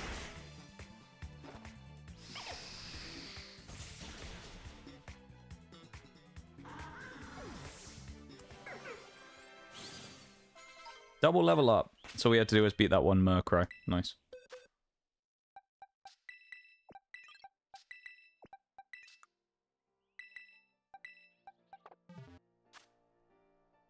Run Snom up front. Snom's a resist as well to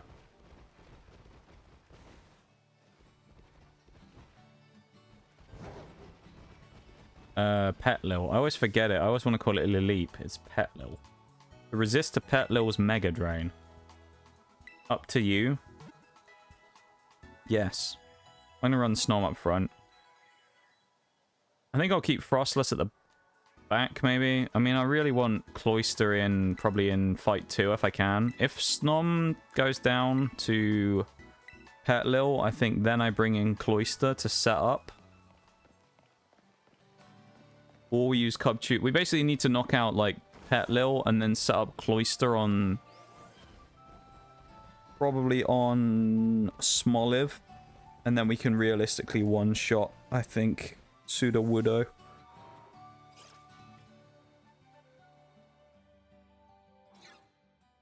I've got to be careful with this one because, you know, it is a fragile team, so...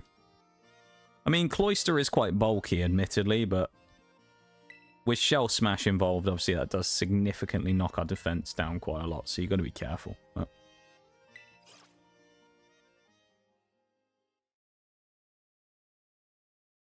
If we're successful, though. Trouble's brewing, so... Here we go against Brassius. He's going to jump down off his windmill.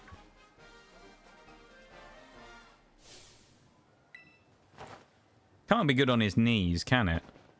For him to jump down like that? Can't be good on the knees.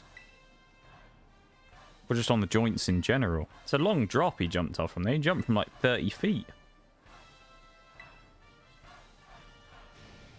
He's a brave guy, apparently. Hopping off a height like that.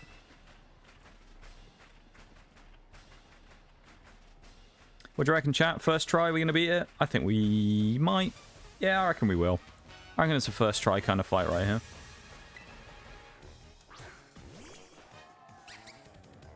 I believe. Come on, Snom. We believe in you. What's better, Struggle Bug or Thingy? Actually, Struggle Bug might be better here because it knocks special attack down as well. Okay, we got outsped and put to sleep. Slightly annoying.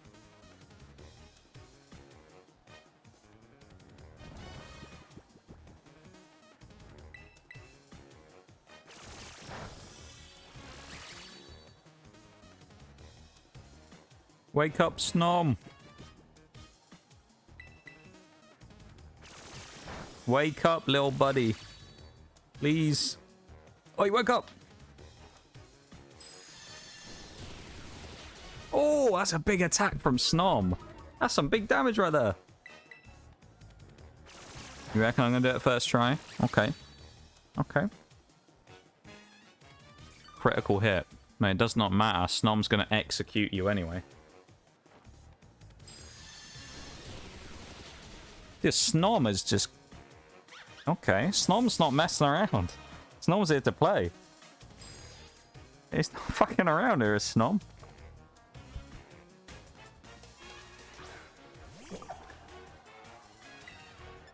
He gets a freeze now. That'd be insane. Come on, Snom. Get a freeze. Ah. Hey, Snom did its job. That was good. And now we bring out the Executioner. I could do it without him, but while you have him available, I might as well and keep the XP available to everybody else. And we're gonna get Razor Leafed here, but here we go.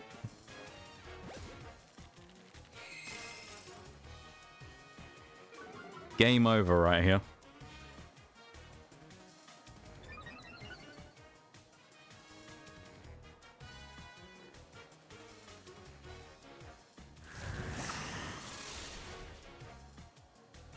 The bell is starting to ring. The Reaper has arrived.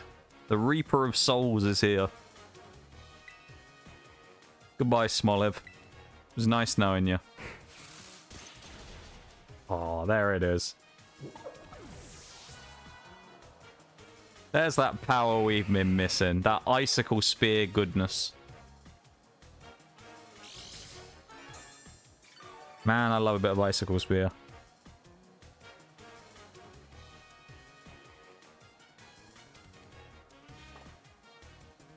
In what universe would Sudowoodo live this attack? I don't think it will. I don't think Sudowoodo has a chance of living this, so I'm just going to go for it on the Icicle Spear. I think we kill it with 2. I'm going to say 2 to 3 it dies. I don't think it'll make it to hit number 4. Even though it's bulky, I don't think it'll live that long. I think Sudowoodo dies in 2. 2 to 3. That's my prediction.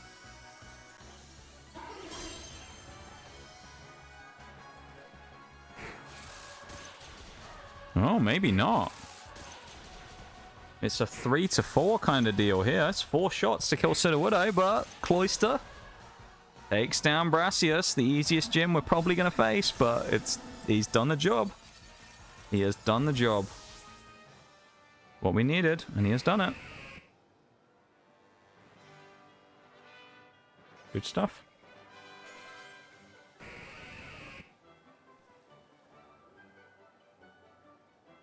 Whole fight was conducted within about 5 minutes, so that was pretty fast as well. It was a quick way of beating him. Fair enough. I'll take that.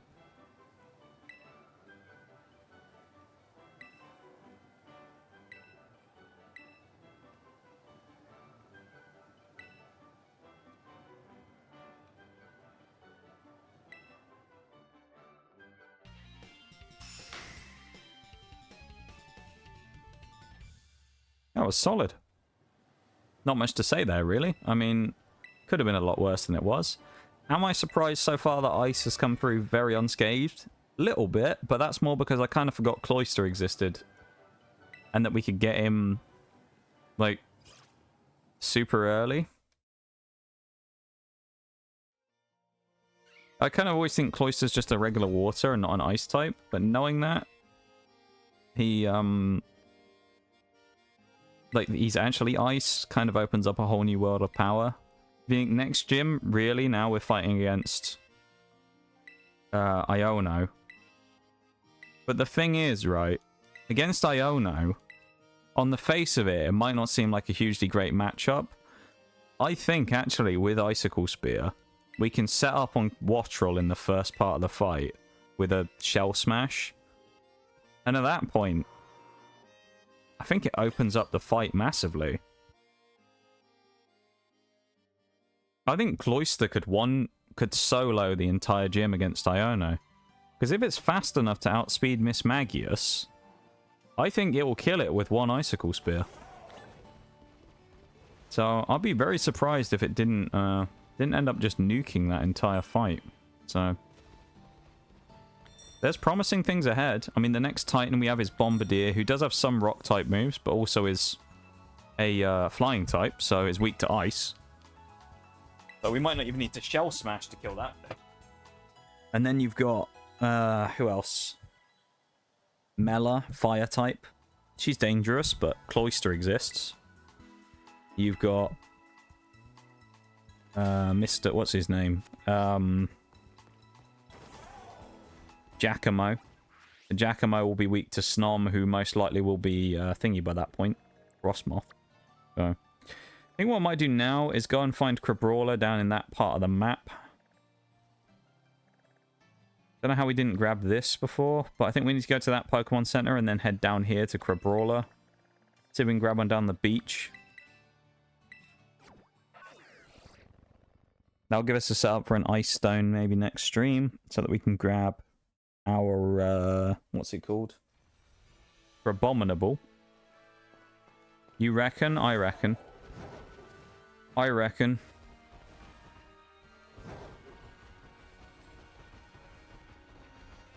My reckonings tend to be quite useful most of the time. They tend to be fairly accurate. If I reckon something, it's usually a fairly good bet sometimes in these runs.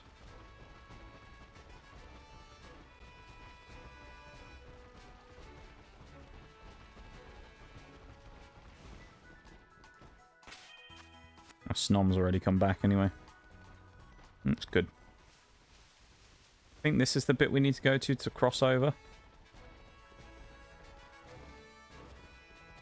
We've got about 40 minutes before the usual stream end time, so we'll go through nice and gently. We don't need to go crazy right now. Thing with this though is I'm starting to think that maybe not only is Ice not going to be as bad as I thought it would be, Ice might be quite a fast one, because with Cloyster, I don't really know what's going to stop us too much in our tracks, so kind of get the feeling that it might be a bit of a slaughter in this one. Because if you think, alright, even if like Big Bad Cloyster gets knocked out, sure, that's bad, right? Big Bad Cloyster gets knocked out, we still have a team of like multiple other Pokemon behind it that will be able to back it up. So I'm not really that concerned right now. Even though we're probably going to have a limited pool of Pokemon for a while, I don't think it's... No way, there's another shiny.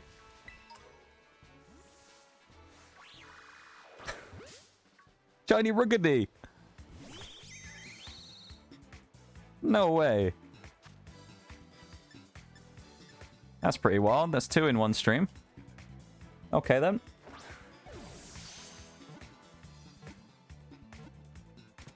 Let's go! I'm not sure who to be angry That was at. perfect timing then, too. That was as we caught it as well. Thank you for the gift sub to Prisms. I appreciate it. Thank you very much, my dude. Very kind of you. And for completing our little goal there as we catch a shiny Pokemon. Perfect timing. Let's go. That's so wild. I saw it and I was like, what's that yellow thing over there? We have 2 shinies now. Thank you there, 2. I really appreciate it. Our 2 shinies of the day. We have Rookidee here. Little yellow Rookidee. And we also have the blue Psyduck. Let's go. We found 2 shinies today. If you're wondering how they're shiny, there's a symbol down in the bottom, like basically in the middle. You see this water symbols. If you see there's like a Terra symbol there, and then there's the 2 like shiny stars.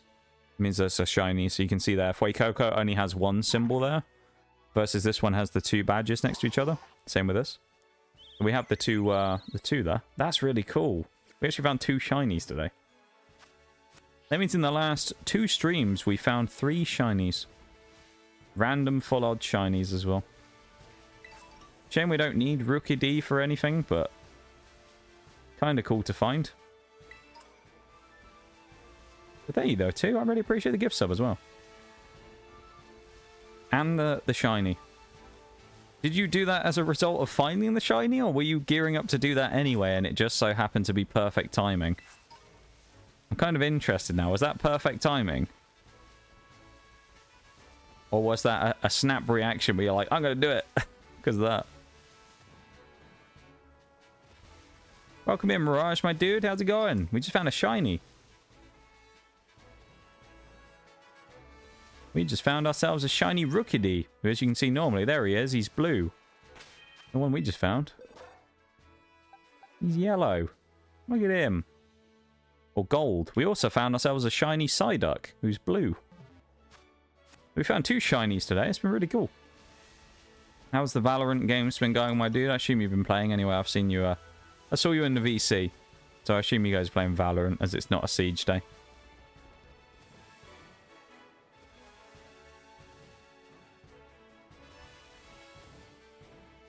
Keeping an eye out for more shinies now, because apparently it's a lucky day today. Viper. Okay. Okay. Was alright, thanks. Okay, that's what we love to see. Prediction for tomorrow?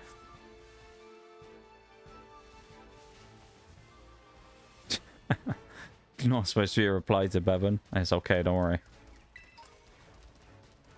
It's alright.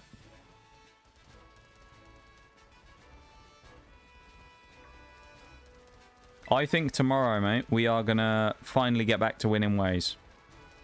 I don't want to curse us, but I think we're getting back to winning ways tomorrow. It's been too long that we've been losing games now. We've won, what is it, 3 games in the last 2 weeks or something ridiculous. Or at least I have, anyway. I know you guys have played a little more than me, but it's something really low like that, which is pathetic, really. So I think tomorrow could be the day we come back swinging. Whoa, Snom! Snom just got clattered. That's not very nice, is it? Cloyster out front.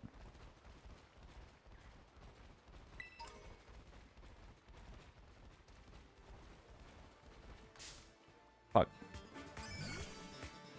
Now, Bevan's been playing Apex recently, I think. Or at least you played in that, like, tournament thing the other day anyway. You did fairly well. You and your friends.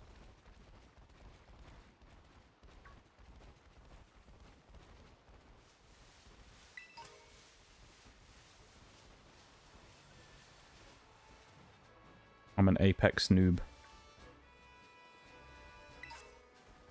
Large XP candy. Okay. We're looking for a Crabrawler here.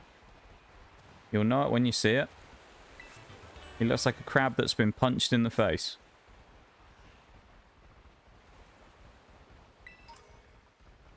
There's one.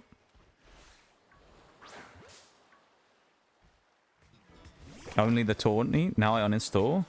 Wait, have you already uninstalled it? Is that all you did? You played it for the tournament, then just uninstalled it again? That's kind of amazing, though. I love... Download it, play the tournament, uninstall. I mean, that's fair. I know you, like, you took that big step away a long time ago now from, like, comp games. Like, it makes sense. Always lands a crit. 90 accuracy. Why not? Sounds like a decent move. Would be useful against people who boost their stats. Oh, we also need to do names, don't we? I think what we'll do is... We'll wait until Sunday, and then we'll do a naming session at the start of the stream. Because I've completely forgotten we need to name them. So we'll do that at some point. We won't do it now, though. We'll do the names later. I'm kind of keeping half an eye out for shinies again, though. Because it's like... We found 2. We've got to find another one, haven't we, surely?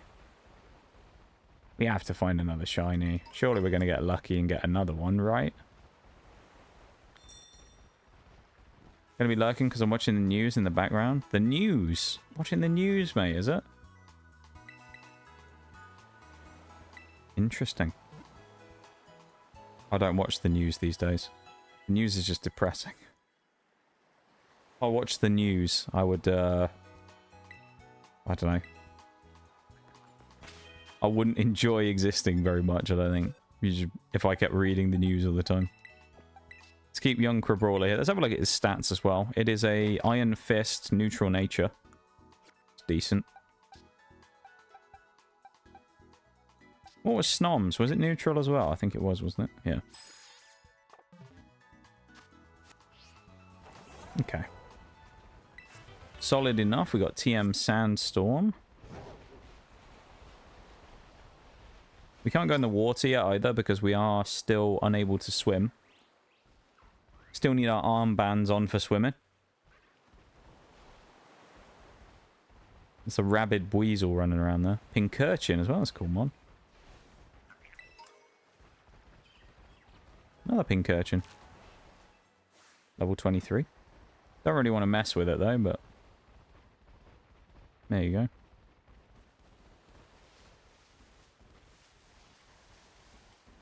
It's kind of cool that we found 2 more shinies here as well. The only problem I have is, right, I only have basic version of Pokemon Home, and I'm actually running out of spaces at this point, so I don't really know what we're going to do if we run out, because I can't really transfer them anywhere else. I don't know what I'll do with them all if we run out of space in Pokemon Home. It's not like I can put them on my main profile or anything, because you can't drag them between profiles, I don't think.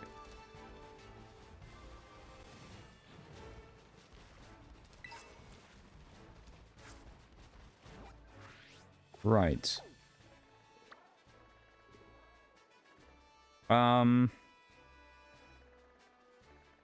Bombardier, that's what we're going to do. Let's go and do that. Again, dropping in to keep the stream streak going. Well, I appreciate it, PokePal. Thank you for wanting to keep the stream streak alive. I'm glad that you want to keep it going, you know? And I appreciate it. And I hope you have a good one.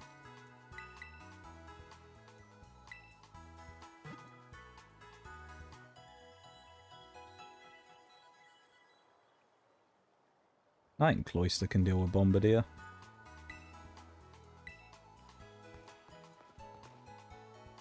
Bombardier 21? Level 21? 20. We're 18. Yeah, we can deal with that. It'll be fine. We'll be alright, I think. Let's wander instead. Let's go for a walk. Stretch the legs. Gives us a better chance of finding shinies if we happen to pass them as well. As of course we have found 2 now today, so... We're on a roll for shinies, so we've got to keep an eye out.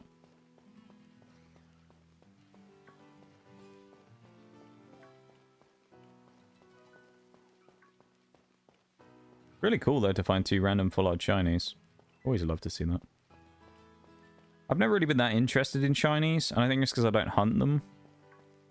So it's like, it's more of a nice surprise for me, because it's like, oh, nice, we found a random one, rather than I went and specifically looked for one, you know? So it's like almost like an extra special surprise when we find them. Because we're not used to it.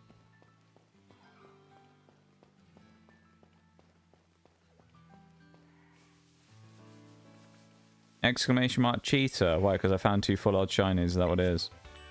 I'm a cheater now. You got me, Bevan. I've been cheating since the start.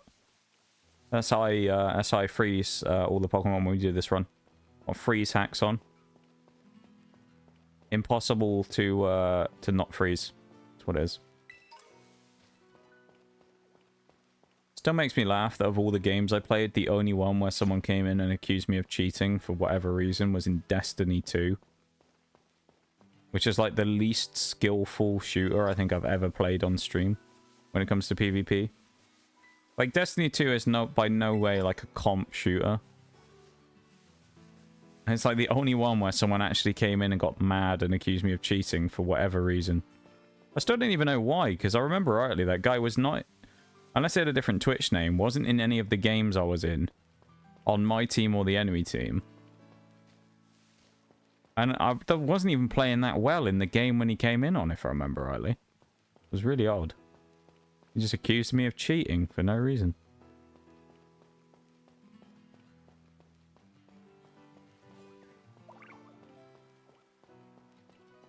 He called me a PC cheater and then said, F you cun hashtag.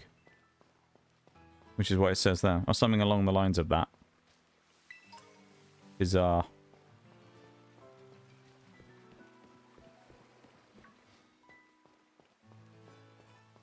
I assume the VOD must be saved somewhere. It might be too early though, I don't know. We did have the... I don't know if we were doing VODs at that point. If we were though, we may still have the VOD of it.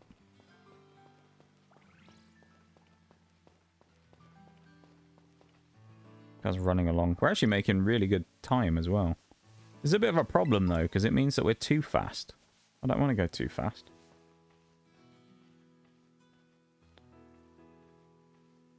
I don't want to sprint too quickly. Oh, what an awkward speed to, like, run at. Like, in between. Alright, we'll stop for the break for a second. And then we'll carry on in a minute.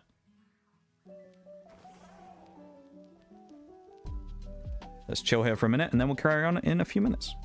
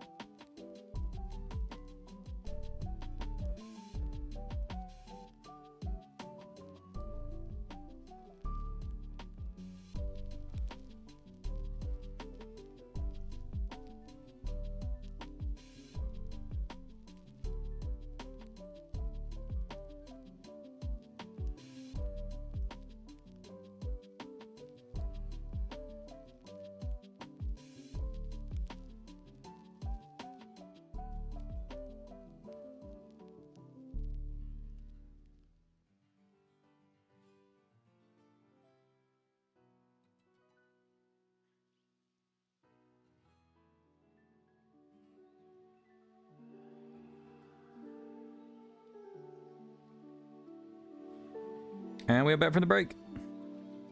Try not to be British challenge starting now. Unbelievable. How can I pass that though, Bevan? How am I supposed to win? Impossible. Literally impossible for me to win that. How could you do this to me? Unbelievable. What's that? 6 stream streak. Now off to bed. Good night, everyone. Have a good one, PokePal. And enjoy your stream streak. I appreciate it. And I hope you have a good one.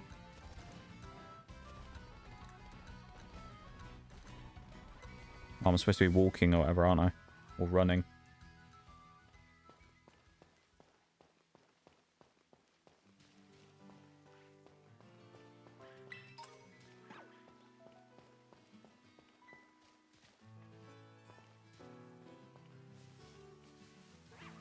We'll go and grab all the items. It's not like we're in a rush, so...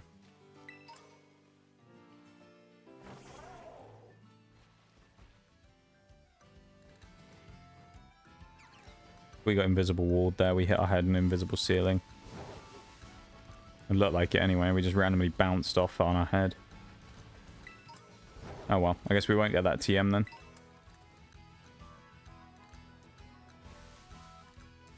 Back up the hill we go. Skill diff. Is it though? Is it skill diff? Skill issue. What it is. Right, how do we get out of here then? Because we can't climb. I guess let's go for a TP up to the Pokemon Center. Because otherwise we can't get around here.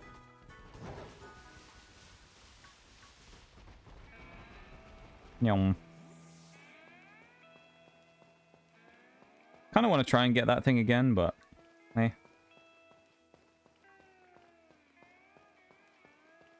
Let's go fight Bombardier.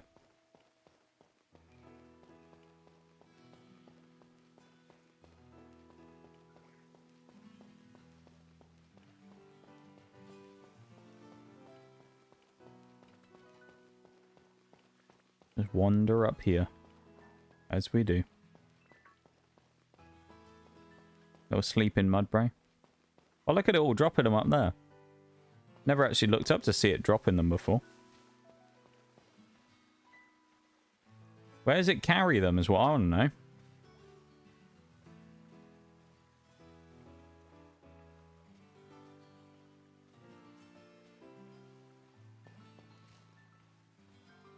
Here we go. Let's see if we can get ourselves not crushed today. That would be good. Who needs to ride on your legendary when you can just run and pray for the best?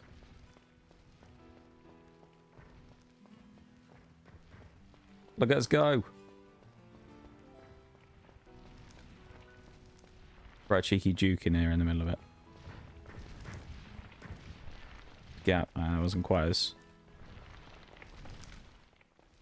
I was going to hit a 360 and then get out of the way, but it didn't really work, did it?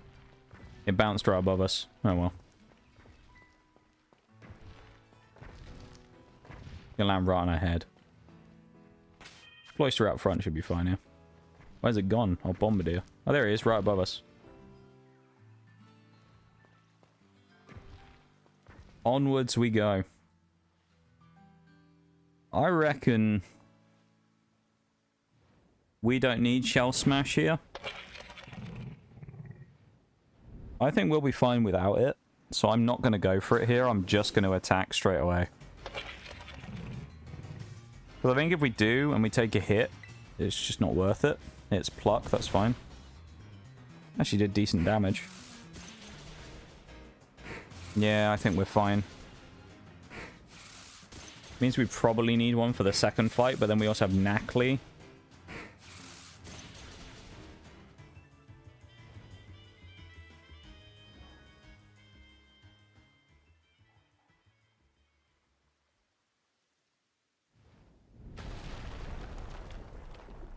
How is a bird with a fine, like, fine-tipped beak like that actually smashing rocks? There ain't no way. Because it consumes the drugs and makes itself way stronger. You know? Just ain't happening. It ain't drilling through a rock like that, surely.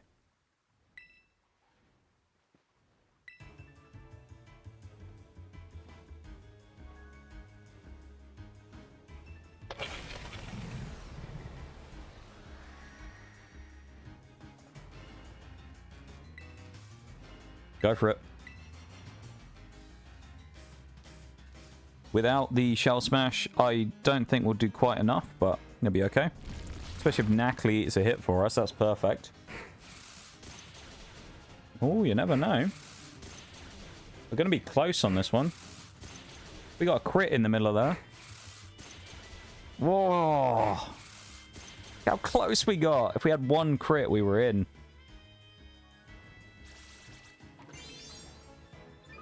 I think Knackley steals the kill here. I bet Knackley steals the kill. Goes for a smackdown.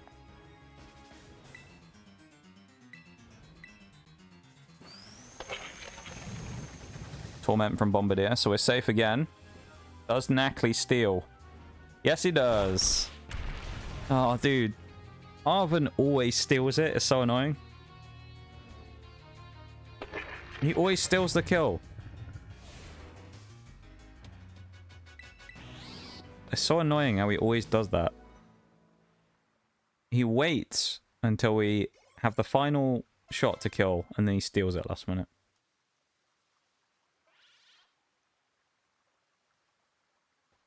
That was easy, though. I didn't think that was going to be hard because of Cloyster, but... I thought it might have posed slightly more of a challenge than that. I mean, that was done in like 2 minutes, so... Not really a lot to say there, was there? I'll update the sheet in a minute and see what other Pokemon we have, because we have like 15 minutes, so... May as well see if we can catch something else today, you know? Even if it's a future project to evolve.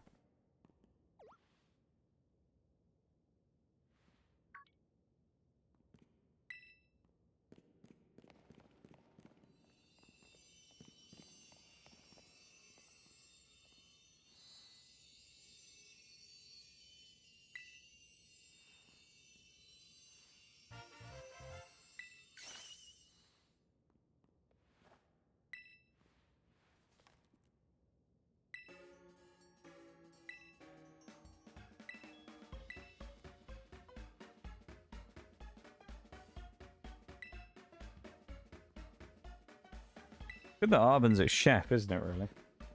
You can whip us up some nice grub. Quite handy having someone like that around, isn't it? You can just make us some grub, get us all sorted, and we're in. Great.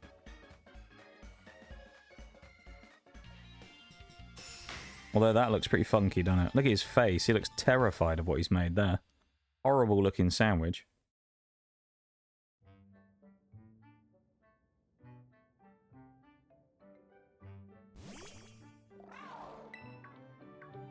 This gives us swim, doesn't it, I think? I don't think there's any other ice waters that we have that we can get, if I remember rightly, so...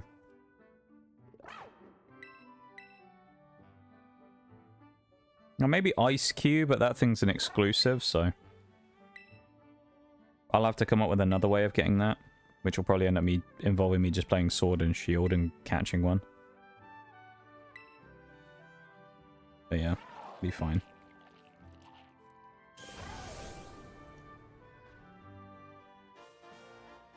Nice, we can swim. I love the way they describe it, though. It says Koraidon will now be able to move across water. Why don't you just say he's now able to swim? Seems like a weird wording for it.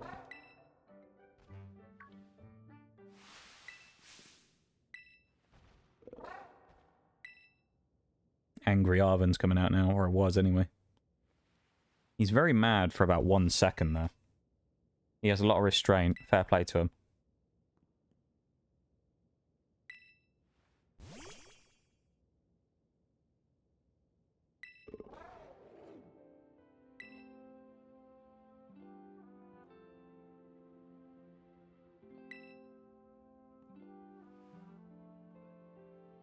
The way this Mabostiff in certain runs before, I think it was Psychic, it might have been, whichever one it was, but the way in that some of the runs, this Mabostiff was actually a massive roadblock for us. It's like, you wish it stayed... He stayed unable to fight sometimes, because this thing's really screwed us over a few times. It's got a really good moveset at the end of the game, to be fair. I mean, it has like Fire Fang, Play Rough, Crunch, and something else. That was pretty good coverage for most of the types that really would check it quite well. And it's Terra Dark, so... There's an Eevee and a Gibble in that picture. That's kind of cool, isn't it?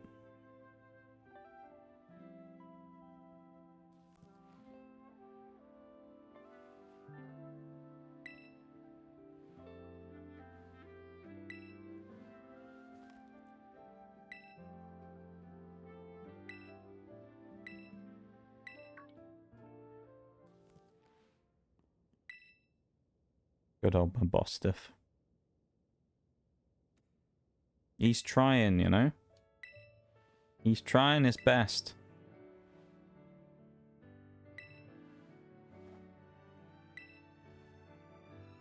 What a touching story. It is pretty cool that they actually kind of invested a little bit into putting some stuff into the story of these games. It's nice to know that they still, like, in certain areas actually try. Albeit it's not the best thing in the world, sure, but it's a Pokemon game, you know? You're not expecting a crazy deep story, but...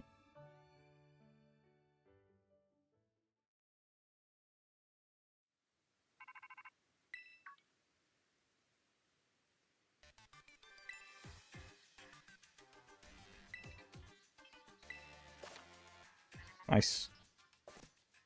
We can now swim. Very handy. Let me check real quick and open up the sheet, which I was going to do a minute ago. So let me do that now. And then I can have a look at what Pokemon we still need to catch and what we already have.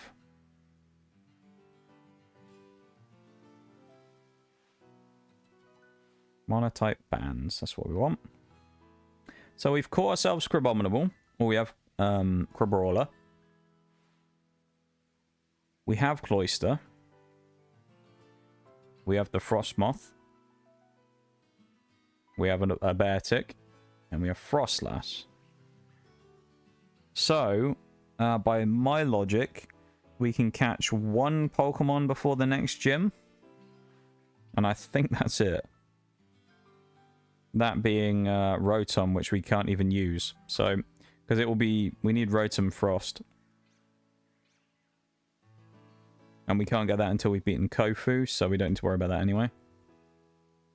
Maybe Glaceon is possible, but... We also need Ice Stone for Crabominable, which we could try and get next time, maybe. Because then that would be the only other Pokemon we could bring into the team, is Crabominable, and have a team of 5 going into Gym 3. The rest of it is... The only problem with this is we're going to get kind of this situation where we get everything at the same time, right? We're going to get, like... Weavile, Rotom, Frost not too far away from each other. We're going to get Ice Cube pretty close if I bring it in. Abomasnow, Delibird, Glalie, Cryogonal, Cetoddle, and Avalugg are all around the same spot. And then Baxcalibur kind of depends what level I can catch a Frigibax at. So if I can get an early, like fairly early level Frigibax, that'd be really handy. Like level 20s or something? That'd be amazing.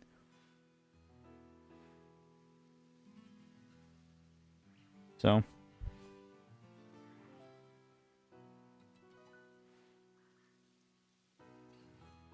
Interesting. Okay. Well, there's no other Pokemon we can catch today then. Because, I mean, yeah, I could go and get Rotom, but... Is there any point catching Rotom today? Probably not. Do I want to grind today? Not really either. So I don't really know what to do now. I guess we'll just wander about for a few minutes. We could look for an Ice Stone, but... Meh. Do we want to look for an Ice Stone? Probably not. Not a huge amount for us to do right now, because as I say, we've only got like a couple of minutes before we're going to wind down, so... There's not a huge amount of things for us to do right now before next stream on Sunday, where we go crazy in the next part. But, I mean, this is the team so far of what we have for Mono Ice. We have Crabrawler in the box, but we can't use it because it's not an Ice type yet. Now, albeit, keep in mind, these two, these Froslass and Klondike had to come from Pokemon Home. Reason being because otherwise we'd have only had Snom to do the first part of the game, and it would have been practically impossible, I think. So it was fair to give ourselves 2 other Pokemon that were bred and hatched at level 1 into the run. So they weren't already pre-leveled or anything. So I think it was a fair decision to bring them in. And they've done fairly well for us so far. And then Cloyster, obviously, we caught legitimately earlier on during the run. And Snom we traded for, so. But then in a situation like this, where you can't really get any ice types super early, there's not a huge amount you can really do about it. Like, this is just kind of what you have to do with some of these mono runs. You just kind of have to accept that you can't always make them work super flawlessly. And sometimes you just have to kind of, you know, make a few exceptions here and there. But we've done fairly well today, though. I mean, we've made good progress. If you look as well, we have 2 shinies we found today earlier on, which are in here in the box. Via the form of Rookidee. And also, that's not what I want to do. Rookidee and Psyduck, the 2 random shinies we found today. Pretty cool, I think. So, that's not a bad day at the office, I'd say, for Pokemon, Pokemon Monotype stuff. We've done pretty well. And, who knows what next one's going to be like. We so far, I don't want to curse us, but so far we haven't lost a fight. Team's looking fairly good. We have a Cloyster, which is insanely strong. Froslass is pretty good, because we got Dawnstone super early on, which you can do. If anyone's wondering where that is again, roughly, it's, is it? I think it's this mound here. So on this, there's a giant mound with a bunch of stuff right in that direction. You can grab a Dawnstone and a Firestone there. They're guaranteed spawns every time. So you can get both of those, which is very handy. It gives us access to Froslass super early on. So, I'm pretty happy with the team so far. We're looking strong. Especially the Cloyster. If we get a, you know, Ice Hammer Boy next time with Crabominable, we'll be looking even better. Give us a lot more punch. Cloyster can probably kill Iono. I thought that was another shiny for a second there when I looked down and saw that Numel in the middle of those Skiddos. There ain't no way we'd find a third one, though. We've already found 2 today. There's no way we'd find a third shiny randomly while we're running about. Kind of cool, though, if we did.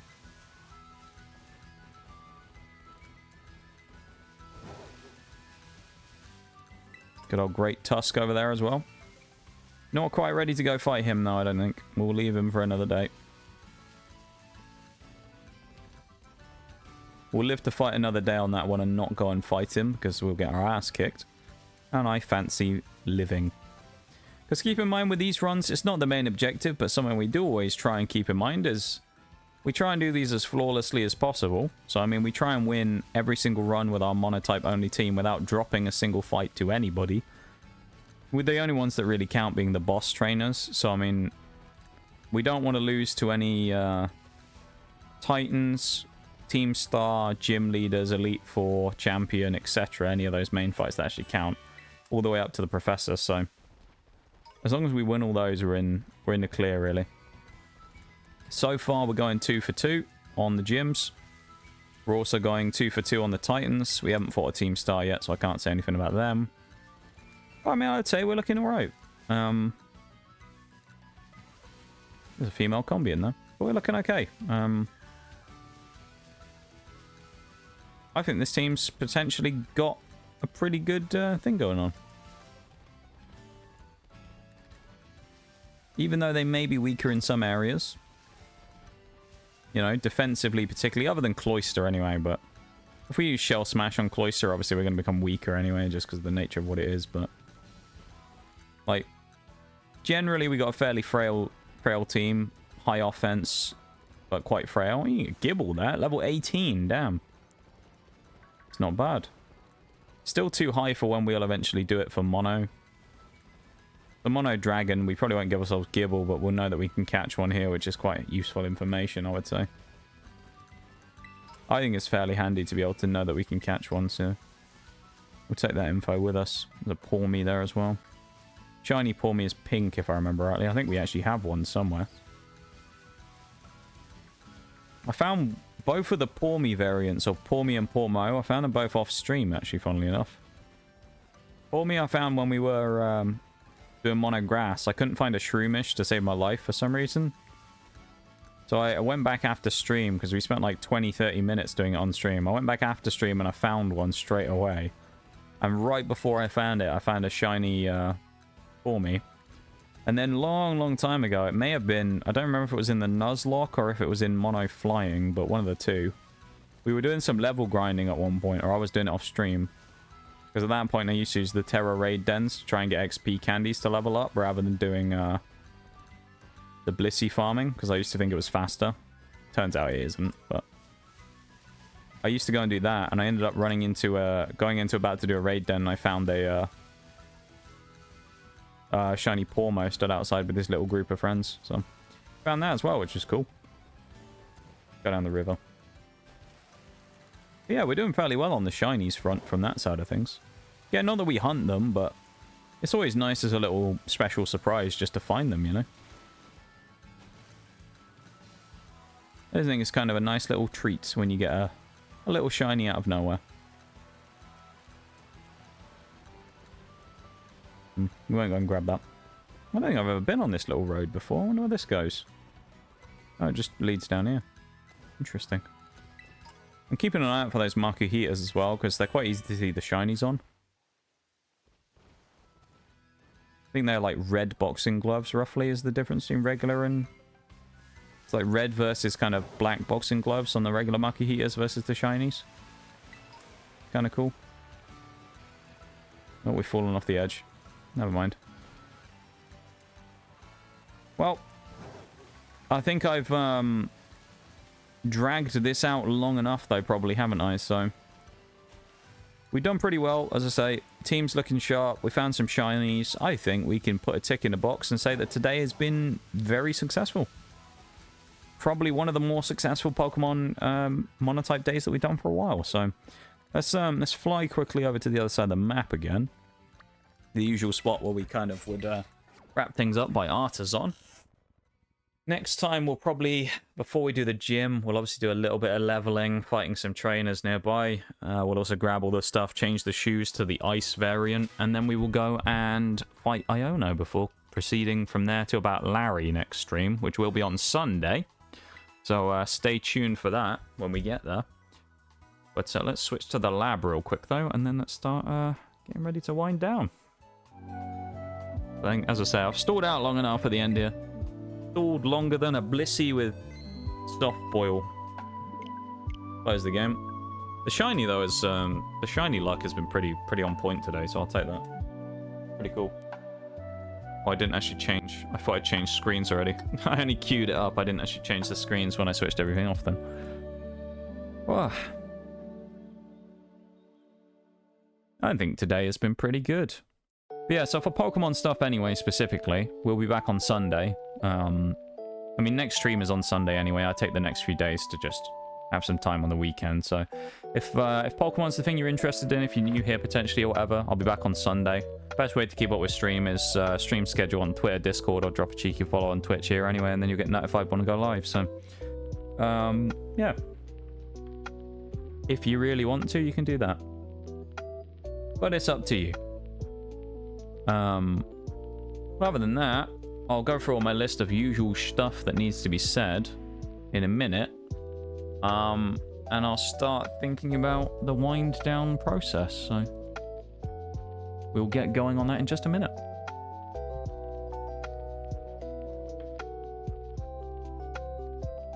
I said a very satisfying stretch there as well. Oh.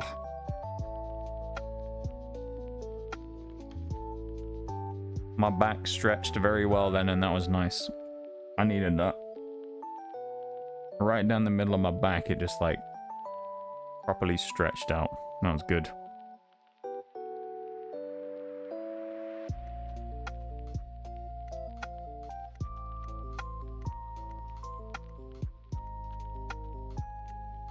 I think there's a break about to start again, but I'm not entirely sure. So potentially keep an eye out for that, because there may be one. Just, you know. Just in case.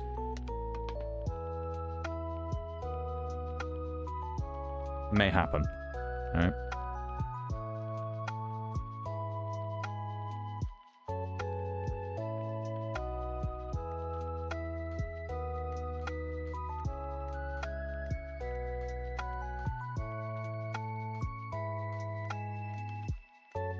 Really tired all of a sudden as well. I don't know what it is. The old sleepy train has hit me like a truck all of a sudden.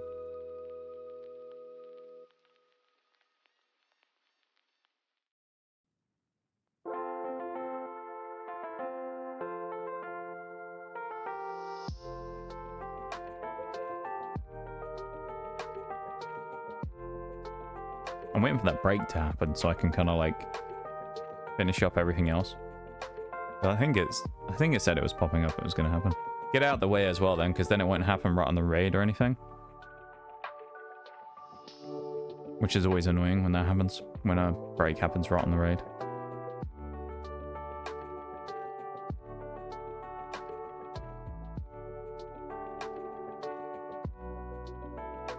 Let me switch my sound over real quick as well. Delcatty in chat, last chance to catch a Pokemon before we end up heading off for the night.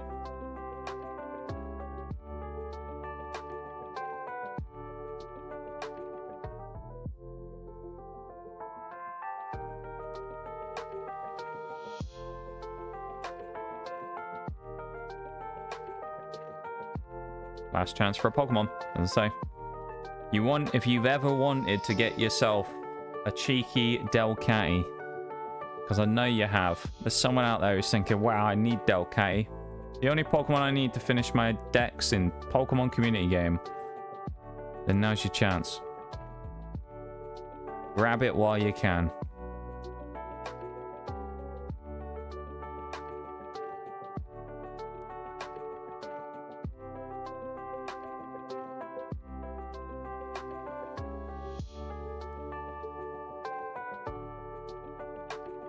I'm going to see if you get it though too.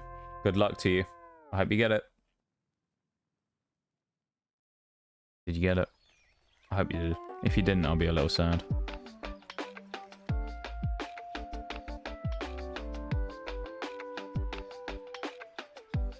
I believe. Should pop up any second to say whether you got it or not now. There's the break. I think you got it. I believe. Oh, you didn't get it. Mate. That's bullshit. That is some bullshit right there.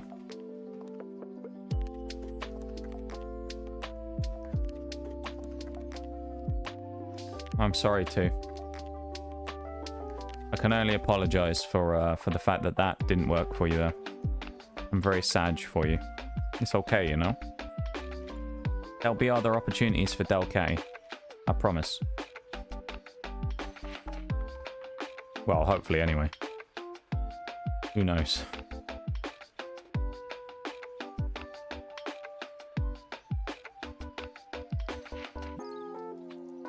Yeah, throw hands with it. Do it. Throw hands with Pokemon Community Game. Fight them. Fight them to the death. What you should do. Punch it out right now.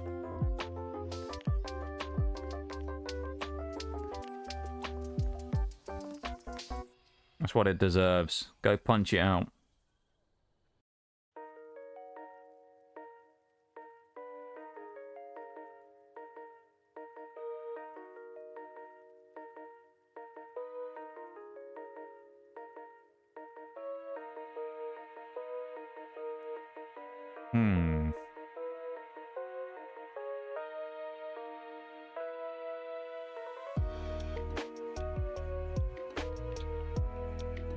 Just got back from getting beer, ayo.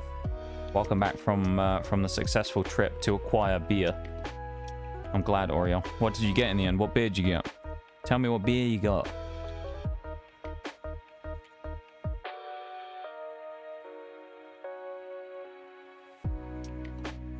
I bet it was something good. 2 different kinds. Okay. We like that.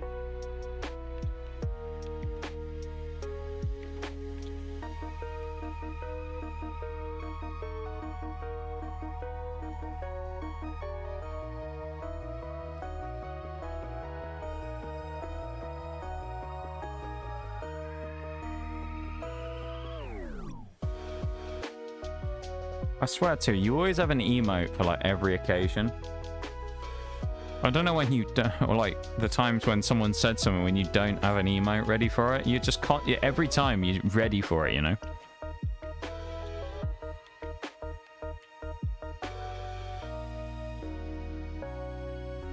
You are just like locked in.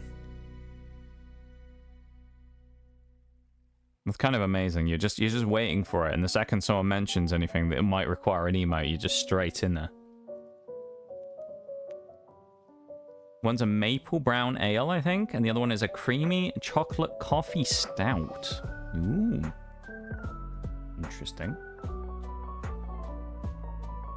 Couple of moonshine shots. Moonshine's pretty strong, isn't it? Moonshine. I never had moonshine before. Never tried anything like that before. Making some 4th of July dinner. Hey, yo, what are you getting, or what are you making there, Sparkus? What specifically are you making? What's on the menu today?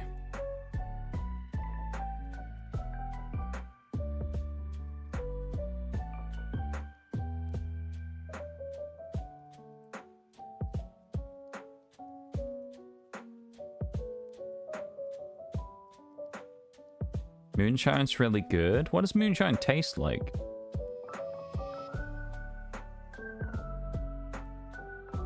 Does it have a predominant flavor?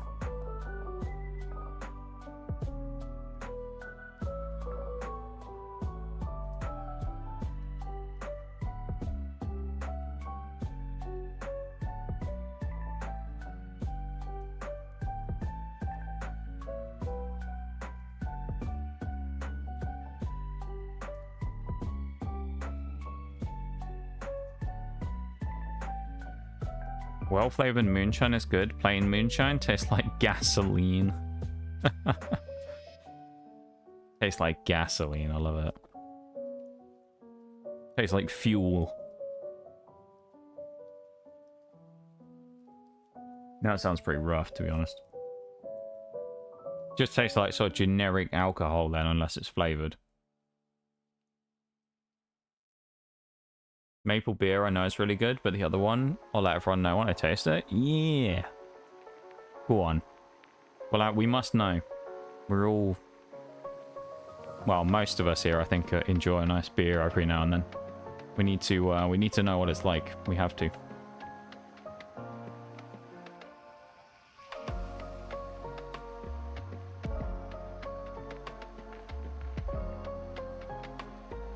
Burgers and chicken? And some chicken wings and waffle fries. That sounds pretty good. I could do with that. Could do with that right now. I need a snack. Need a snack after stream. I'm coming over, alright? I'm popping over. I'll be there in about 8 hours or something. Don't worry.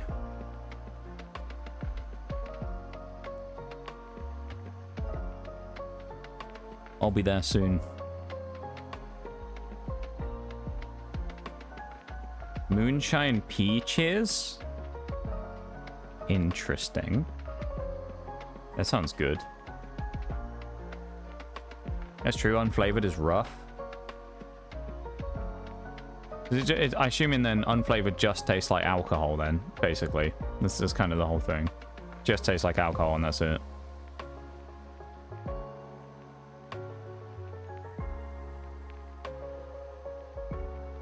Save you some? Let's go. Huge. Insane. Managed to join back? You did. We're actually about to wrap up in just a few minutes, but you did manage to make it back before the end. Snuck in right before. We're thinking about winding down because it's been 5 hours. I usually tend to stream for about 5 hours. But yeah. I'll be back on Sunday though. If anyone misses me that much. I know you all do. You all miss me greatly, I know. Joke, by the way. Come on now. But I'll be back on Sunday, though. I'll be back on Sunday at 7 p.m. BST, which is 2 p.m. Eastern. This is US time. 2 p.m. Eastern, 1 p.m. Central, and 11 a.m. PST.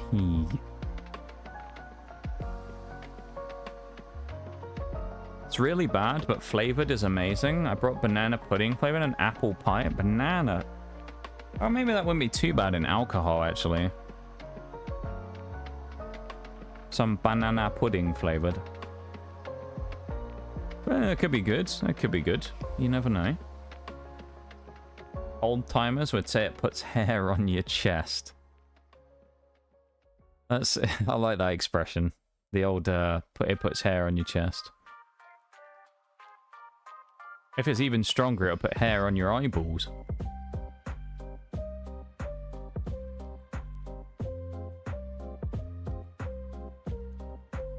Be wild. Isn't this Kirby music? Why is this in a Pokemon playlist?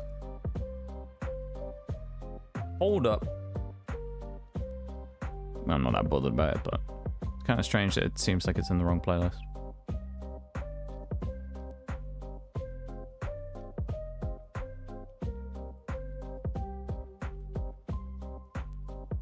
I feel like I'm in two... It's kind of like a weird thing, because I'm like kind of still vibey right now. I'm still vibing and existing, you know. But then saying I'm supposed to be looking for like ending the stream, and I'm just kind of like sat here just just existing.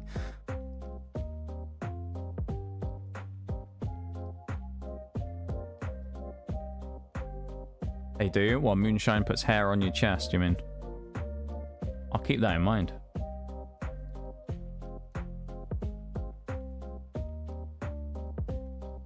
Last time I had moonshine, a friend fell over my couch and went to sleep. Well, it just passed up, like out straight away. Just fell over on the couch and then just passed out. That's kind of funny. Just keels over and immediately just passes out. I love it.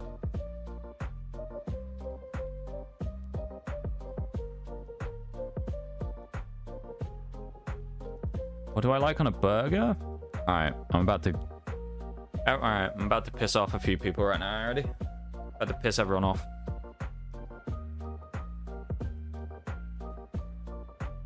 Are you talking? I assume you mean like condiment stuff, you mean? That's specifically what you mean, not everything. Because like I would assume that if you're talking about that like cheese was a given, right? You know, so you're gonna put cheese on it, surely. I'm about to piss everyone off right now. Nothing.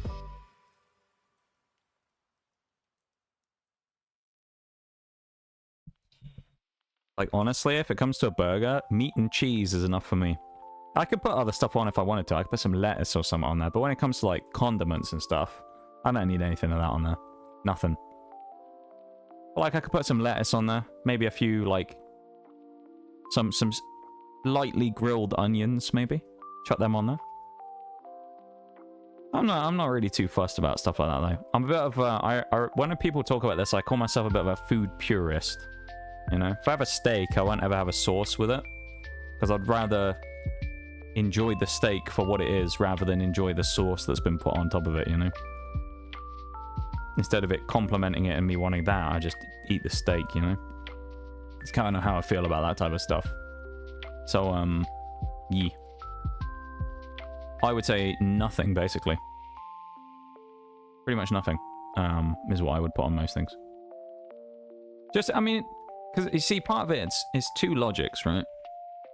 Because I think on its own, it should stand on its own, shouldn't it?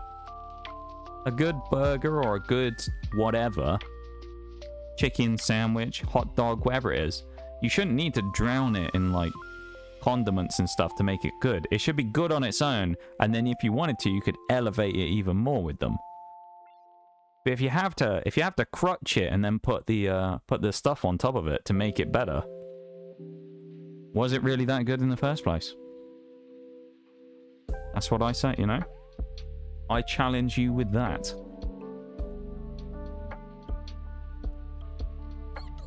Fried egg. Oh, fried egg sounds interesting, actually. I don't think I've ever had egg on a burger, but that sounds good. A fried egg.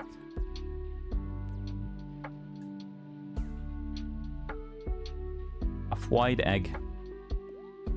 A fweg. That sounds like a insult or something.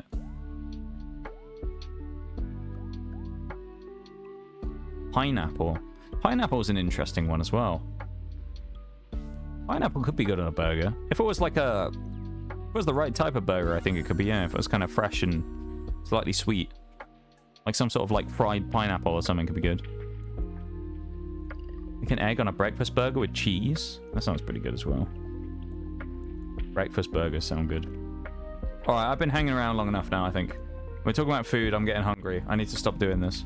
I've been hanging around here for like 5 decades now since I said I was going to end, so... should we raid out? I just put exclamation mark rad. That's not what we want, it's exclamation mark raid. Before we go out though, once again, just remember, stream will be back on Sunday, of course, as I say. We'll be doing more Pokemon. We'll be getting on with that stuff pretty soon. So it'll be fun. Until then, I won't be around. I mean, I'll be on Discord and places like that. You know, you might see me around, but I'm not going to be on live anyway. So, you know, you can find me. If you don't, then there's links below for all of that stuff, for links to Twitters and Discords and all that stuff. But I'd say the best place to find anything is here on Twitch anyway, so, yeah. You'll find basically every bit of information you need here. And notifications for when I go live as well. So, let's head out. Raid messages in chat. Thank you very much there too. I appreciate it. Taking the stand-in mod duty right there of doing the redeem. Doing the thing. I don't know. Thank you for doing the second one as well, because I hadn't thought about doing that before raiding out, actually. Kind of messed that up. My friend got it once and said, what? Don't knock it till you try it. And he said it, I get it, sometimes it's good. Well, the pineapple. I can see why it would be good. I definitely could see why it would be good. I feel like it's one of those things where you look at on a menu and you think, that sounds a bit... it sounds a bit strange. But I think I'd go for it. Have a good day, everyone else. Have a good one as well. Thank you for being here, everybody. Or night, yeah. It is, well, technically morning, I suppose, now. It's 20 minutes past midnight. But I suppose it's technically night, morning. You're going to split hairs on it, but... Thank you for being here, Heavenly, as well. Hello and goodbye. Because I haven't put my raid command in yet, have I? I'm going to raid someone we raided once before. Funnily enough, we were playing Pokemon when we raided them. And we'll go and say hi. Why not? Because they are pretty cool. And I know that they are someone I met through Oreo, funnily enough. So I'm going to say hi to them. Great messages are in chat. There we go. Stream was fun. I'm glad that you guys had a good time. I thank you for being here, you know. I mean, there's kind of no stream without you lot, so... Thank you for being here, hanging out, vibing, lurking, chatting, and all of these above things. Nitty with the 7-stream streak. Thank you very much, my dude. I appreciate it as always. I know you're asleep right now, but I'm just going to say it anyway. Just as if you were still here when I said it. We also have Decritter. Thank you very much for the cheeky follow as well, earlier. I appreciate it. And Mystic Hyozuki. Thank you very much as well. I appreciate it very much. Welcome to the lab once more. Thank you for hanging out with us. And I hope you had a good time with us here today. And we might see you on Sunday. Okay. Thanks for the follows. I appreciate it. Welcome to the lab officially. And we have a gift sub from 2, which went to Prisms, didn't it, I think? If I remember rightly. Unless my memory doesn't fail me. But thank you for the cheeky gift sub 2, which also completed our little cheeky subs goal that isn't really a goal, but just sort of sits there to fill up the screen. Thank you for that too as well. I appreciate it. We have a nice lime green bar on the screen now. I love that. There you go. Look, lime green bar in the top corner. Lovely. My color, that is. Thank you for being here. Rate messenger in chat. You know what you can do. You can copy it for 100 channel points. I appreciate everyone being here. Thanks for hanging out, lurking, chatting, vibing, all of that stuff. And I'll see you on Sunday, okay? Okay. Everyone have a fun 4th of July. Stay safe. You know, drink responsibly. And I'll see you on the weekend, okay? Bye, everybody. Take it easy.